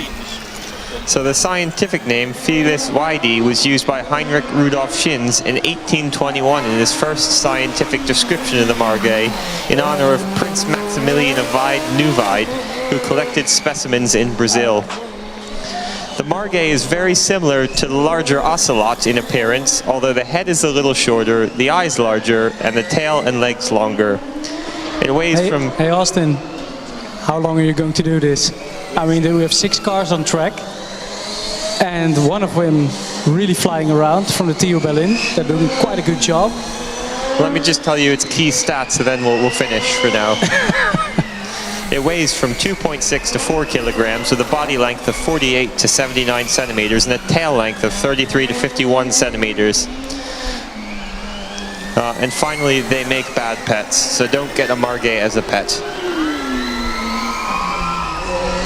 And they sound like this. Meow. Meow.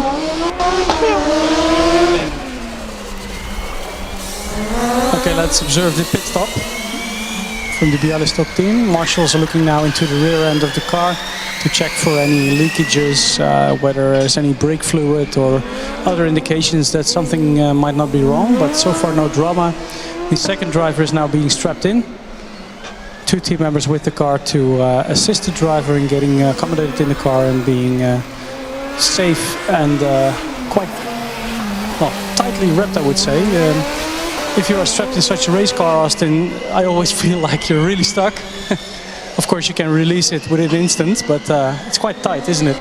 Yeah, they can be quite difficult to get into and out of. Once you're in position, it's okay, but the sort of transition in and out can be quite tricky.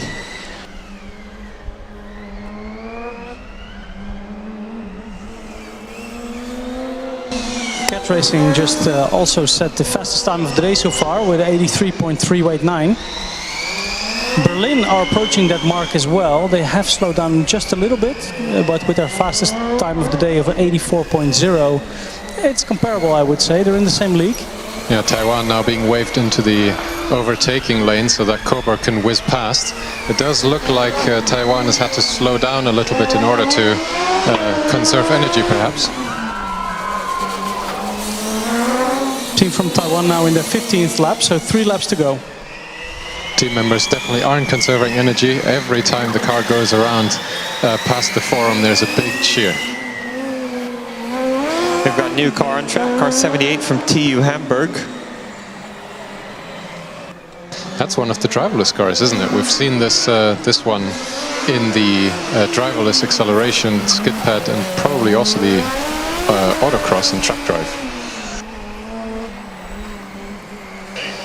There is currently 8 cars on track, which is only really possible thanks to the huge track layout that we have here this year again at FSG. And another car is now also being ready to join us again. Sorry, that's the 8th one. If Bialystok makes it onto the track, we will have 8 cars running consecutively here. That's really impressive. Good overview being kept here so far by race control and all the officials on track.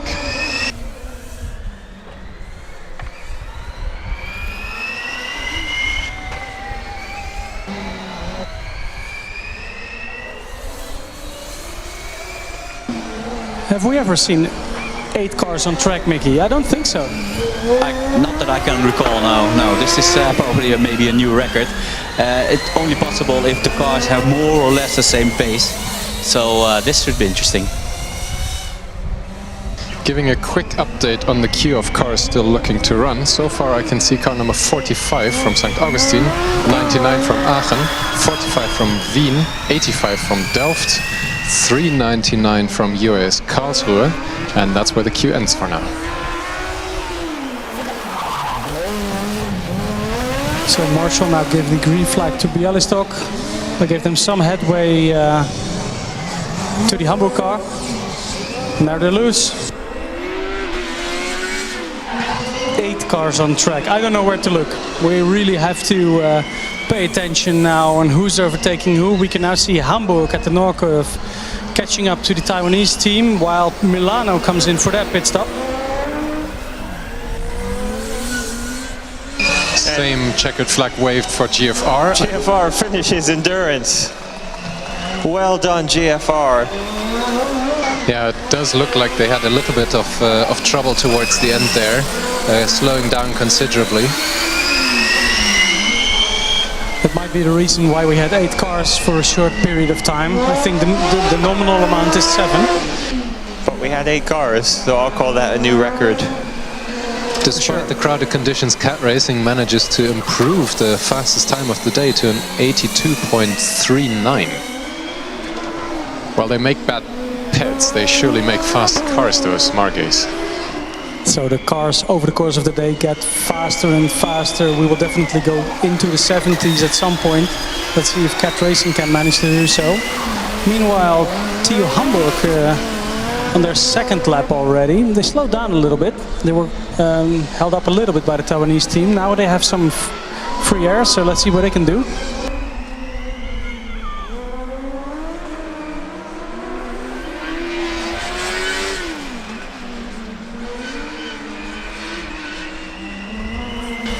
So car 78 from TU Hamburg, the E-Ignition Hamburg Racing Team, is now circulating. Driver change for TU Berlin, meanwhile, double checkered flags coming out. They're pulling into the driver change area. Milano in the driver change area now, having installed the 2nd driver, are readying themselves to set off momentarily. Also the pit stop for the Milan team looks good so far. No real drama. They do have a time limit, so they are now told by the marshal to speed up just a little bit. Budapest also pulling in for their driver change. Car number 14. Car from Ignition Hamburg, driven by Nilso and maintenance can. The car's name is Albert. They want to give a shout out to their alumni for always watching the live stream. And they mentioned something about a sticker war as well. I will say, after the award ceremony part 1 last night, I found a few of their 1,000 Strom stickers littered about.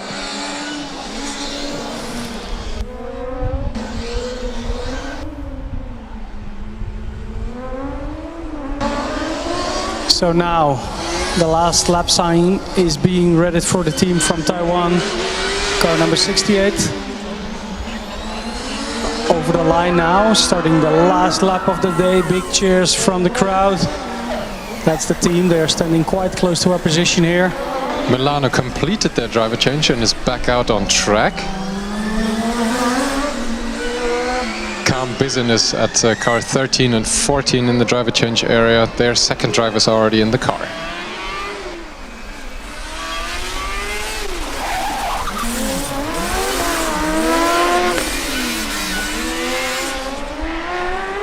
Ready to drive sound sounding from car number 45 from St. Augustine. They're moving towards the green flag. Taiwan komt zo binnen. Yeah, that's because, of course, the Taiwanese team are on the last half lap. Coming to the infield now. Let's observe them for a while. Now they're in the wing section. They have one. Into the slalom. By now the driver knows the track, of course, through and through. St. Augustine now on track, but let's keep our attention on the Taiwanese team. Into the horseshoe. They've come a long way from their homelands. They've come a long way on track. Into the slingshot for the last time. I'm confident they're gonna make it. Here they are, completing the endurance, car number 68. Huge cheers right next to the dynamic area here from the team as they can see the car being pulled off the track into the finishing queue.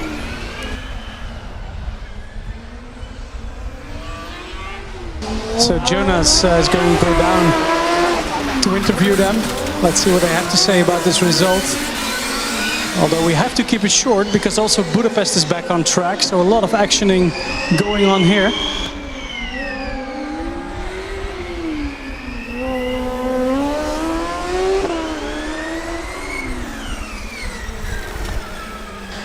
Budapest rejoins the track. They want to give a shout out to all their alumni.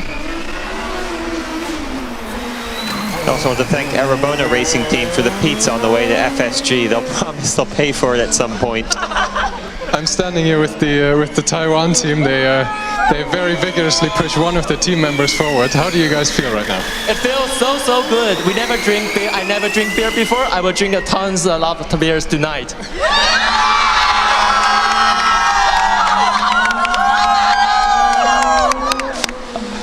That's absolutely amazing.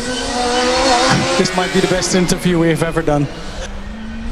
Somebody's definitely very happy.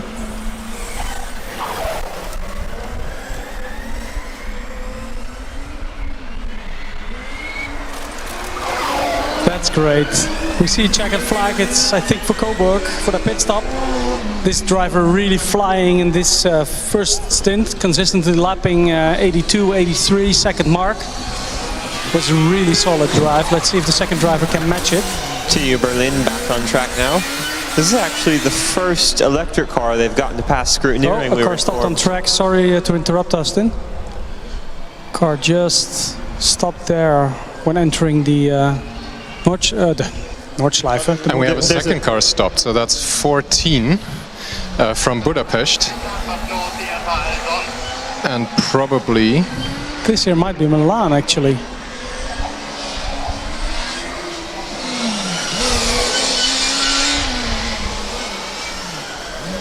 Yeah, that might actually be...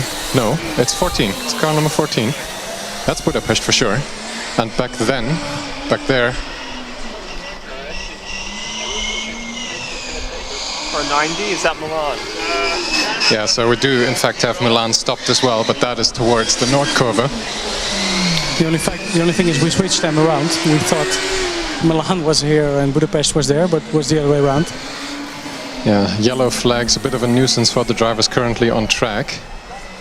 Marshals are attending and it looks like they're ready to push Milan away. That's usually a bad sign for the team. We're also hearing on the radio now that's in fact a DNF for Milano. We're not sure what happened. Nevertheless, the feelings always go out towards these teams that unfortunately DNF here during the endurance.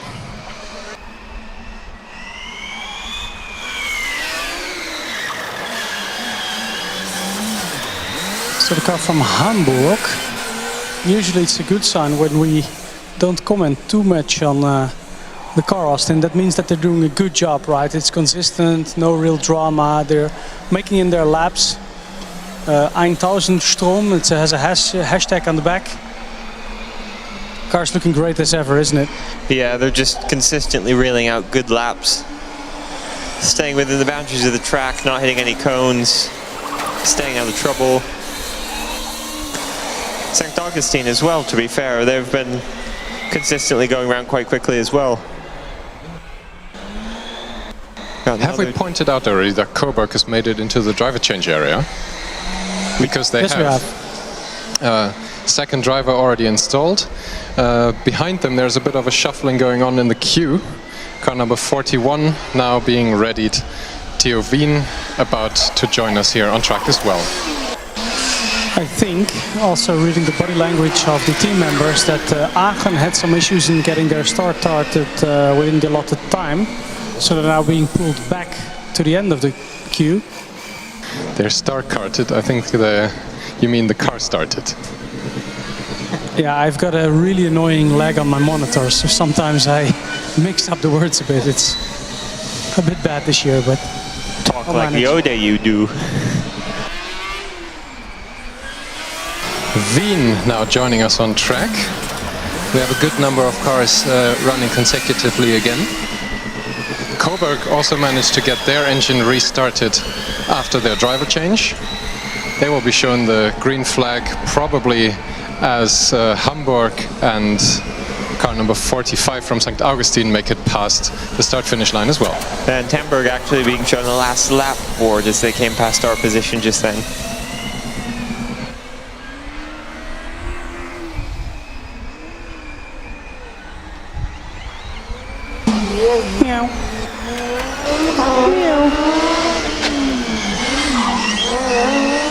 Coburg back on track. Yeah, the Vienna team being part of the sticker war that we mentioned earlier. Looks like they've put over 1,000 stickers in different places in the span of the last week.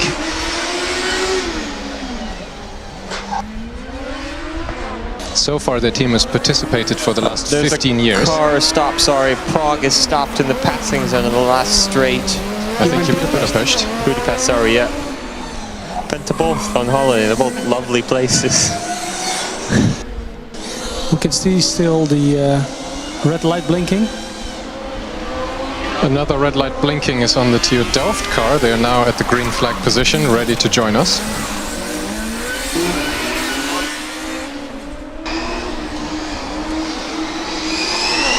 So Budapest got going again. Immediately they're stuck behind Vienna. While TU Hamburg gets the checkered flag for the pit stop. A solid drive all over, I would say, from the Hamburg team. Starting line now is the team from Delft. They have had their fair share of issues, suspension issues and rim issues. Let's see how they can hold up in this brutal track for the endurance race. They certainly are one of the fastest, if not the fastest cars we see here. Delft wants to give a shout out to a person that's been in the orbit of the team for a really long time, Alex van Koppen. He's the team's longest running honorary member who drives the truck every year. Without him, that would not be what it is. Thank you, Alex. Delft already slowing down at the Noordkurve, so they have had 5 or 6 quarters. Now they're stopped.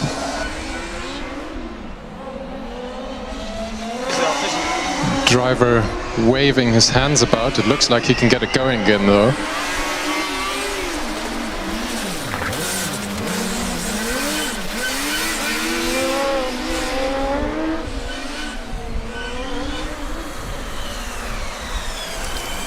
Presumably the driver from Delft that's in the car right now is David Bowman, the Frenchman. He will probably be joined later by Kenny van Galen, the Dutchman. Obviously the first run will not be a competitive time with being stationary for that long.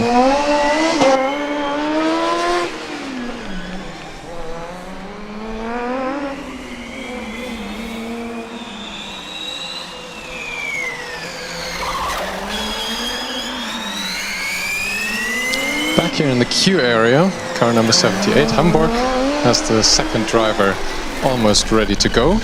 Hold on, Jonas. We've got a finish flag. It is for TU Bialystok completing the endurance. Congratulations, guys. Smooth drive.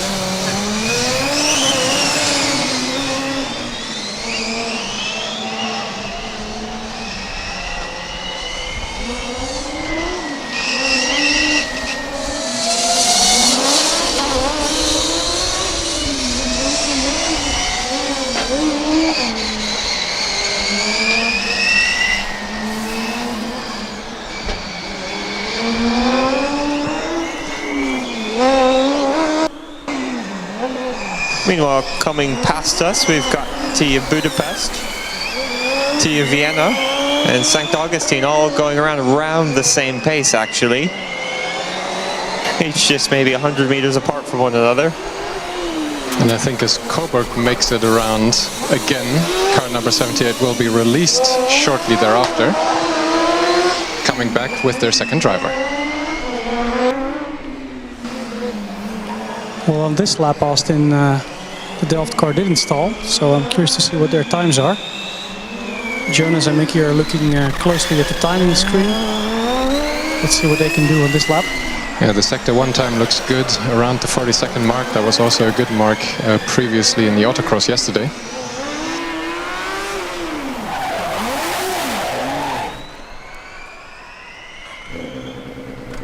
And they set the fastest time of the day so far, an 82.01. So we got a yellow flag situation. Back at the Nord Curve, it looks like Hamburg is slowing down considerably into the hairpin. I think they were slowing down for the yellow flags for another car, which is behind the tent. You are right, photographer is standing under. Yeah, you are right. I think that's car number 270 actually, from Coburg, having spun around actually. I can see on the live stream that they did get going again though.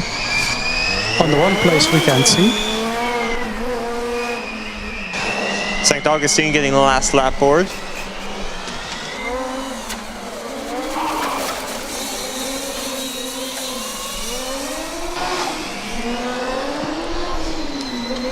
TU Hamburg now following Wien, coming up quite close. They have a good battle going on. I think the blue flag is being prepared as well, which they get about now.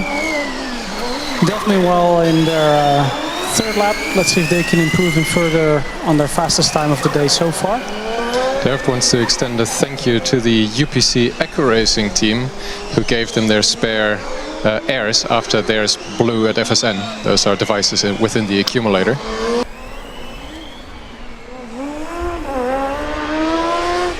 And we were wondering yesterday what the rear wing tagline says on the Delft team. That's in fact from the movie 300.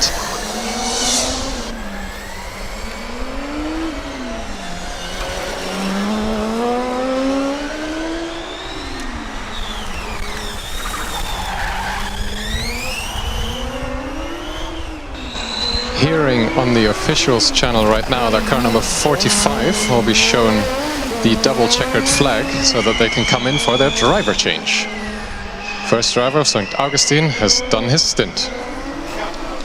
Both Berlin and Budapest are now in their 17th lap, so they have 1.5 laps to go. Delft now catching up Vienna. They will get the blue flag shortly.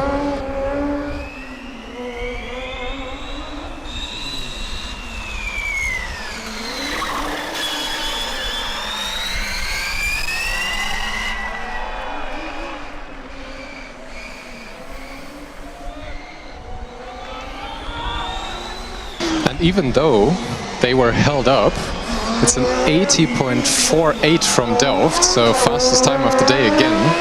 I wonder what they can do when they're not being held up for once. We've seen quite a few yellow flags from them, or in their run so far. Yeah, that is of course what happens if you, let's say, underperform for the autocross. They had the fair share of issues yesterday, even were disqualified, I believe. Last lap sign, meanwhile, out for TU Berlin, car number 13. And also very close to me right now is car number 399 from UAS Karlsruhe. Car 14 from TU Budapest also being shown the last lap board.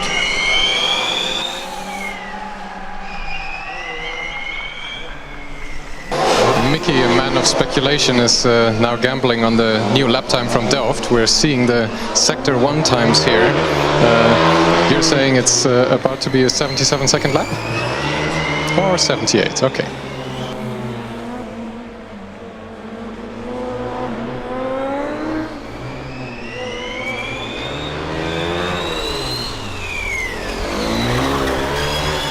Taking a look back into the queue. Never mind. We first have to take a look at your prediction being right, to 77.67. That's right roundabout where you said it was going to be for Delft. We still couldn't help but notice that it looks like Zurich hasn't made it into the endurance queue so far. They are currently at danger of losing their running spot. If you do see them, please let them know.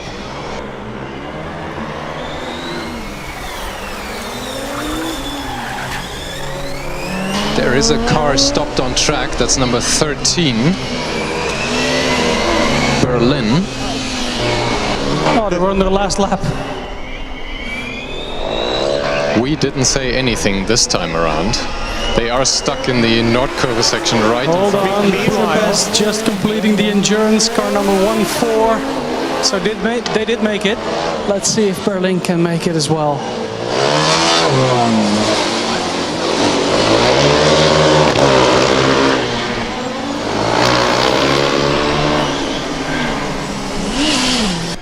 We've now got Tia Valencia on track, car 395. Berlin being stuck in their last lap of the day is especially painful. They were very close to the finish line. I really hope they can get it going again. You can see that St. Augustine has had a successful pit stop and are now just waiting for a slot on the track to rejoin.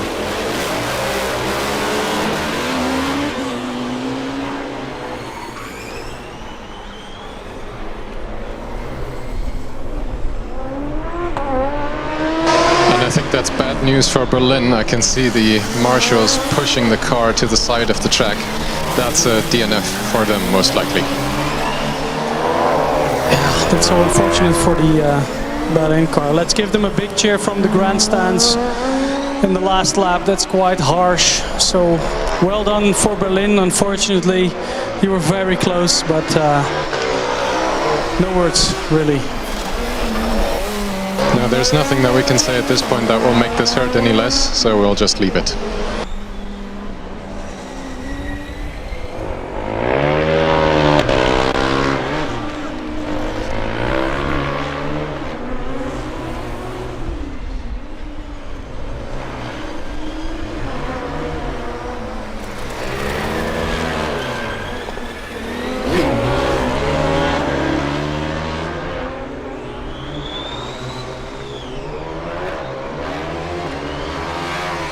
The two cars very close on track right now are 78 and 395. That's Hamburg and Valencia.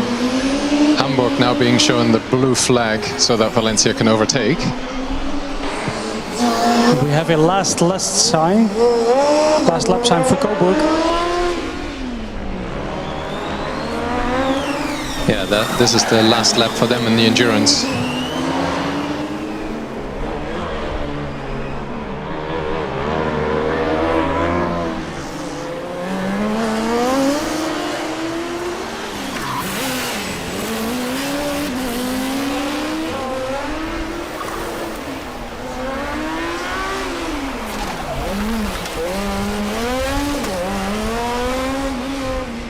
Now moving towards the green flags, car number 59 from Dresden.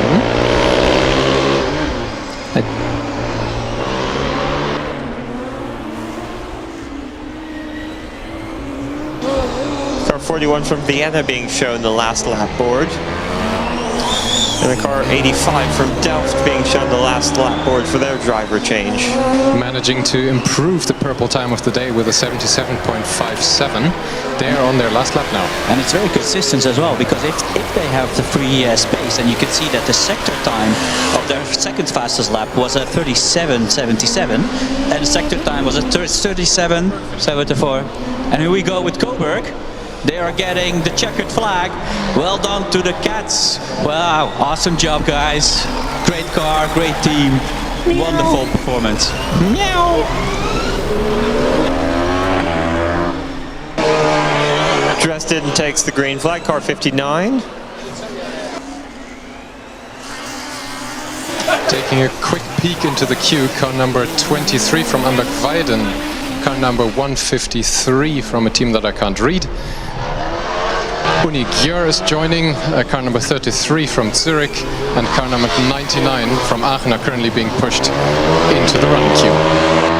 Yes, I've seen Aachen before in the queue, but they were pushed back. I don't know whether they had some kind of issue or not, but we have a couple of very fast teams in the queue now, so this should be also very interesting. We have a lot of action going on, with Delft getting the double checkered flag for the pit stop, and in the meantime, Valencia, let's see who else is out there and fast. I like Karlsruhe is doing well as well. Karlsruhe, high-speed Karlsruhe, 78.593. That's a proper fast lap. T.U.C also driving into the driver change area. They're on their halfway point as well. The TU Dresden have been out for about a lap now. Team Elplo Race. First driver is Performance Luca. Second driver is Jewel. The car name is Hermione.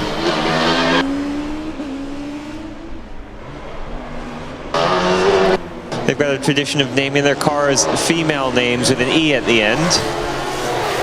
That goes along with the trend. They want everybody to come visit them at the campsite after the Male party later.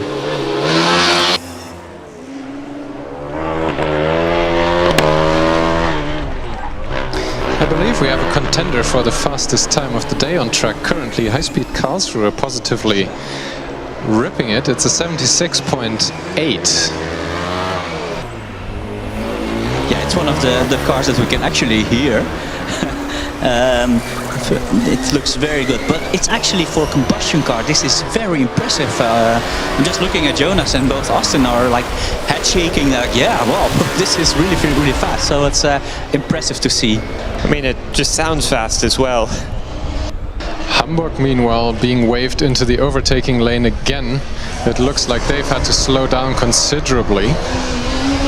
Dresden now passed them, and Karlsruhe coming up on them. They will probably have to wait a little bit with an overtake. Wow, and Karlsruhe is just absolutely flying. But the car isn't sliding that much either. It's just that the driver is keeping it tidy and is being held up a little bit by the TU Hamburg car, which is unfortunate for them, but the Hamburg car will be waved into the overtake area now. Now they can let it rip. Oh, I love that sound of that car because it sounds so good and it's so fast. Very impressive. Oh, and just before our commentary position, we have the TU Hamburg just stopping off the track, fortunately. The car had just enough reaction to pull the car to the side. And now the marshals will approach it. Yeah, he's giving the thumbs up to the marshal, so that means that he will be waved on. But there's, it's very good that they held him for just a second, because we have St. Augustine just passing. And now let's hope that TU Hamburg can continue. Car number 78, and I think the driver is ready. He's shaking his head. No, I think he's giving the sign that it doesn't want to go. And this is especially unfortunate since the marshals were readying the last lap sign for Hamburg. They were almost done. I mean, the only solace is that this wasn't on the last lap and he hasn't stopped 5 meters short. It's at least got a lap more to go. Yeah, it's still, I think the driver is just backed for a little bit more time to get the car started, but he has to wait just a little bit because we have the 2 cars coming up from TU Dresden and also the Karlsruhe team. Yeah, just past them. Can they continue? No.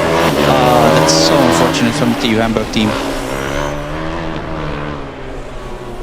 Every time the driver is getting ready to go, he has to wait a little bit, and somehow that messes up the whole routine of the car. Not sure what the exact situation is, but it's such a unfortunate situation at the moment. Meanwhile, 2 more cars are ready to join us back on track, TU Wien and TU Delft. They've completed their driver change. And that's it for TU Hamburg, unfortunately. They were given some time to try to restart, but unfortunately that's it. And that's such a shame, because 1 lap before the end, TU Hamburg is out. Unfortunate, but well done, guys. Very impressive drive.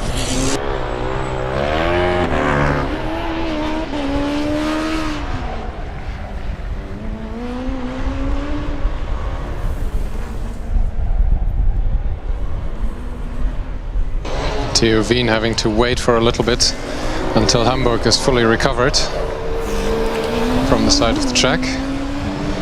Karlsruhe overtaking Dresden actually just before the yellow flag zone.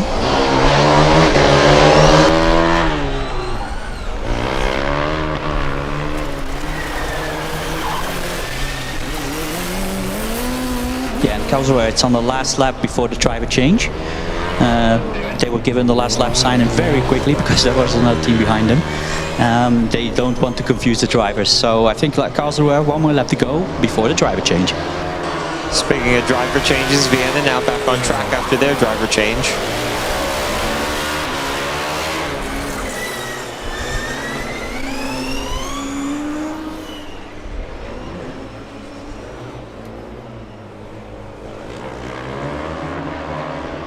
And we have Delft back on track after a successful driver change.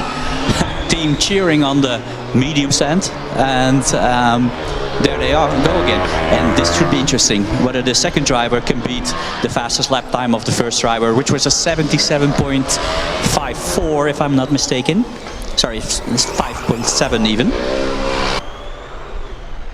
Oh, and Valencia stopped just after the cone killer chicane. Drivers tried to pull into the overtaking area. Car looks to be stalled. And Karlsruhe is coming in for the pit, so they didn't have any problems with the Valencia car. And Valencia's car is just a little bit in the way for the Dresden car, but it can actually pass it without any big issues. He was driving a bit fast though. I would not have been that comfortable driving the car. He was fast, so fast. And yeah. They took out 2 cones on the straight for no reason other than they were probably going too fast. Delft meanwhile was stuck a little bit behind a very slow T.U.C car. They've had to reduce their pace significantly. I can hear their first lap back. I can hear the starter motor from Valencia, but I can't hear any combustion happening. No, not even a single bang at the moment, Austin. Yellow flags now coming out for Delft as they pass the start and finish line. Yes, this will hurt, I think, the lap times of all the cars here out on track. And it's really unfortunate because the Valencia car is just in the track, so it's not comfortable to pass them with speed. And safety first as always. And I can still hear the starter motor of Valencia, but not a single bang from the engine so far. Driver from Wien is going very slowly. I think combination of the yellow flags and the issue with the car, not really accelerating afterwards. St. Augustine and Dresden now also coming up on the yellow flag area. Driver from Dresden still being very aggressive through the yellow flag zones. And they hit a few more cones on the other straight as well.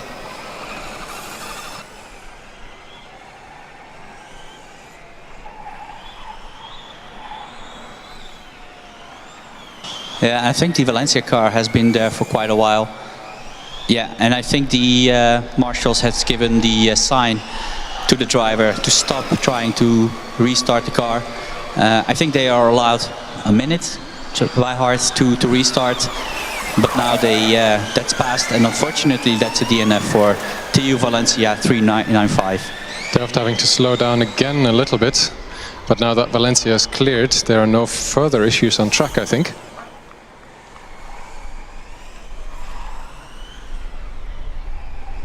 Joining us now on track for the first time, Amberg-Weiden, car number 23, the mustache car.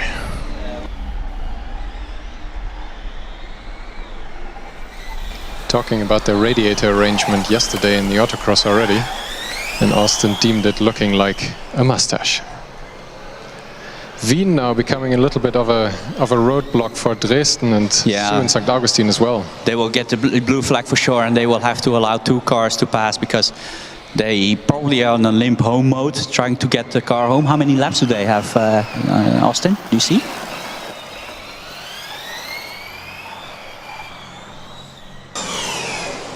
TU Vienna on their 11th lap so far. Oh, that's still a long way to go for this team. They will be a little bit of a bottleneck for the other teams on track. I hear a very loud combustion engine starting again. That must be car number 399 from UAS Karlsruhe, joining us after their driver change.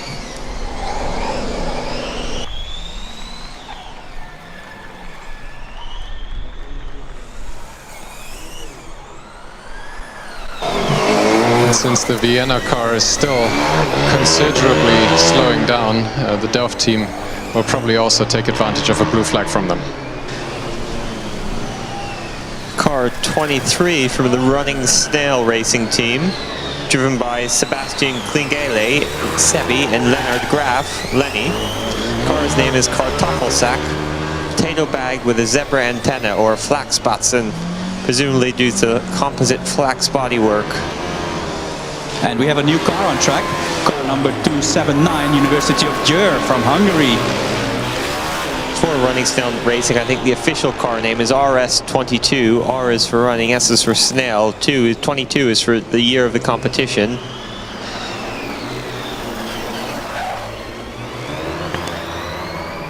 Dresden now being shown the last lap sign. I believe that is the last lap of their endurance, in fact.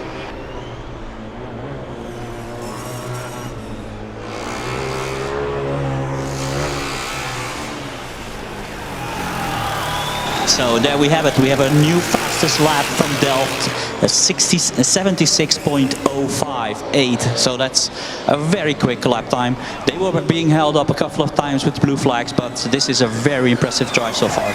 Good news for St. Augustine, double checkered flag. That means they're pulling into the driver change area. Teammates are already waiting to get into the car with the second driver.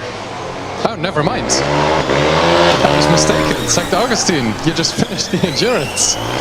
I think the varying use of single and double waved checkered flags is confusing me a little bit. Nevertheless, St. Augustine, you're done. Congratulations. Yes, and like we always say, commentators are easily confused with all the things that are going on with flags and times and everything.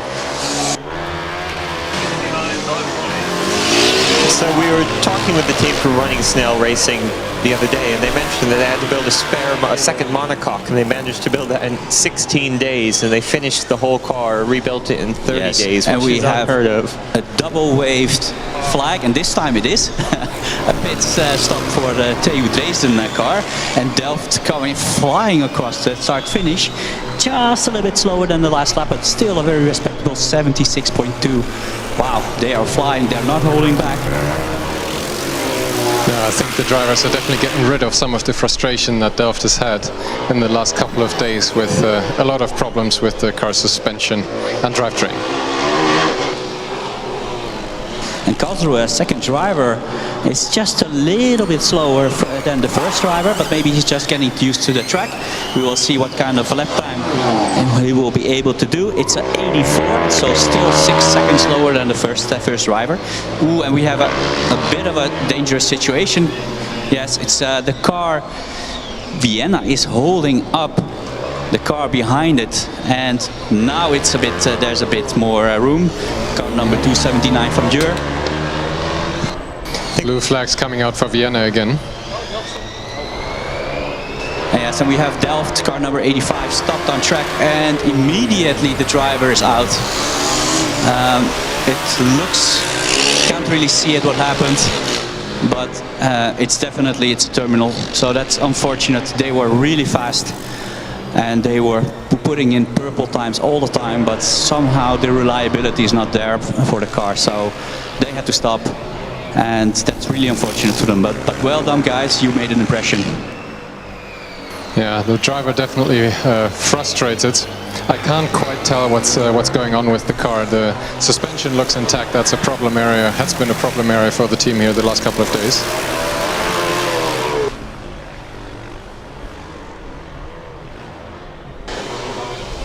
So I've noticed we haven't seen Tallinn make an appearance yet, have we?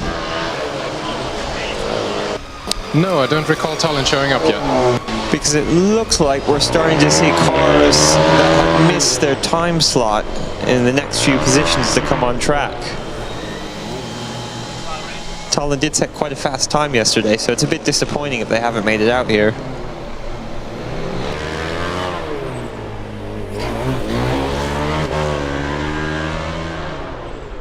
Yes, it must be something with the electrical system, guys, because the marshals are pushing the car, so I don't think there's something wrong with the suspension. It must be something else. We will try to find out later on, but that's really unfortunate for Delft.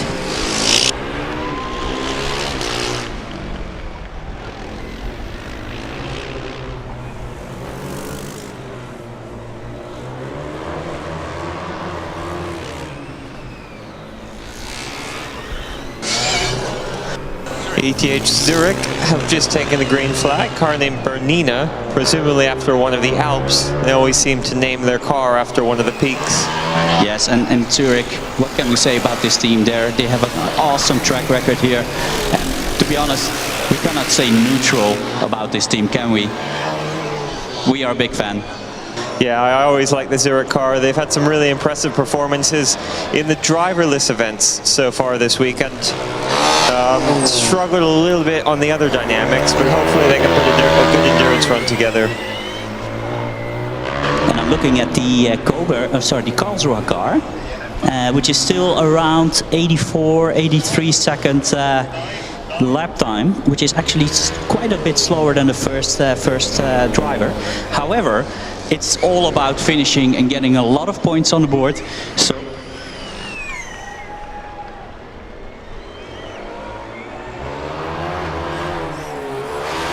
notice we've also not seen Team Stuttgart, who seem to have missed their slot as well. You can see Tallinn has just appeared, but behind the cars are running out of order.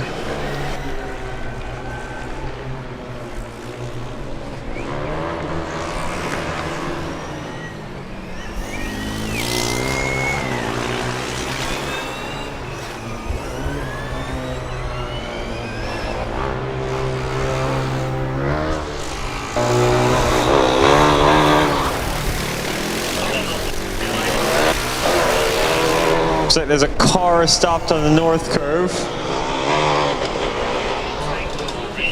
I think that's car number 99 from Aachen.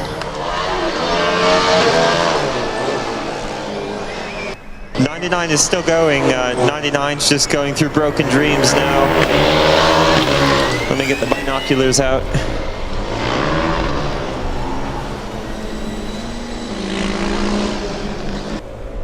It's car 23 from Running Snail Racing Team, member Biden. It looks like the T-cell is still blinking red, so the car could still be in driving mode. I'm not sure what the holdup is for them.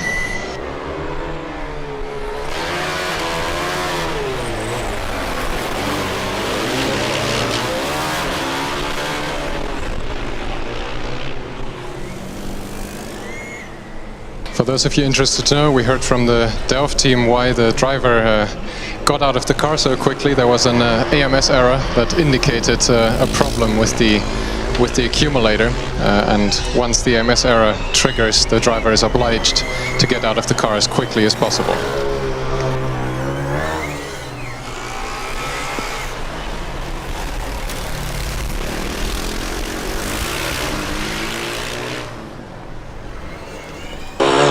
High-speed Karlsruhe still going around. The second driver not quite as quick as the first, but they are being very consistent.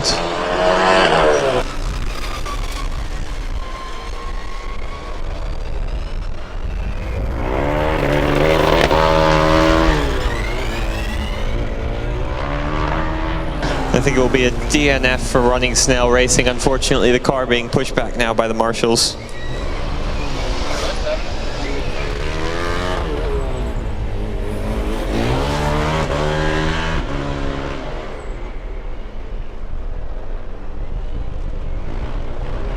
So just looking at the queue, we have only 3 cars remaining from the normal session of the afternoon, which is CTU Prague, Muni Napoli, and T.U.C Tallinn. So those are actually the last 3 cars in the queue before we have the final 5.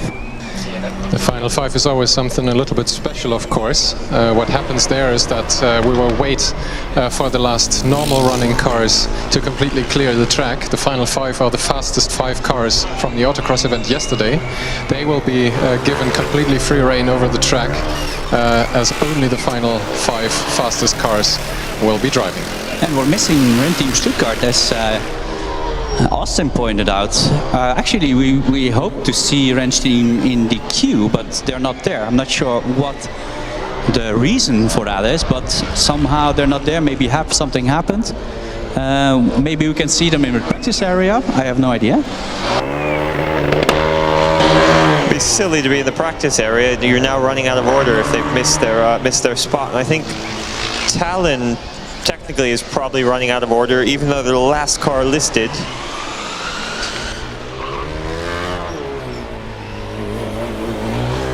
It does look like Renn Team is waiting at the practice area, so I would urge the team members to make their way into the endurance queue, otherwise you will be running out of order.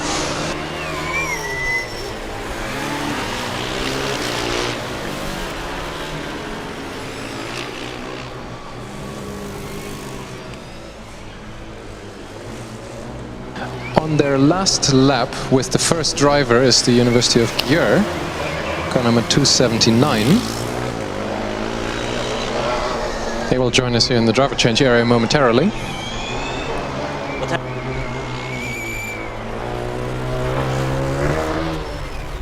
And something that we're just picking up from the timing device here is that Dresden has not returned from the driver change. So that might have been caused by an inspection of the officials that revealed something wrong with the car. We also don't see them here in the dynamic area anymore, so there is nothing, nothing for us to say more than that.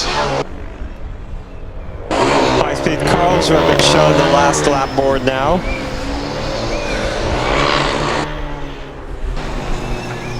Meanwhile, a bit of a traffic jam forming towards the end of the lap. TU Vienna slowing down to that CTU in Prague fast. Yeah, Vienna has been a bit of a problem child for the other cars on track here. They have slowed. They have, however, made it to the last lap board now. That is, of course, always the priority. Finishing the endurance is even more important in terms of points than a fast lap time here.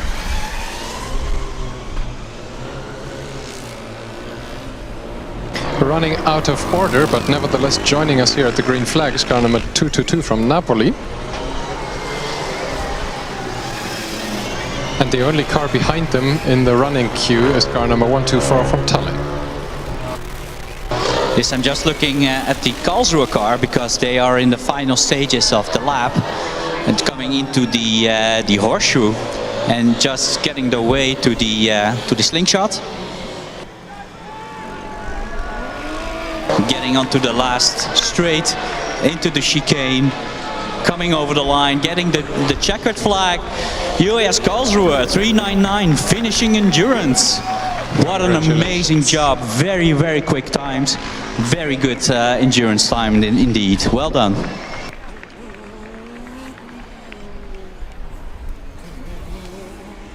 Wien again being shown the blue flag for Zurich this time around. Yes, they're also on the last lap, so they had quite a struggle to finish all the laps so far, and still they have maybe a quarter of a lap to go. And in the meantime, we have UniGyőr coming up for a driver change, car number 279. And we also see Zurich a little bit under the radar, but they are doing very reasonable lap times, not the fastest around, 83, 85 seconds. Closely followed now through the slingshot by the Vienna car, and just coming onto the final straight. Checkered flag. Yes, just already into the last chicane, taking it really slow, but nevertheless getting the double finish flag. Vienna finishing endurance. Another awesome drive. Well done. Yeah, it looks like the team members that were here in the dynamic area with them to accompany the car are very relieved after that long of a tension time until the car finally got home.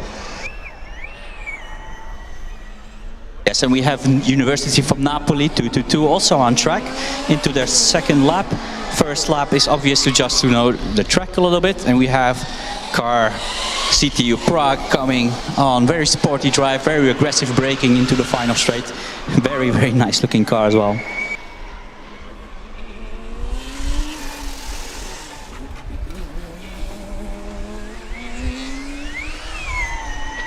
Yes, I'm looking at the lap times. For example, Prague is doing an 84.8 and Aachen is doing an 86.1.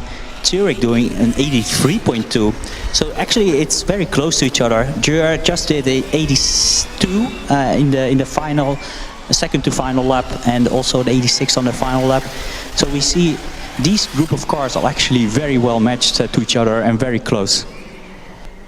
Close together are also the cars in the running queue.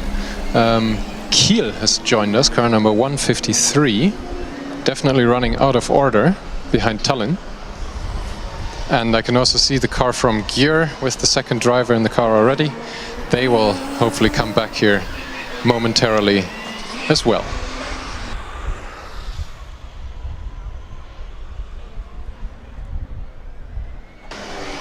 Napoli now being caught on track slowly but surely by Prague.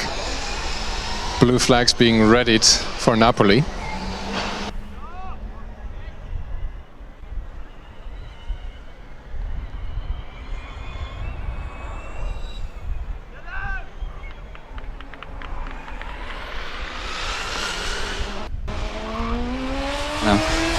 And Austin, you spotted something on the Aachen car, right?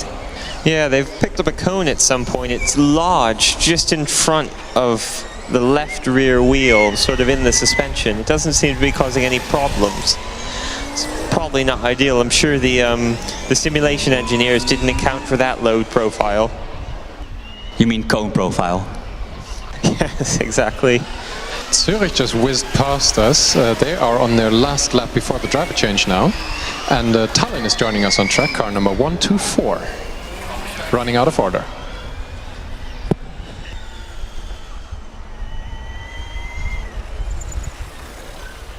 And just when we thought the queue was empty, actually the car from Kiel, car number 153, just joined us in the queue. Well, queue is one car on queue. No, it's not, but it's still a car. And I think they will be able to join us because there are only 5 cars out on track. But I do hear a combustion car restarting after a driver change, I believe. Yes, that's the Győr car from Hungary. And I think the marshals are ready to send them out. And I think he's just, the driver just making sure the car is okay. And I think they will be coming up to the start line.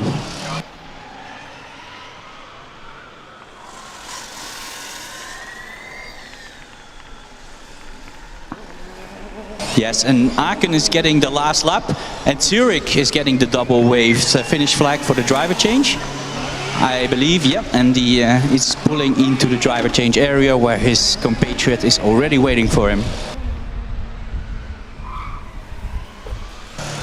Quite interesting at the moment. All the cars, with the exception of Napoli, are going around the same speed. Napoli is a little bit slower. Of course, all these cars are now running out of order. Napoli is by far the most out of order. And Győr is back out on track after a successful driver change. And I'm just going to look at a little bit at the times that we're seeing. Yes. And Aachen is, I think, they just had the last lap, as Jonas pointed out to me. And they will be in the driver change area soon. We hope they only have about a quarter of a lap to go.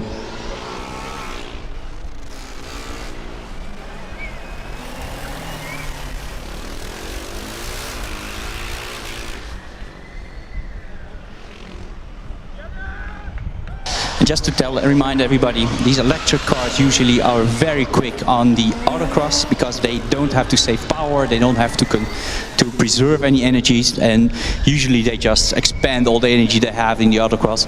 But during endurance, that's a little bit different situation, isn't it, Jonas? Yeah, the accumulator capacity is usually such that you can't have quite the same pace as in the autocross, but that also is usually limited by the drivers as well. It's incredibly difficult to be on race pace for 9 laps straight in these cars. There is no servo steering, there is very little other assistance and comfort in these cars. No, and we just mentioned the Aachen car being on the last lap, and they have indeed pulled into the driver change area. And yeah, just to elaborate a little bit on that, Jonas, these cars are also not always comfortable to drive, are they? So it's actually, you need quite a physical fitness to be able to drive these cars for 9 laps, 9 grueling laps on this track. Yeah, the few times that I've driven a Formula Student car, I always walked away with significant neck pain, and my arms also grow weak at some point. I never manage more than a couple of minutes, actually. So yes, all these drivers that we've seen here today have probably spent considerable amount of time preparing in the gym. Usually they also prepare a diet. Yes, and still you could see these drivers sometimes getting a little bit tired and you know, getting a little bit a bit sloppy on the steering and with the cars, and braking just a little bit late, and you know, they are almost human. Yeah, especially in these conditions here, we're seeing almost no cloud cover. There's full sun. There is a lot of temperature in the air here, and then wearing basically what amounts to a full body winter jacket isn't exactly comfortable either.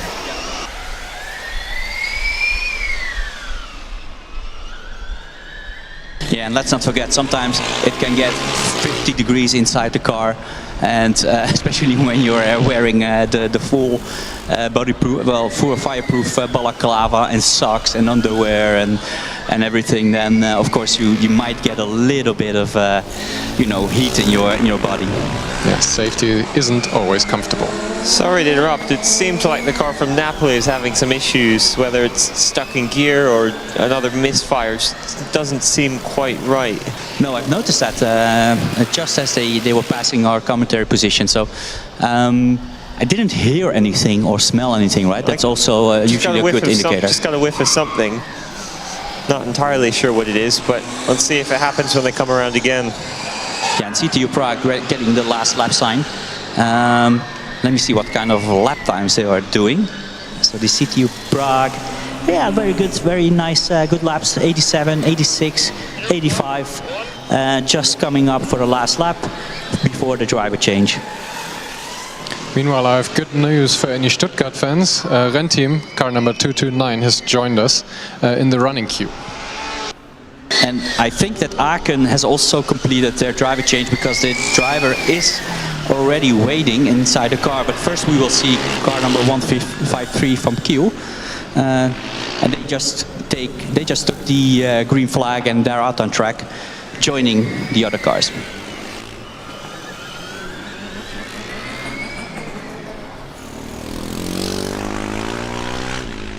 Yeah, Aachen now being held at the green flag position. I think they will be inserted into the track traffic before Napoli comes around. Yes, and I think that's a good choice by Yogi, the green flag dude, sending the Aachen car out, because I think Napoli is still struggling a little bit with the pace. And so if he would have waited a little bit longer, then they would have been stuck behind the Napoli car. Yeah, Prague in fact is now coming up on what I believe... It's the driver change, Jonas. It's the driver change, yes. Indeed. Yes. I was scrolling through the timing pages here. Team members are already waiting. There is a yellow flag on the far side of the track, the north curve.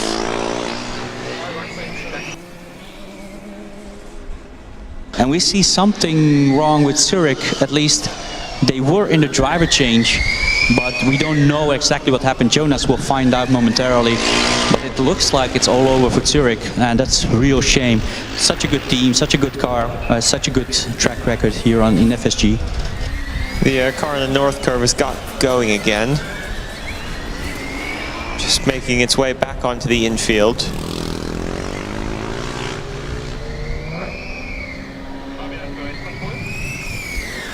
And that was car 153 from Kiel. And we have Rennteam Stuttgart. They pulled up to the queue, but now they are being pushed away again for some reason. And I don't exactly know what the story is, but they come and then they go.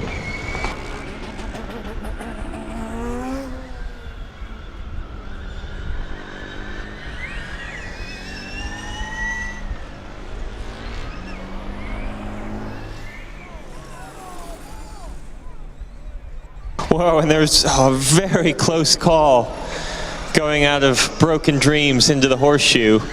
Car from Napoli seems to have stopped. Now car 153 from Kiel is stopped in Cone Killer Chicane. Fortunately, everyone's managed to get past the car from Napoli. hopefully they can safely navigate past the car from Kiel as well. So far, so good. Yes, and both drivers passing the Kiel car, doing a great job. I wouldn't mind the yellow flags being waved just a little bit earlier so the driver has enough time to react. And you commentated on that car already, Austin. Yeah, it was. I looked up and it was sort of sideways and there were cars driving around it. Doesn't look great for them.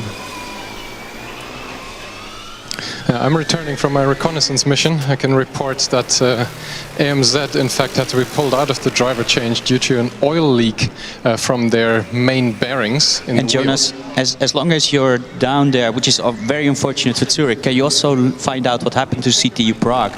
Because they've also been given a DNF.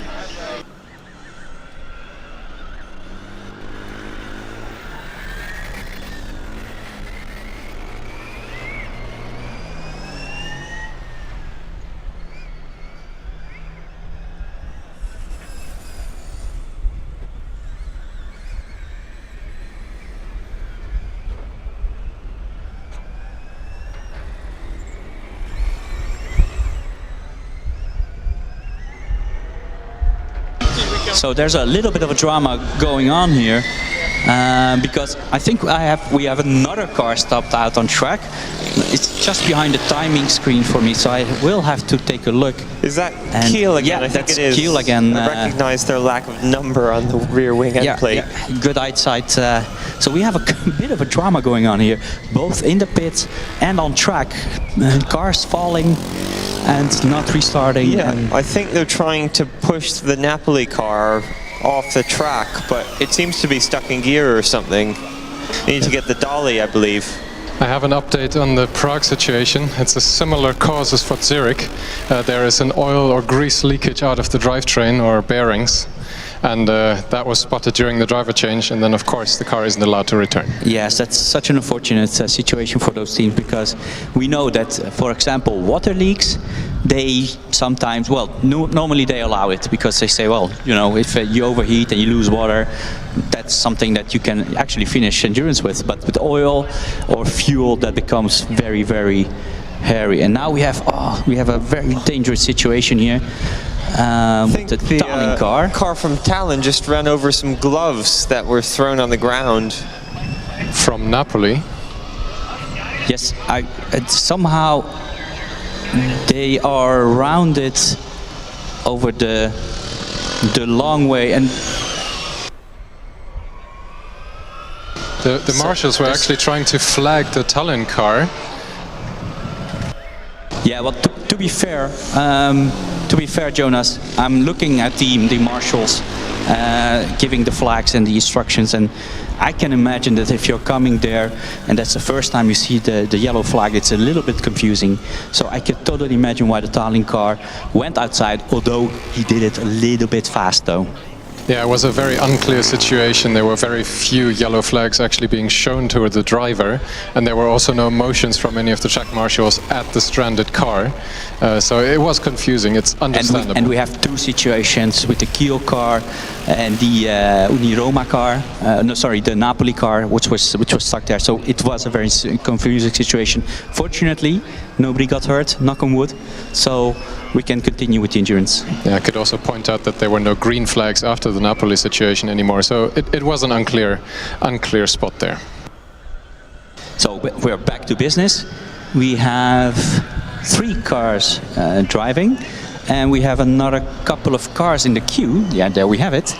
We have the, let me see which cars. We have car number 63 from Trondheim. Just behind them we have the Munich car, and it's actually, those are the final 5, right? Yep. Yeah, in fact, Green Team, I've heard some more drama while I was downstairs, has also been wheeled away, and apparently there was a guy with a fire extinguisher running after them. So I think that's bad news for Renn Team all around. Tallinn have now come in for the driver change. You're being shown the last lap board.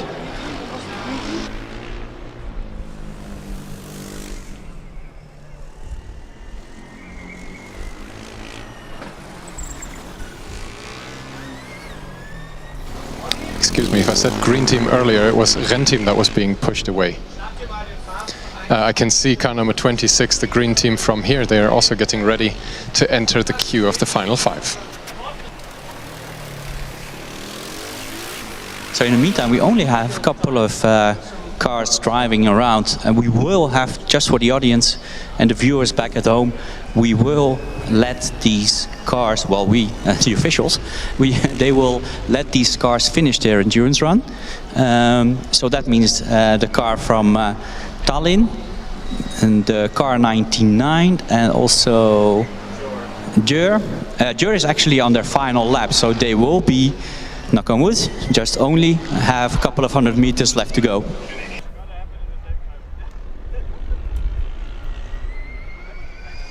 Yeah, the Arabona Racing Team from Jur making their way down the back straight for the final time through the chicane.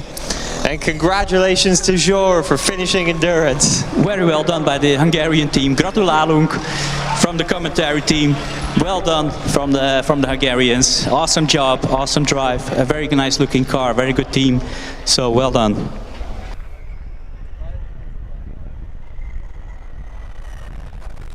So now we have let's see, we have Aachen out on track, and we have Tallinn who are in the driver change area. And the final 5 are already in the queue, waiting patiently to be released on track. Yeah, the Aachen car is so eerily silent that it's almost completely quiet, especially since Tallinn is in the driver change area still.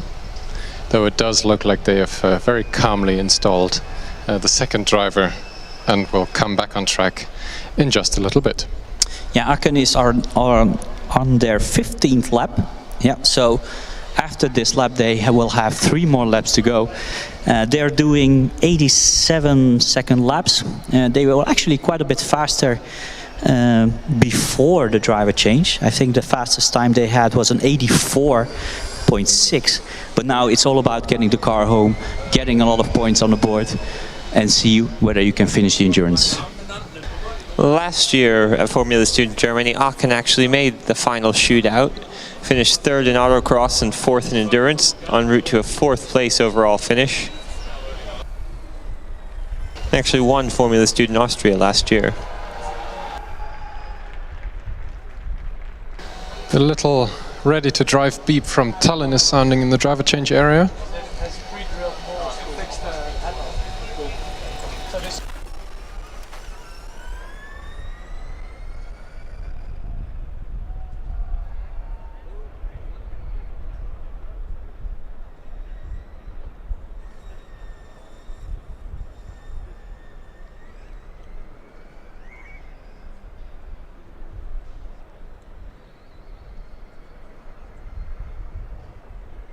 Yeah, Tallinn is off, moving to the green flag position.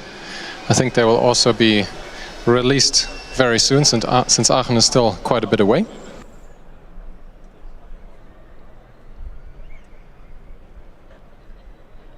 And indeed they are. Now back on track. Let's see what lap times this second driver can do, now that there's much less traffic than there was for the first driver. They're clearly very quick yesterday. And steady as she goes for Aachen. Another 90-second lap for them. 2 more laps after this one, so 2 more full laps for them.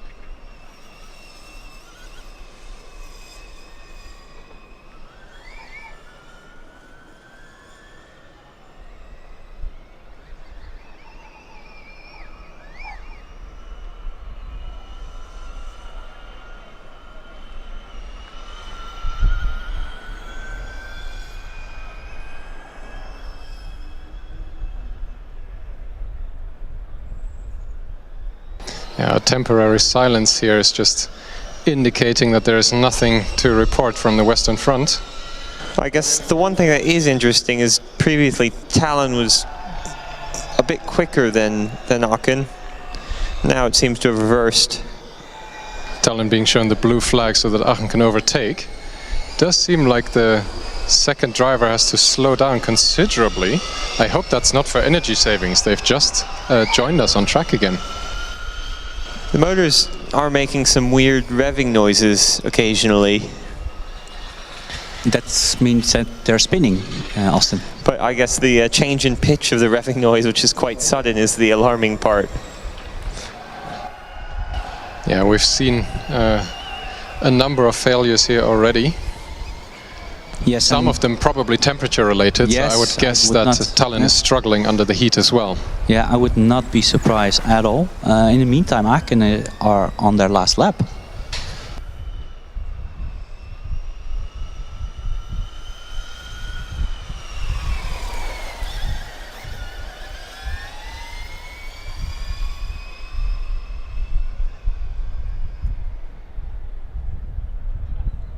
The Talon car now almost coming to a stop in the Nordkurve section. Unfortunately, that's a part that we can't particularly see very well. It's right behind the timing screen for us. Aachen is continuing meanwhile.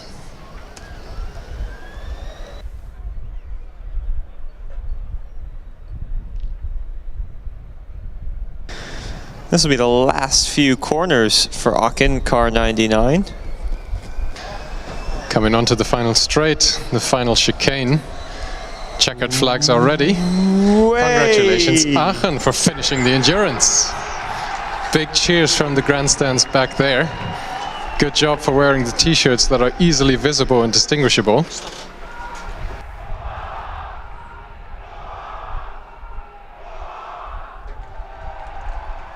Talon, meanwhile, are stopped on the North Curve.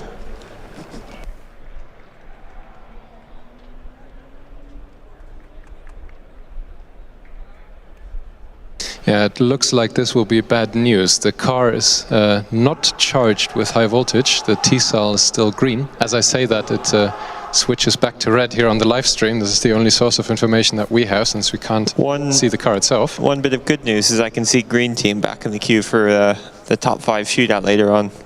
Yeah, and it seems, Austin, you are right. By observing the Talon car and observing the different noise from the motors. Not sure whether it's actually related to their problems that they're having now, but you did mention something.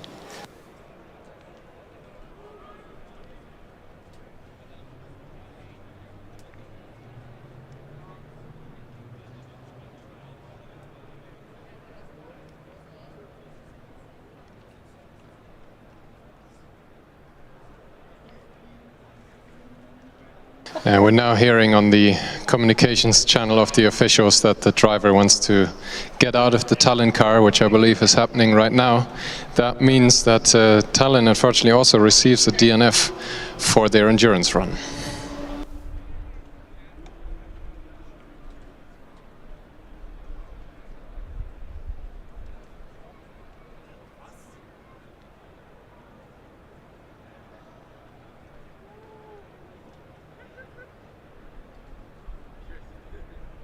So, since the track is now clear of all running cars, that means it's time.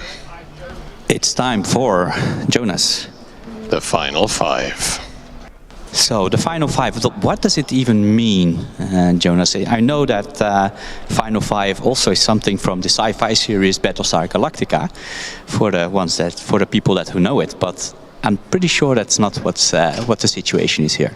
I believe it has something to do with 5 cars, and those 5 cars are special, since those are the 5 fastest cars that we've seen in the autocross event yesterday. They are now being given the full endurance track to just themselves. This is to ensure that the fastest teams are able to battle it out properly with the most matched cars on track at the same time. We have lined up here DHBW Stuttgart, NTHU Trondheim, TU München, UAS Esslingen, the combustion car, and Uni Stuttgart, the electric car. And the concept for the top 5 is a brilliant one, Mickey, but I think it sort of happened by accident the first time, didn't it? Yes, definitely. And actually, it wasn't the final 5 very well back in the day. It was actually 3 cars in the beginning. It was actually by accident, and we have to go way back a long time ago in a galaxy far away. In 2008, there was a car, Torino, I think it was, which blew an engine, and just before the last 3 cars were allowed on track. So the organization had to clean the track. They stopped the whole event basically, and then they had the final 3 cars running and competing, and it was very exciting.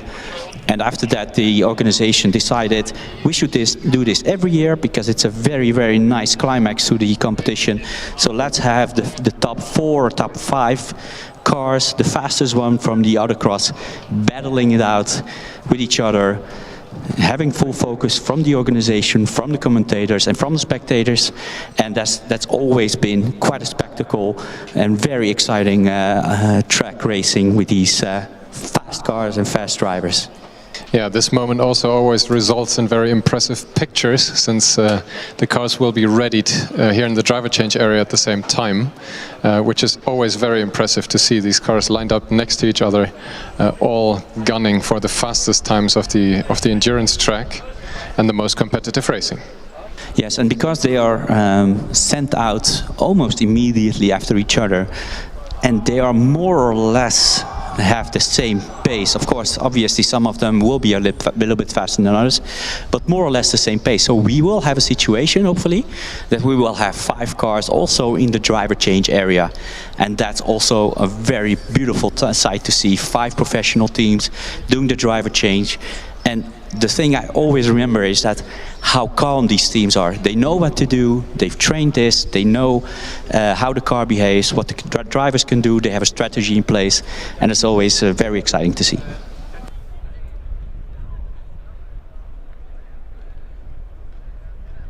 I'm just going to head down to the pit area and have a look and see how the teams are preparing. They're lining all 5 cars up alongside one another down here.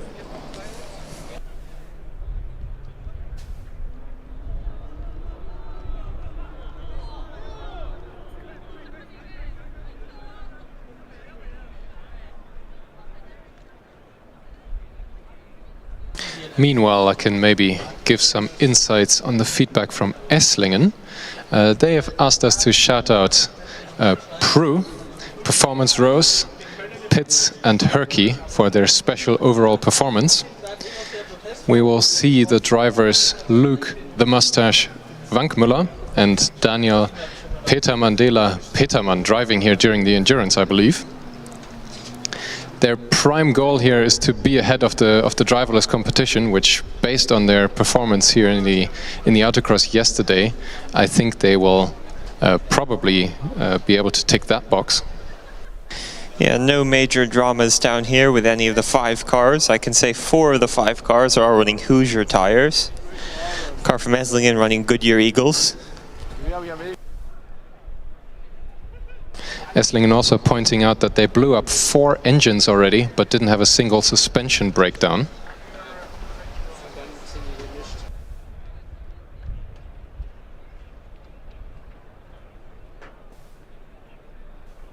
So Austin, you're doing a little bit of a spying for us. What do you see? Yeah, the team members are just making final checks, making sure the cars are in the right gear, making sure everything's tight in the belts. It is really calm here. Not a whole lot is happening, to be honest. Everybody's just sort of standing around or sitting around. Most of the drivers have some nice umbrellas from Schaeffler. They do good sunglasses, do good umbrellas. The massage chairs they have were brilliant yesterday as well. Did they pay you some extra, Austin, to make some commercial for them or not? No, they haven't. I'm just they've been a very good sponsor for Formula students, so giving them some credit for that. Yeah, that's we'll allow that. That's very nice. And just looking at the cars, shall we go by them? Starting with Esslingen, fastest combustion car out there. Yeah, he's just pressed the fan on for about half a second to make sure it works. It's a big suction fan, giving the car very good downforce to drag ratio. Yes, and we've determined yesterday that they will probably not be able to run the fan all the way through the endurance, right? Because it takes a lot of energy to keep it on. So I will be able, well, I'm actually quite curious to see how fast they will be able to run without the fan, and with the fan, maybe if they switch it on for a couple of laps, that should be interesting. Yeah, or if they've got the option of running at a lower power mode to split the difference somewhat. We've got Green Team Stuttgart, who, despite the issues they may have had a few minutes ago, there's literally nobody doing anything to the car.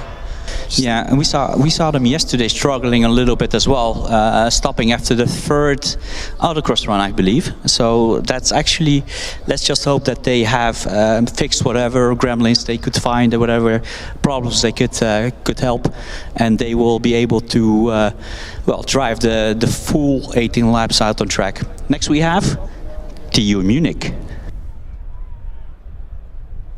Yeah, once again, the driver doesn't even have a helper to hold the umbrella, he's doing it himself.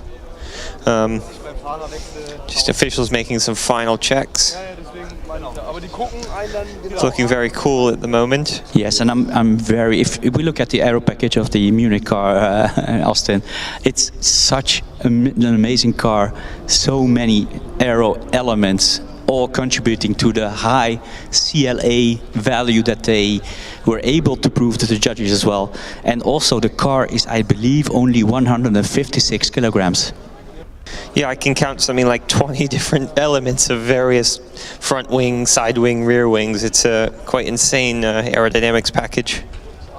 Yes, and moving on to the next car, car number 63 from Trondheim, our Norwegian friends. Also very impressive looking aero package, but very nice, good color scheme.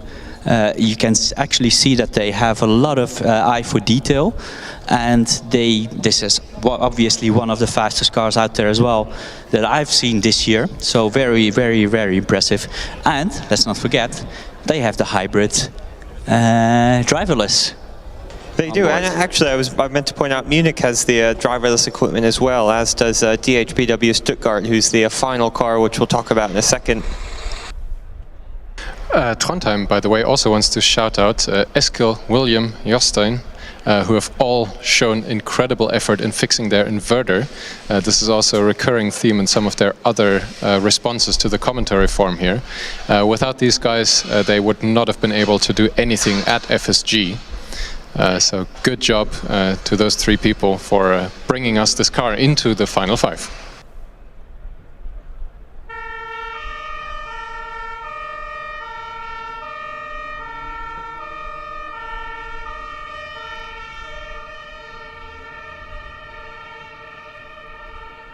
We're briefly shutting down our microphones here as the fire truck that is situated here at the dynamic area is pulling away with sirens and blue lights flashing. He's headed for the pits. I hope everything is okay over there. We can't see that area at all, so we don't know what's happening, unfortunately. Well, let's just hope, Jonas, that nothing is very serious. We do know that most of the teams are back in the pits, and I really do hope there's nothing wrong. Yeah, that probably also means that the final five will be delayed slightly until the fire truck returns. It's usually always here in the dynamic area. No, that's right, Jonas. Also the officials indicate that we will have to wait for the fire truck to return, because if something happens during the final five, we will need them maybe, so they need to be on here in the place where they were actually all week. And also let's point out that safety and the safety and security of all the people here is of utmost importance. Nothing else is more important than the safety. So while we wait for the fire truck to return, these guys and these drivers are still in the car, and I can tell you it's really hot out here. It's at least 30 degrees or more in the sun, and I'm pretty sure in the cockpit it's even hotter, wearing all the fireproof equipment. Yeah, Yeah, that's one of the positions that I never wanted to swap with during my time, especially since all the competitions are always in the summer. These drivers are wearing fireproof underwear, fireproof suits, they have their helmets on. It's basically like a wearable sauna. Well, fireproof underwear is allegedly. There has been no proof of that, but let's just take their word for it. Well, they should be wearing it according to the rules anyway. Yeah, but I'm pretty sure they're not being checked while in the car right now, and it's a couple of 100 grams, right? So even if at 1/100th of a second, you never know. Anyway.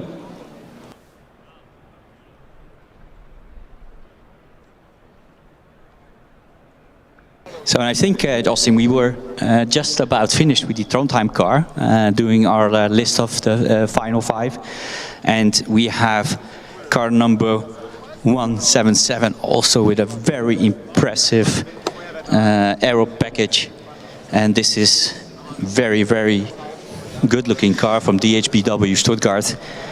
Yeah, the wings are quite similar to TU Munich. I think it's obviously a completely different design, but they've both very much gone down the same design philosophy, I think. Yeah, you can definitely see some nuances, and I think some wings also serve as helmet holders. But anyway, it's very similar to a mount of aero elements to the Munich car, and this actually shows because either you have a lot of aero elements, which makes you really fast and provides you with a lot of downforce, or you have your huge fan like Esslingen does, which is also an aero device. Which actually the car with well, the least amount of aero elements is actually Trondheim, but still they have quite a decent amount of aero packages on board. I can sprinkle in an additional piece of information that I've just been given by the officials. We are indeed temporarily awaiting a response from what kind of incidents they are responding to in the pit area. We will then await a response on how long they will have to stay there. We will definitely not be running the final 5 without a fire truck present. It remains to be seen whether the truck that just left towards the pits will be attending, or we will have to look for a replacement in case something more serious has gone down. Okay, thank you, Jonas, for that piece of information.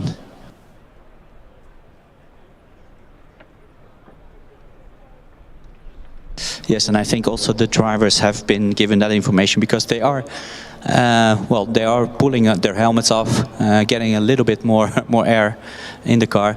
And actually, I see the fire truck from where I'm standing, and actually, it's parked next to the pool and the sauna from Helsinki. So I'm not sure whether eventually the pool heater exploded like some feared, or something happened with the sauna of Helsinki. But well, as far as I can see, there's no big drama, or I can't see any people running or being stressed. So I really do hope it's not a big issue and it will be resolved soon.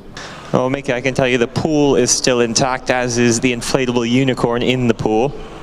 Ooh, I was worried.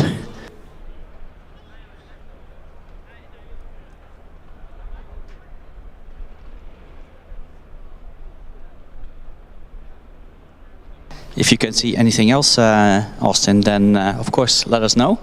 We are curious to see what happened there. So I don't want to report anything that's not fact, but what I can say is I don't believe there's any Formula student team or car involved.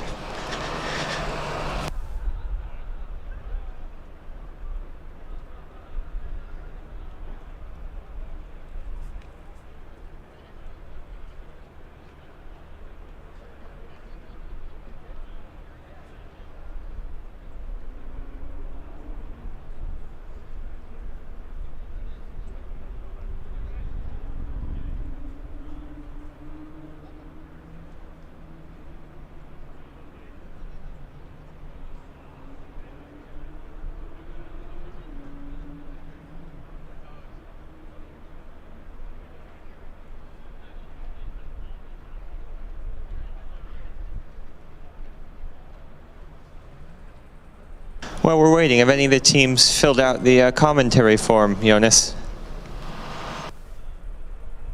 once the action starts, it may be difficult to go through it all in enough detail.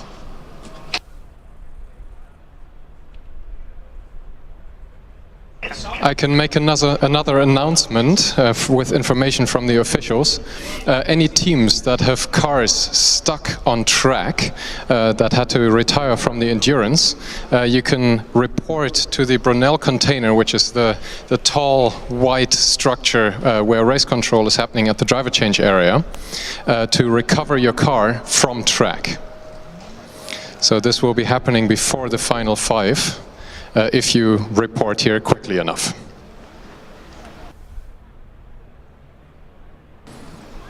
And to repeat that, teams that have cars stuck on track, report to the Brunel container to be able to recover your car before the final 5 are running.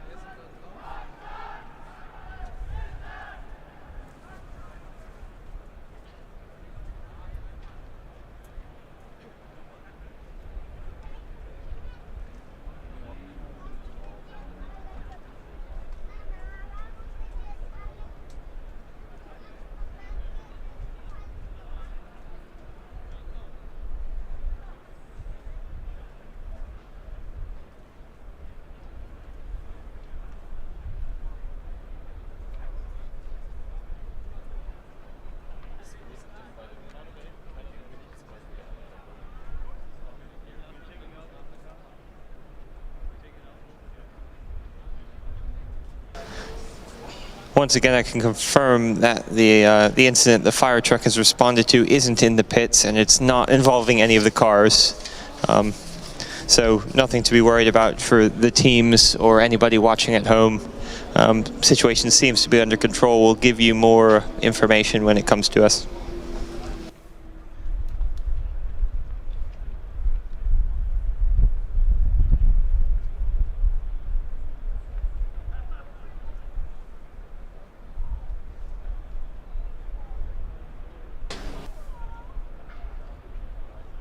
And yeah, we can go through some of the information some of the teams in the final 5 have given us about their cars and teams. We'll go from Stuttgart downwards. So car number 177 from DHBW Engineering Stuttgart will be driven by Matthias Hensel, nicknamed Matze, and Nicholas Pfaff, nicknamed Pfaff. The car name is sleek because it is an elegant, slim, and fast car. It actually only weighs 184 kilograms. Their goal is to finish first, and they're in competition with their local neighbor, Green Team Stuttgart. They won first place in Formula Student Netherlands this year, and Green Team won Formula Student Austria. Now it all comes down to this final 5, the last event of the year at FSG, to decide who's going to take home the real Stuttgart award.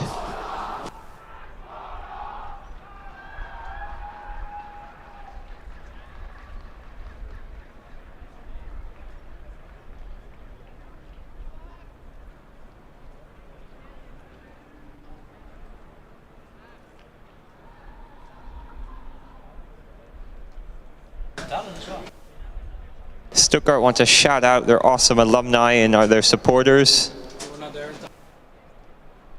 And a fun fact is in the FSG rules quiz, there was a question where some top teams from the world ranking were listed with the university abbreviation and animal name. We were listed as Monkey DHBW. After that, the monkey became a big symbol of the team. And they now reject humanity and return to monkey.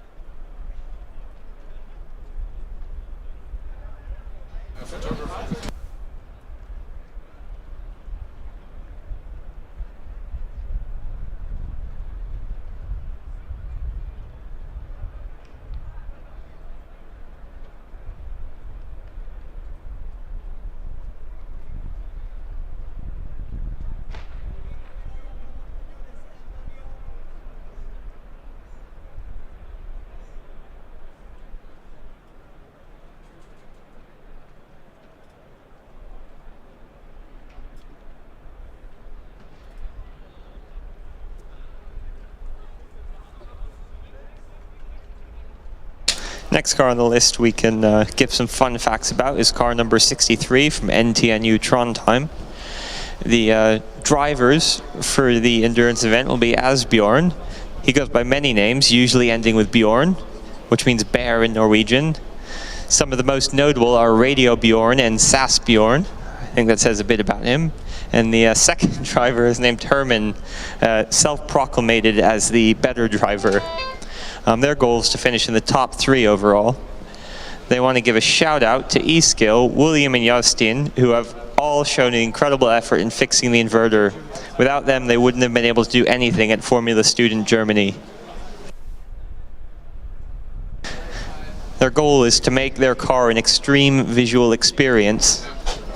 They want to thank KA Racing. During FS East, they blew up their inverter, and KA Racing was kind enough to loan their workshop and test track in Karlsruhe, so they spent a few days there between FS East and FSG to fix the inverter and to test the car. Also, they were a bit unlucky on their travel from FS East, and the truck had a breakdown too. But again, KA Racing came to the rescue and loaned them a trailer and helped them sort out the rental car. This is the 10th car from Revolve NTNU and the first EV-DV merge car. They said they've been quite unlucky so far this season.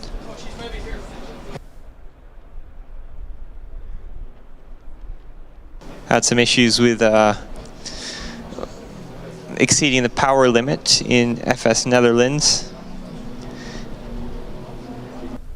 And had the issue, as I mentioned, with the inverter at Formula Student East. So hopefully it's all coming together for NTNU and their car Aurora, which is named as an homage to their first car, Borealis. Yes, and to any team that is waiting to collect their car from the Dynamics area. So if you stalled, if you didn't finish your car, and you had to leave it behind on the dynamic area on track, this is the time that you can come collect it. I know that the marshals are already pushing a couple of cars out. I can see, for example, the Kiel car, and maybe I think the team might be able to come and get it, and so you can have your car back on time. This is the moment. Yeah, for that purpose, please report to race control, the white tower at the drive change area. You will then be given instructions on how to recover your car safely. Next car we can talk about is TU Munich, car number 31 from TU Fast Racing Team E-Technology. They haven't given us any fun facts. I can tell you the car's design weight is 157 kilograms. They got front and rear self-designed TU Fast motors. They actually finished second overall here at Formula Student Germany in 2021 last year. And they actually had a very successful 2019, winning Spain, Germany, Austria and East, and also FSE Austria in 2018.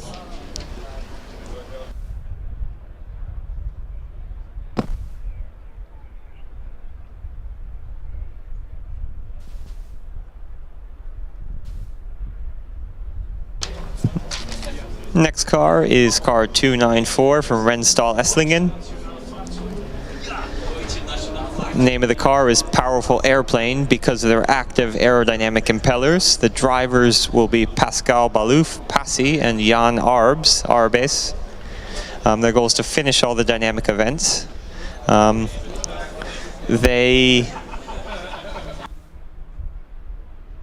They've implemented some Easter eggs into their dashboard, the electronics department. When the dash is booting, there's a starting screen, is a picture of one of the endurance drivers.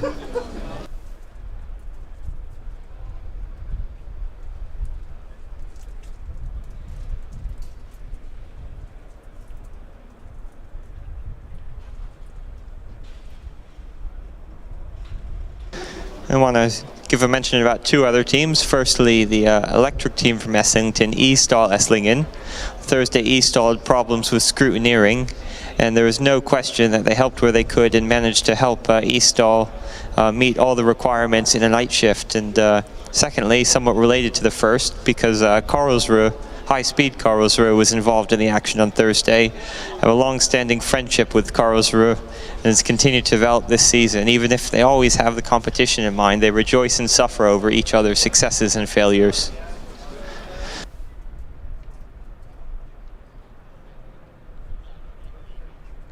And the final car, the top 5 shootout, is car 26 from Green Team Stuttgart.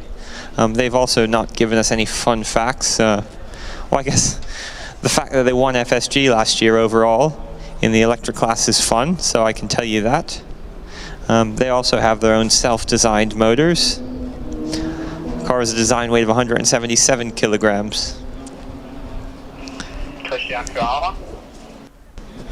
And I think with that we've covered all of the fun facts and shout-outs that the individual teams gave us that are in the top 5 shootout, so when they're on track, Switch to 9. we can concentrate on the action.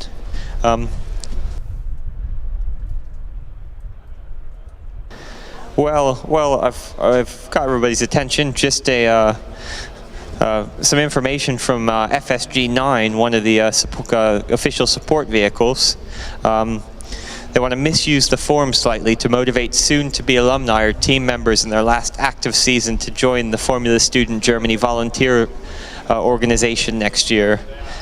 We need over 450 volunteers to bring Formula Student Germany to life. And although we're divided into several teams, for example, timekeeping, event control, event support, Kalina, technical inspection, media, we are like a well-oiled machine and even a family. We tackle the ever-growing challenges of the annual event with skill and passionate dedication.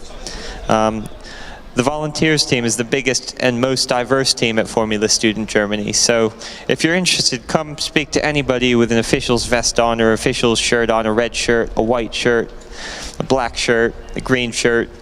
We'd be more than happy to give you some more information. Otherwise, if you go onto the FSG website and go to officials, then volunteers, you can learn how to become part of our family.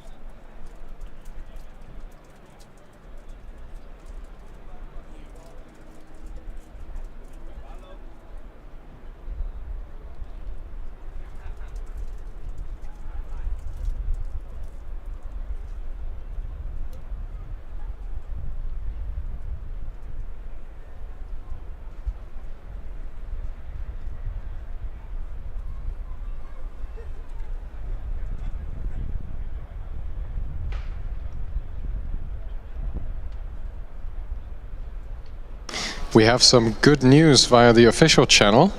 It looks like the fire truck is able to make its way back to the race control here. So this makes us hopeful that we will see the final 5 endurance running kicking off here momentarily. If anything, this has upped the tension even more for these 5 teams waiting to go and for everybody watching. I'm getting 2,000.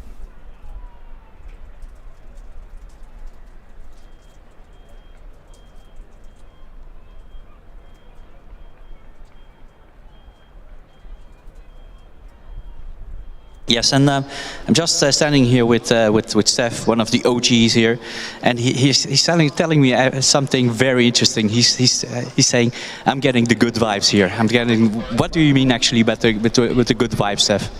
Well, in 2008 we had some suspense as well before the final cars could run. We had a dry spell there as well because of one of the cars on track. They leaked some oil, I presume, if I remember correctly. So that's where the final 5, or in that time final 3 idea was more or less born out of coincidence. But I get a bit of similar vibes. We had a 20-30 minute break then as well. It ups the ante, don't you think? No, definitely. This is just adds to the excitement, and we are actually building up the climax, because we do have to wait. Everybody's here, everybody's waiting. We just want to see these cars perform out on track. And yeah, we can definitely see the fire truck making its way back about the roundabout onto the final straight, coming onto the their starting position. But yeah, I see the actually the drivers also getting back into the car, looking at the marshals, track marshals, going out into the baking sun. Steph? Yeah, it's gonna start soon. Everybody in the pits or hearing this is the moment to come back to the grandstand, or the medium stand, or the small stand, to watch these cars. It's really good to see what a Formula Student car can do. Any of these 5 cars is one of the fastest cars on track today. You won't want to miss it. It will give you inspiration for your own car if you're not the team driving, to see what actually a car is able to do. So this should be fun. And I think we're not exaggerating if we tell everybody that these cars are among the fastest ones on the planet. I mean, there are a lot of good teams out there, a lot of good and quick cars and quick drivers in the Formula Student competition worldwide. I think there are more than 400 schools and universities participating in the worldwide competition. But these teams here, these cars, these drivers are top 1%, 0.5% of the planet. So that's actually a privilege to be here.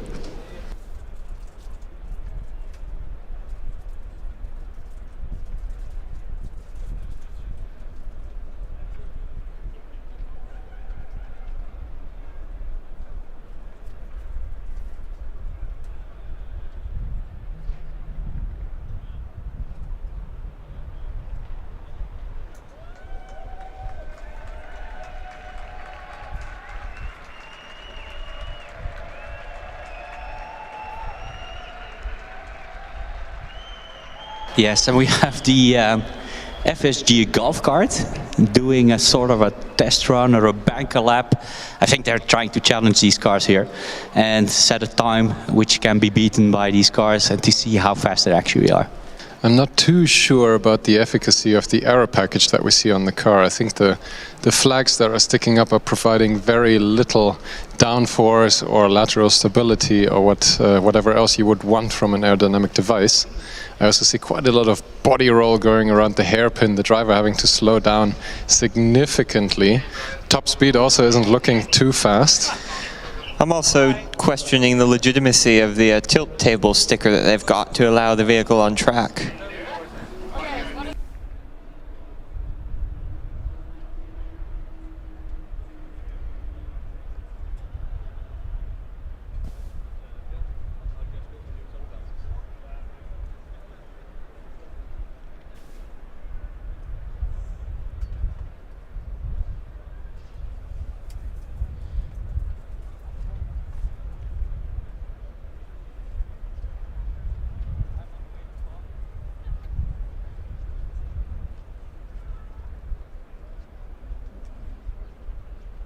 Coming into the wings section without any wings, the calibrated golf cart making its way slowly but surely around the track, through the slalom now.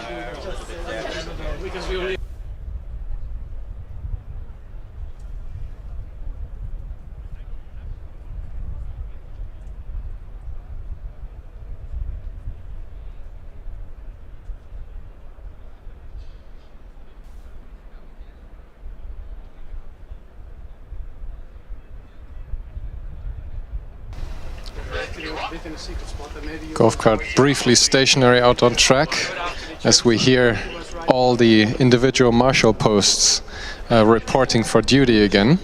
It looks like we're almost ready to go. Fire truck is back.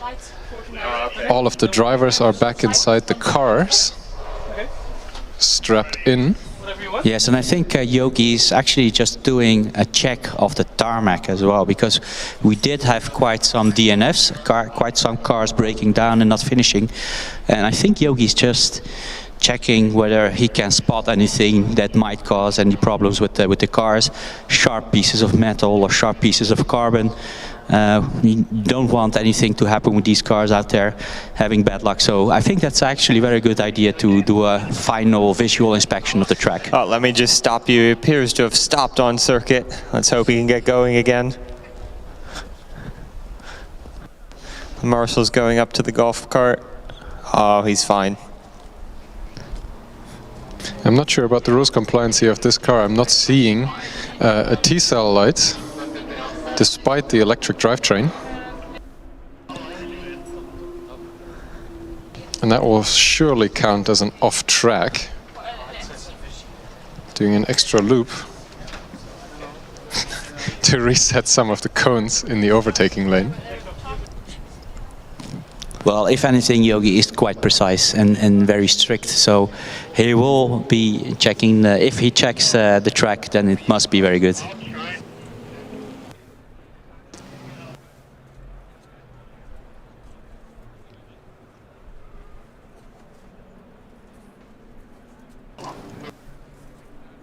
We're hearing something very impressive, a very ambitious plan from the officials. Since we have the elongated track layout that we didn't have available last year, the officials want to attempt to release all 5 cars within the same lap, so that we have exactly the same running order and the maximum chance to be able to see all 5 cars back here in the same order in the driver change area.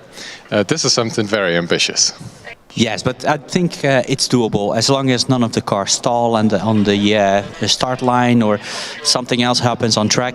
I think it's actually doable because we have a track which is approximately 75 seconds in length, right? So all you need to do is wait 15 seconds to send out the car. Yeah, we hear the engine from Esslingen firing up. We already have Stuttgart, Trondheim and Munich ready with their high voltage systems engaged. Stuttgart also seems about ready to go.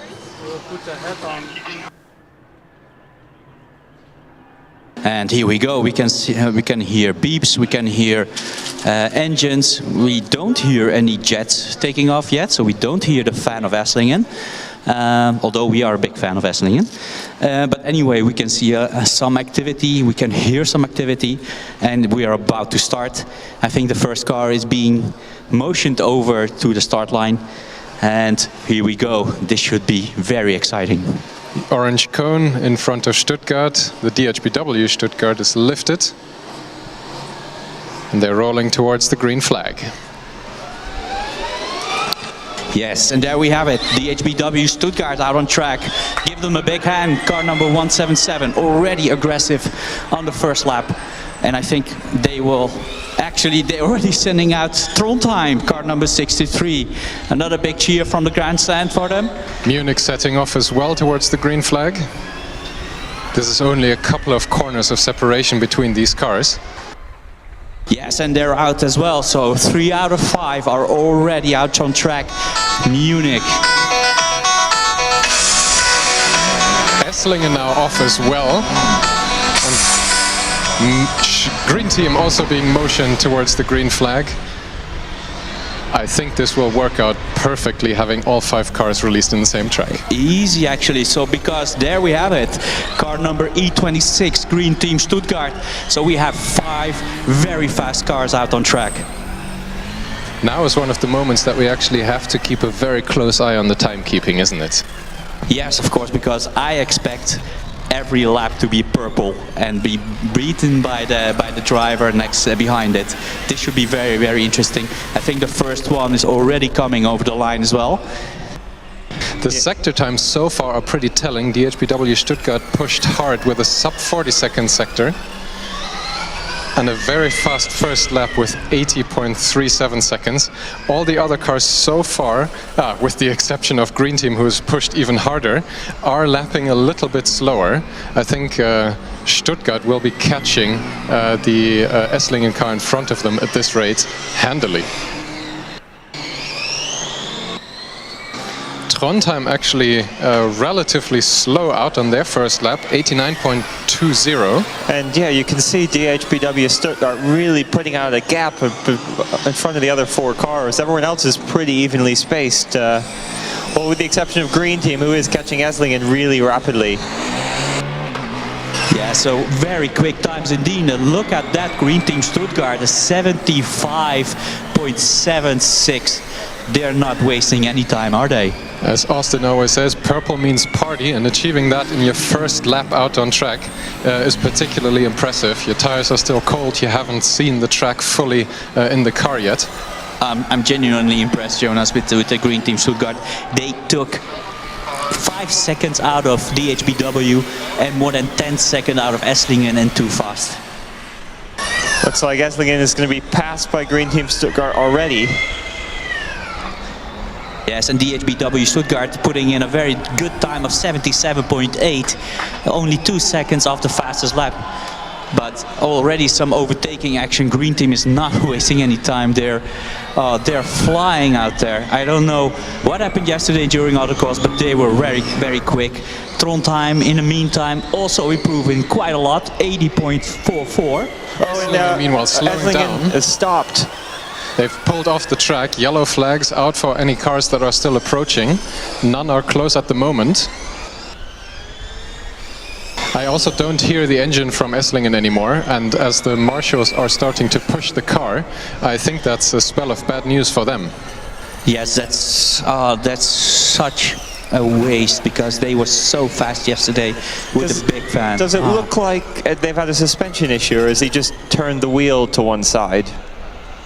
I wouldn't be surprised if it would have been a suspension issue. That would be actually quite, well, logical for the driver to pull off the track, because he just immediately knows he cannot continue with that car. I can't see any suspension failure yet. All the wheels still seem to be attached to the car firmly.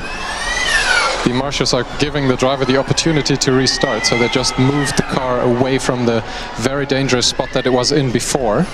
And Green Team already overtaking Munich as well. So the Green Team, of course, flying out there. They have to slow down a little bit just now, because the Rennstall is still in the way. They are being pushed away, which is so sad. But now the green flag is waved for Green Team and for Munich. Oh man, this is such a quick session. Yeah, please give the Esslingen team a big hand on the grandstands. Making it to the final 5 must be the highlight of the week so far. Yes, and even with having slowed down, the Green Team Stuttgart did a 74.96 lap, and they pretty much had to slow down on the Esslingen situation, and they lost at least 1.5 seconds on that. So I'm pretty much convinced that this is not the final, at least the fastest lap of the day. No, definitely. Stuttgart has, or Green Team rather, has been consistently speeding up in all over the track, actually, by not just tenths but also full integer seconds. This is truly spectacular here, seeing the car going around this track this fast. It just looks like it's on rails. Yes, and let's be honest, DHBW Stuttgart doing a 77.8 as well. It's not their fastest time by 0.03 of a second, but still very, very impressive indeed. And Green Team is just flying out there and catching the Trondheim car by a big margin. Sorry to interrupt. TU Munich is going very slowly around Broken Dreams. Yeah, they have slowed down a little bit. Unfortunately, we need to wait for them to come around before we see the effect. I can hear like a scraping sound coming from the TU Munich car. Doesn't sound right at all. They're dragging something, that's for sure. It almost sounds like a combustion car going past. Sounds like something maybe in one of the gears of the motors has broken, because it sounds really rough. Like you said, it sounded like a single-cylinder combustion car driving past us. And in all the excitement, we forgot to mention that Green Team improved the fastest lap time by quite a margin. It's a 73.3. Yeah, they've just been able to overtake Trondheim, and already there is a considerable amount of distance building between Trondheim and Green Team. This car is so fast. I mean, you can see why both teams from Stuttgart have won events already this year. They're both flying, and I mean, in particular, Green Team. But let's give DHBW Stuttgart some credit as well. Yes, and Green Team have been a little bit unfortunate with the disqualification on the acceleration. I know that they were the fastest in the acceleration time, but had some kind of, well, data problem, so they couldn't upload it, or they didn't upload it, so they were actually disqualified. And let me see what they do. And it's another very quick time, but they had to wait a little bit for the Trondheim car, so it's a 75.2, very, very good. Meanwhile, the noise that we previously heard from the Munich car seems to have subsided. No, it's still there. It's just way more apparent when the left hand of the car goes past us. Oh yes, that sounds like a literal golf ball in a blender, actually. Yes, we just speculate from here, but it can be some gears or some bearing, or we don't actually know what. So far, it doesn't hurt them too much, because they're still doing a very respectable 79.98 second lap. So if the driver even doesn't realize it, maybe. Well, what might be turning into a small problem for them is that the meatball flag is being readied here by the officials. I think that will definitely be shown to Munich based on the noise. Yes, and of course they don't make decision very lightly, because it will hurt the pace of the Munich car. But the rule is, Jonas, if I'm not mistaken, is if there's nothing wrong with the car, then their time will be reinstated by the official. Trondheim has slowed down a bit now. They seem to be holding TU Munich up quite substantially, even though TU Munich is wounded. Yeah, both Trondheim now going very slowly. TU Munich with possibly a technical problem. This is turning into the Stuttgart show, isn't it, this final five? Yeah, I think the TU Munich driver is visibly complaining about not receiving any blue flags for the Trondheim car. Well, wait until he sees the meatball flag for himself. I'm sure he's going to be even more angry. Yeah, I can imagine that. Yes, and I think that's exactly the situation why they are not giving the blue flag, because they are getting the meatball flag for the noise that we're hearing. Yeah, now Munich pulling into the driver change area.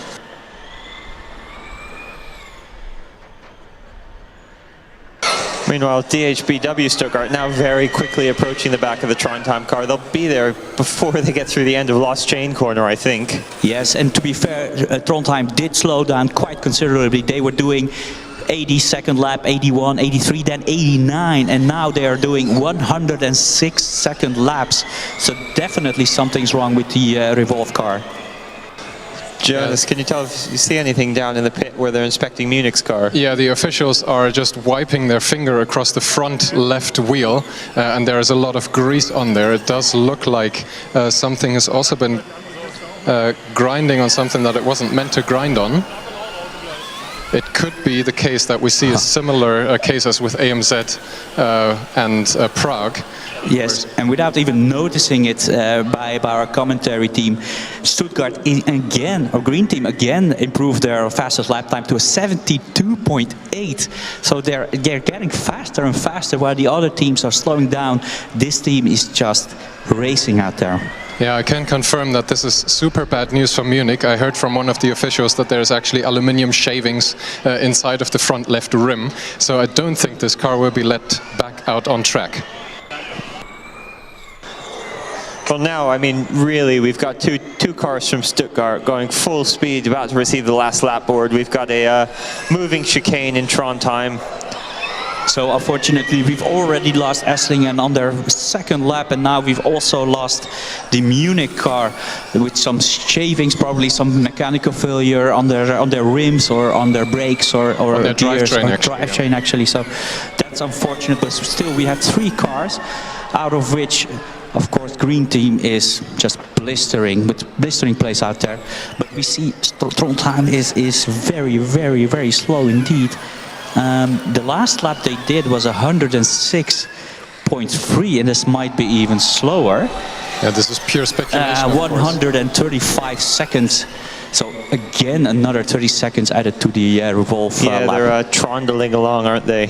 Yeah, my suspicion is that what might have happened is based on their feedback in the commentary forum, they've had inverter issues. So maybe some of them in the car have decided to leave the chat, and the car is now running on less than 4-wheel drive.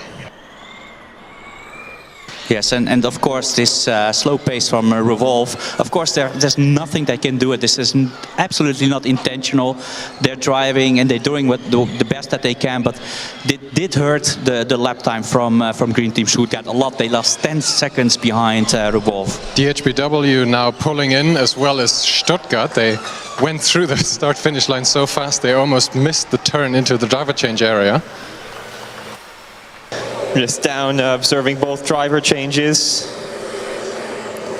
DHBW Stuttgart, first driver is out of the car, second driver is adjusting the belts. Out on track, meanwhile, Trondheim is still going, but is slowing down more and more. Yeah, they have another full lap to go before the driver change, so that means that they've lost a lot of time out there. They clearly have some mechanical issues or some electric issues, which caused them to drive around in sort of a limp home mode, and that will be a long endurance this way. Everything's looking okay down here so far for both teams that have pulled in from Stuttgart.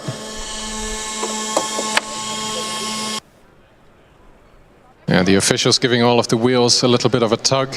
Suspension issues have been popping up here and there for a few cars today and yesterday as well. No drama for DHBW though. No drama here for Green Team either. It's about as routine a pit stop as you could possibly have so far. Both drivers are already back. The second drivers are in the cars already. Yes, and Trondheim doing another 130-second lap. So that means if you compare that to the last lap of Stuttgart, was actually an improvement again. It was at 72.6.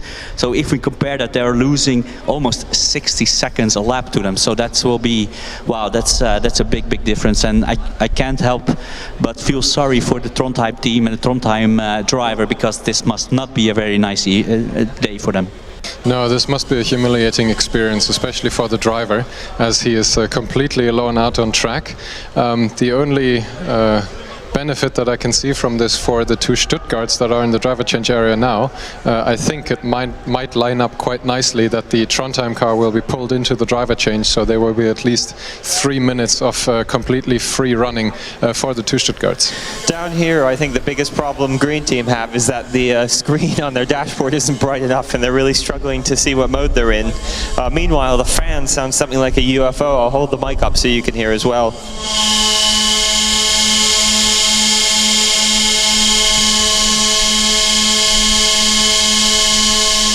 Yes, Austin, don't get abducted, please. We need you for the award ceremony later on. And Green Team is off. Fortunately, I'm not with them, so I've managed any form of abduction.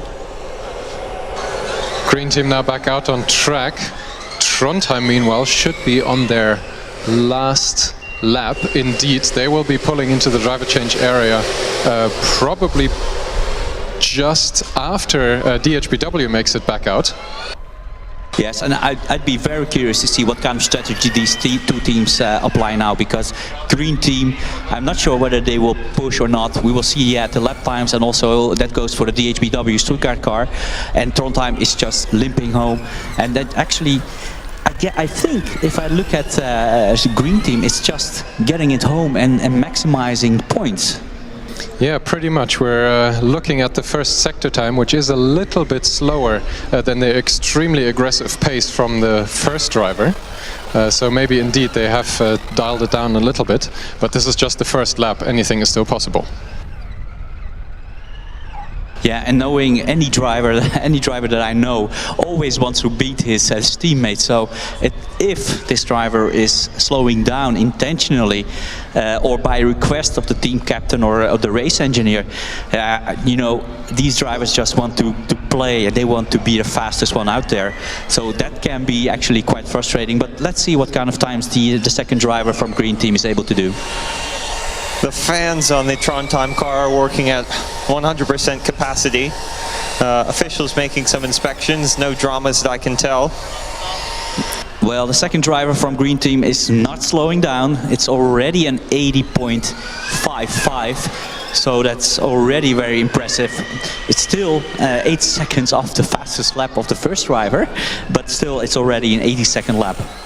Yeah, DHBW falling back a little bit compared to their first driver's pace as well. I can tell you on the dashboard for Trondheim, the temperature gauge is red. Presumably when it's red, that means things are hotter than they're supposed to be. So possibly that has to do with the issues they've been having so far. And Munich being wheeled out of the driver change area right now. Again, my heart goes out to any team that has to experience not finishing the endurance. Yes, and looking at the sector times of Green Team, the driver is already 1 second faster than the previous lap, but still that means a big way off from the first driver. But maybe it is steady. Let's see what kind of time they do. It's a 78.7, picking up ever more speed. Yeah, we have talked about the capacity issues of the electric cars in the endurance, of course, before. You would expect that each of the cars isn't able to fully sustain the maximum pace across all of the 18 laps that they have to do here today, which makes the performance from Green Team and the DHBW Stuttgart ever more impressive. Yes, but there you have it. I mean, we have had 5 cars, out of which 3 are still running, and only 2 of them on proper pace because Trondheim is stricken somehow. Yeah, it is pretty sad to see that even in the final 5, the rate of attrition in the endurance is incredibly high, probably related at least in part to the conditions that we have out in here on track. It's incredibly hot, but also just the gruel that this endurance presents for the cars is reflected in the finishing. Yes, and I firmly believe that the second driver from Green Team Stuttgart, again shaving off a second and a half from his previous lap time. He's learning the track, and there you have it. Again, another 2 seconds off his personal best at a 76.3. So he's not taking it slow, is he? No, he's definitely learning the track and figuring out where he can shave off considerable amounts of time.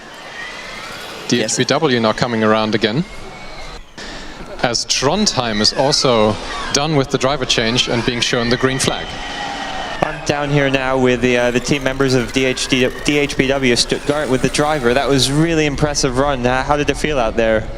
It felt great.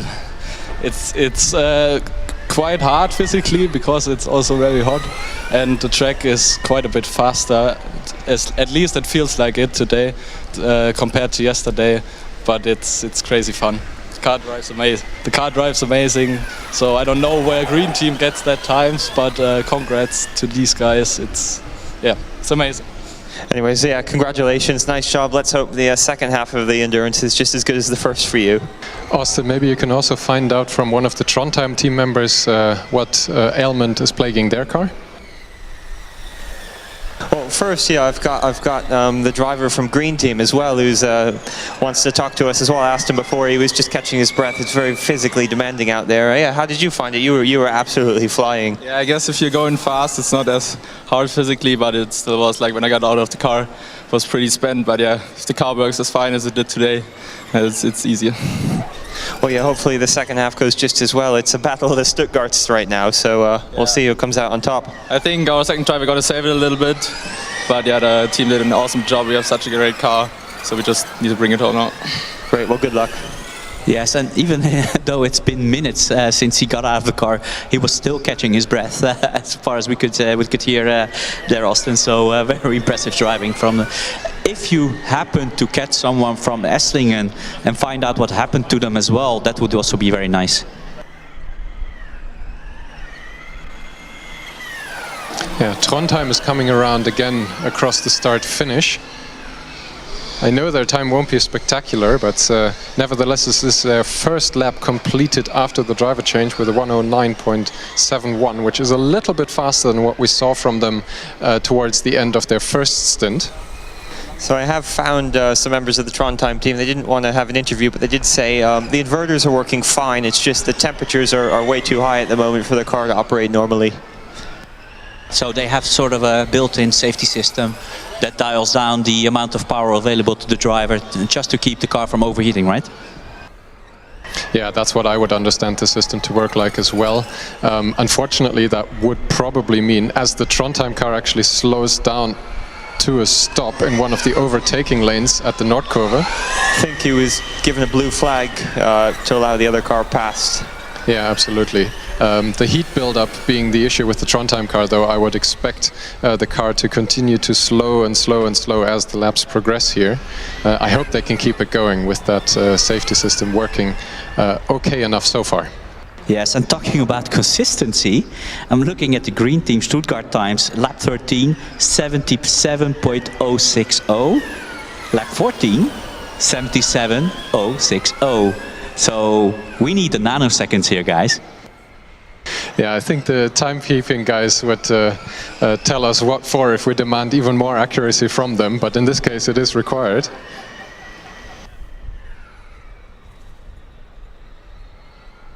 Coming around again, green team.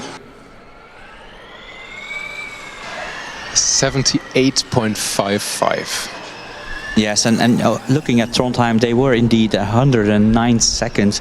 But just before the driver changed, the driver had to do 135 seconds, 130 seconds. So he really had to slow down, or the car made him slow down, obviously. And this lap from Trondheim, it's a 117, so again 8 seconds, but that has to do with the overtaking area, right? Yeah, indeed, they came to a complete stop as they did just now here in the Klink overtaking area. So both Green Team and DHBW overtaking them multiple times on track right now. Yeah, so I think and also Austin interviewed the Green Team first driver, and I think he told us that the second driver is, well, taking it slow, if you can call a 77 second lap taking it slow, but it's probably just about to bring it home and to see whether, yeah, of course, if they bring it home, that it will be a very fast time. So let's hope they can continue this. Yeah, 5 seconds a lap slower than their fastest time is apparently calling it taking it slow.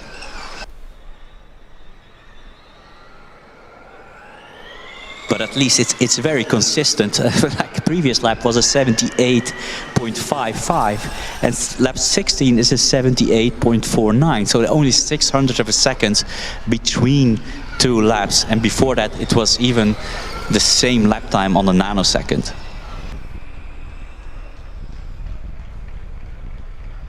Trondheim seems to be settling into the maximum pace the car is able to give with the available cooling. They're coming around the horseshoe now. Don't seem to be speeding up or slowing down compared to their previous time so far. Yeah, and also looking at DHBW Stuttgart times, also very consistent. The driver started out with an 83 second lap, brought it down to 78 even, but after that lap, the 13th lap, they went up to 79.1, 80.3 and 81.1. So also it looks like they are slowing down just a little bit to be able to bring it home. Yeah, this is now the 17th lap for both DHBW and Green Team. That means that the last lap sign will be coming out for both of those drivers. Yes, and we already have it here for Green Team Stuttgart. They are on their final lap of the endurance, on their final lap of this event and the Dynamics. We're keeping our fingers crossed because this has been a very impressive show from them. The lap time doesn't matter, it's a 79.9, 1 lap away from home.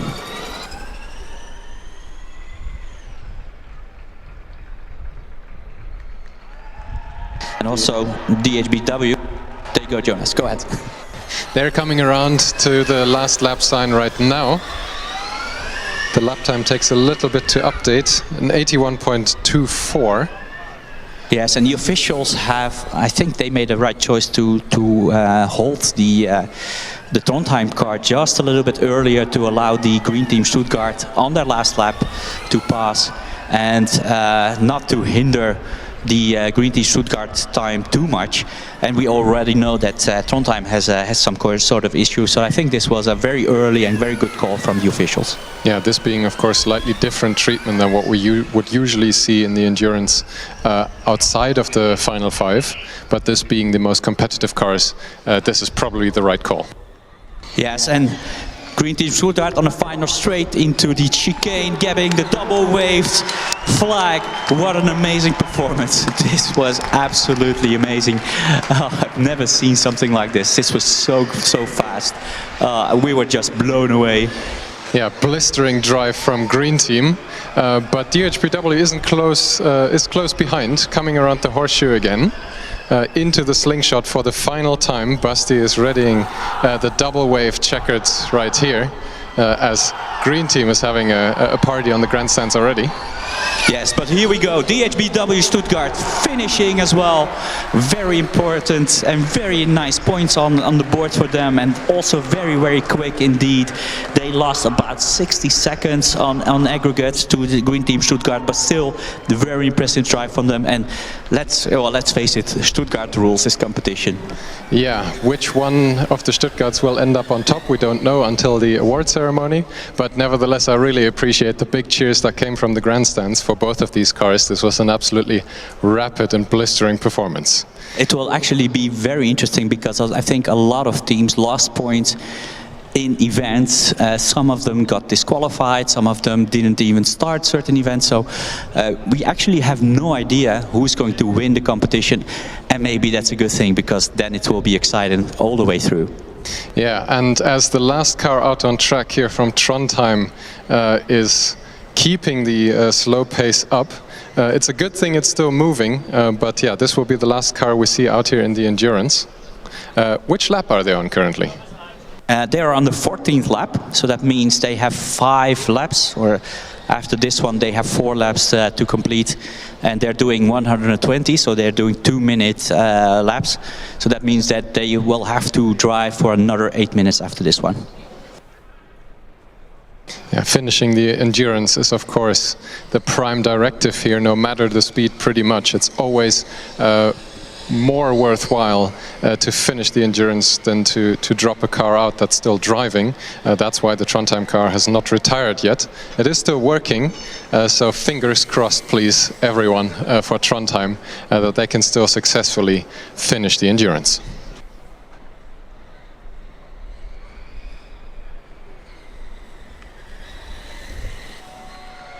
Maybe it's also worthwhile to note that the times that are shown on screen are also excluding any penalties, any cones that were collected, though I don't think I did see very many of those cones being displaced, especially by the final 5. No, and these drivers and these cars have the quality to be very fast, blistering fast even, and not collecting any cones. And that's equally impressive, I might add.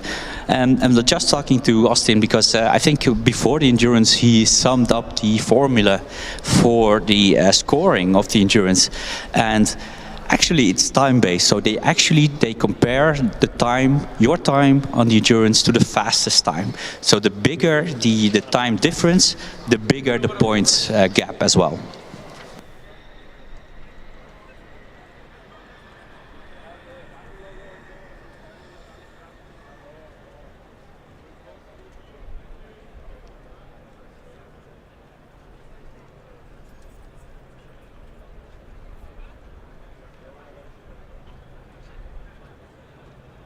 Trondheim are still making their way around the track. I think it would be quite fun to start a cheer as the car goes around. So as the car drives past you, if you cheer as loud as you can. Well, how about the wave even? Yeah, or a wave. Yeah, starting here with the medium stand, just after start finish. Let's see. Give a little bit of a hand. Let's go with the wave. No. Yes, there you go. Thanks, cheering, guys. also good. I'll accept it. Very good. And also passing the VW tower. Give them a big hand.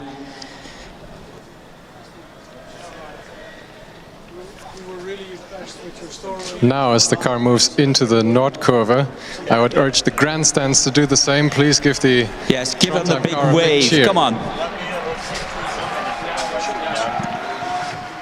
That's what we want to hear. Very good. Thank you. Yeah, this is the spirit of Formula Student. While all of these teams are competitors amongst each other, there is an incredible amount of sportsmanship and friendship between these teams. And I think anyone that has participated in Formula Student before wishes nothing but the best for the Trondheim car to be able to finish the endurance still.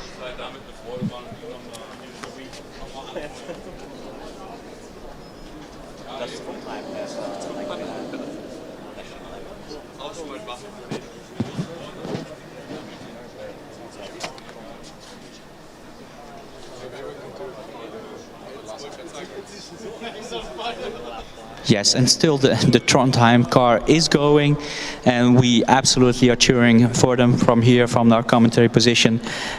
It's such a great car, and it hurts us almost to see them go so slowly. But you know, when the car is overheating, and let's be fair, they come from Trondheim, right, which is not even the southern part of Norway. So I can imagine that they are absolutely not used to the high temperatures that we're witnessing here. Yeah, no, you're right. Yeah, we have incredibly hot conditions out here. I believe the conditions inside of the rear compartment of the Trondheim car would be even more blisteringly hot. Let's give them a cheer as they come around this time as well. Once again, we'll start it off here in the commentary booth. Finishing another lap. Hey! Let's give him a hand from the small stand. There you go. I'm pretty sure the driver can appreciate it because he can actually hear you. So give him a big cheer as he passes the VW tower as well. I can see some people there as well, so give him a hand. Yeah, this is their 17th lap. Very good. The medium stand joins the party as well. Now onto the grandstand again. Yeah, that's what we want to hear.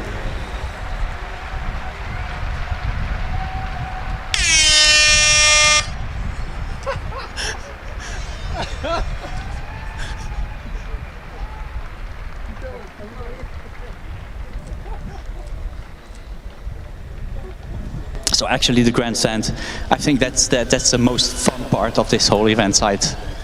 Yeah, it was a shame last year when we didn't have the Nordkurve section available, of course, to race on, but now this year it's back, and it has allowed us such amazing moments as having the final five all on track within the same lap. We've had big cheers from teams seeing their cars race on track. I hope some of the visitors also found their way over to the grandstand. And of course now, thank you guys for the big cheers for Trondheim. Yes, but we will ask it one more time after this one because Trondheim is on their second to last lap, so they're on lap 17. After this one they have one more lap to go. So we will ask you again in a couple of, well actually 1 minute or so to do it one final time for Trondheim. But we will, let's just hope that they will get that far.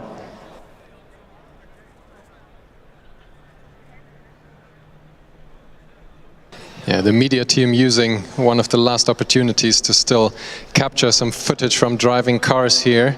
This is of course the last car that we will see driving here at Formula Student 2022. The last lap sign is ready for them as they come across the start-finish line. Yeah, they're just creeping into the last lap. Small stand, give them a hand. There we go. Give them that last piece of energy they need to complete this final lap of the endurance. Let's go Trondheim. they have slowed down, of course, back to basically the pace that they exhibited towards the end of their first stint. Now, the grandstand. Let us hear it one more time. Let's go.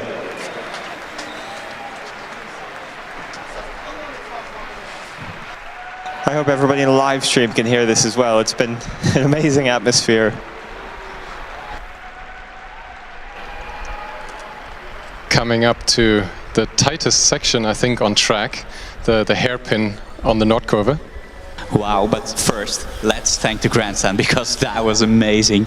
We could hear it all the way from here, how much cheering that's going on there, and we just hope that the driver is grinning from ear to ear inside the helmet. It's probably hot as hell, I can tell you. He's on the last lap. Come on, finish this. Yeah, actually some of the marshals I can also see are cheering for the Trondheim car.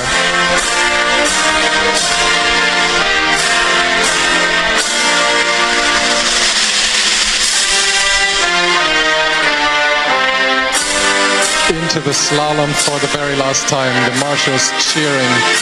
This is actually a really heart-moving moment.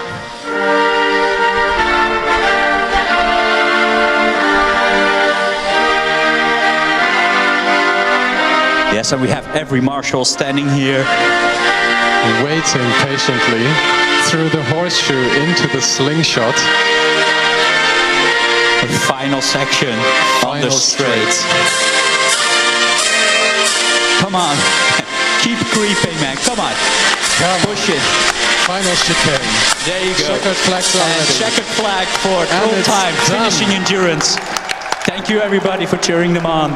You're a great audience. Yeah, the car makes it into the driver change area, and I don't think it had much more distance in it. The team looks a little bit disappointed, but I would offer my condolences. You've nevertheless completed the endurance successfully. And of course, this was basically it. We've seen the endurance completed by, or started by all cars that could start. Big high fives here on the commentary stand. Steph, any final thoughts? Come on. Best day ever. That's also almost a Finnish response. Thank you. Yeah, this was a great ending to a very spectacular endurance. We've seen extremely fast cars. We've seen cars that barely made it across the line. Overall, it was a very exciting FSG competition as well. We've seen driverless stuff. We've seen manual stuff. We've seen cheers. We've also seen a couple of tears. Quite a number of teams had to swallow some heartache with their cars not performing quite as they were intending. But nevertheless, a big thank you goes out to the officials that are needed to put on this amazing event every year. A big thank you to the crowd in the grandstands, and also here on the side of the track where the forum was, the medium stand, the VW stand. Thank you. I will now proceed to hand it over to Austin for the final standings. Yeah, what everybody's been saying, it's been a brilliant day. We'll just quickly go through the top five. Provisional times anyways. Quickest was University of Stuttgart, followed by DHBW Stuttgart, UAS Karlsruhe, and then Jor. So quite a diverse mix of cars, and fifth was Coburg. So yeah, it should be quite competitive. The times are actually quite close in the top 10, so I think it will all come down to cones. But yeah, brilliant result from everybody. Thanks for watching. We'll see you at the award ceremony in a few hours. Yes, just a reminder for everybody, we do have the award ceremony later on this evening. If you want to find out who won the overall competition in the combustion, driverless and electric class, be sure to tune in. Thank you very much, and we hope to see you next year as well.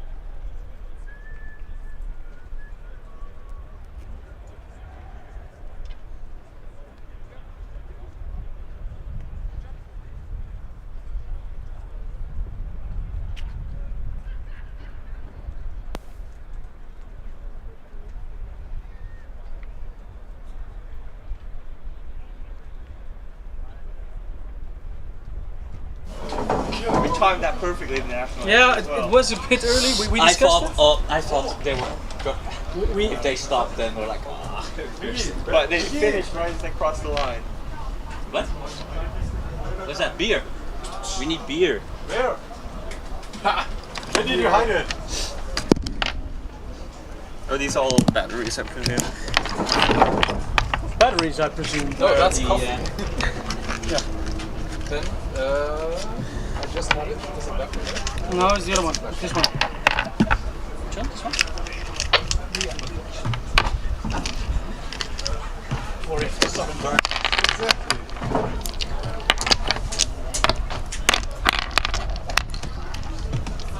What's it? Oh yeah. I think after the overall award and the engineering design winner, this is the most coveted award. Coveted. This is the one you win. You want, right? Okay. Yeah. Oh, this one. Yeah, definitely. Yes. I think it's arguably top commentary award. Exactly. Cool. Good enough, right? Yeah. Let's make it a yearly thing. And you'll do the talking, Austin. Why? Eh? Yeah. But why? But why? But why?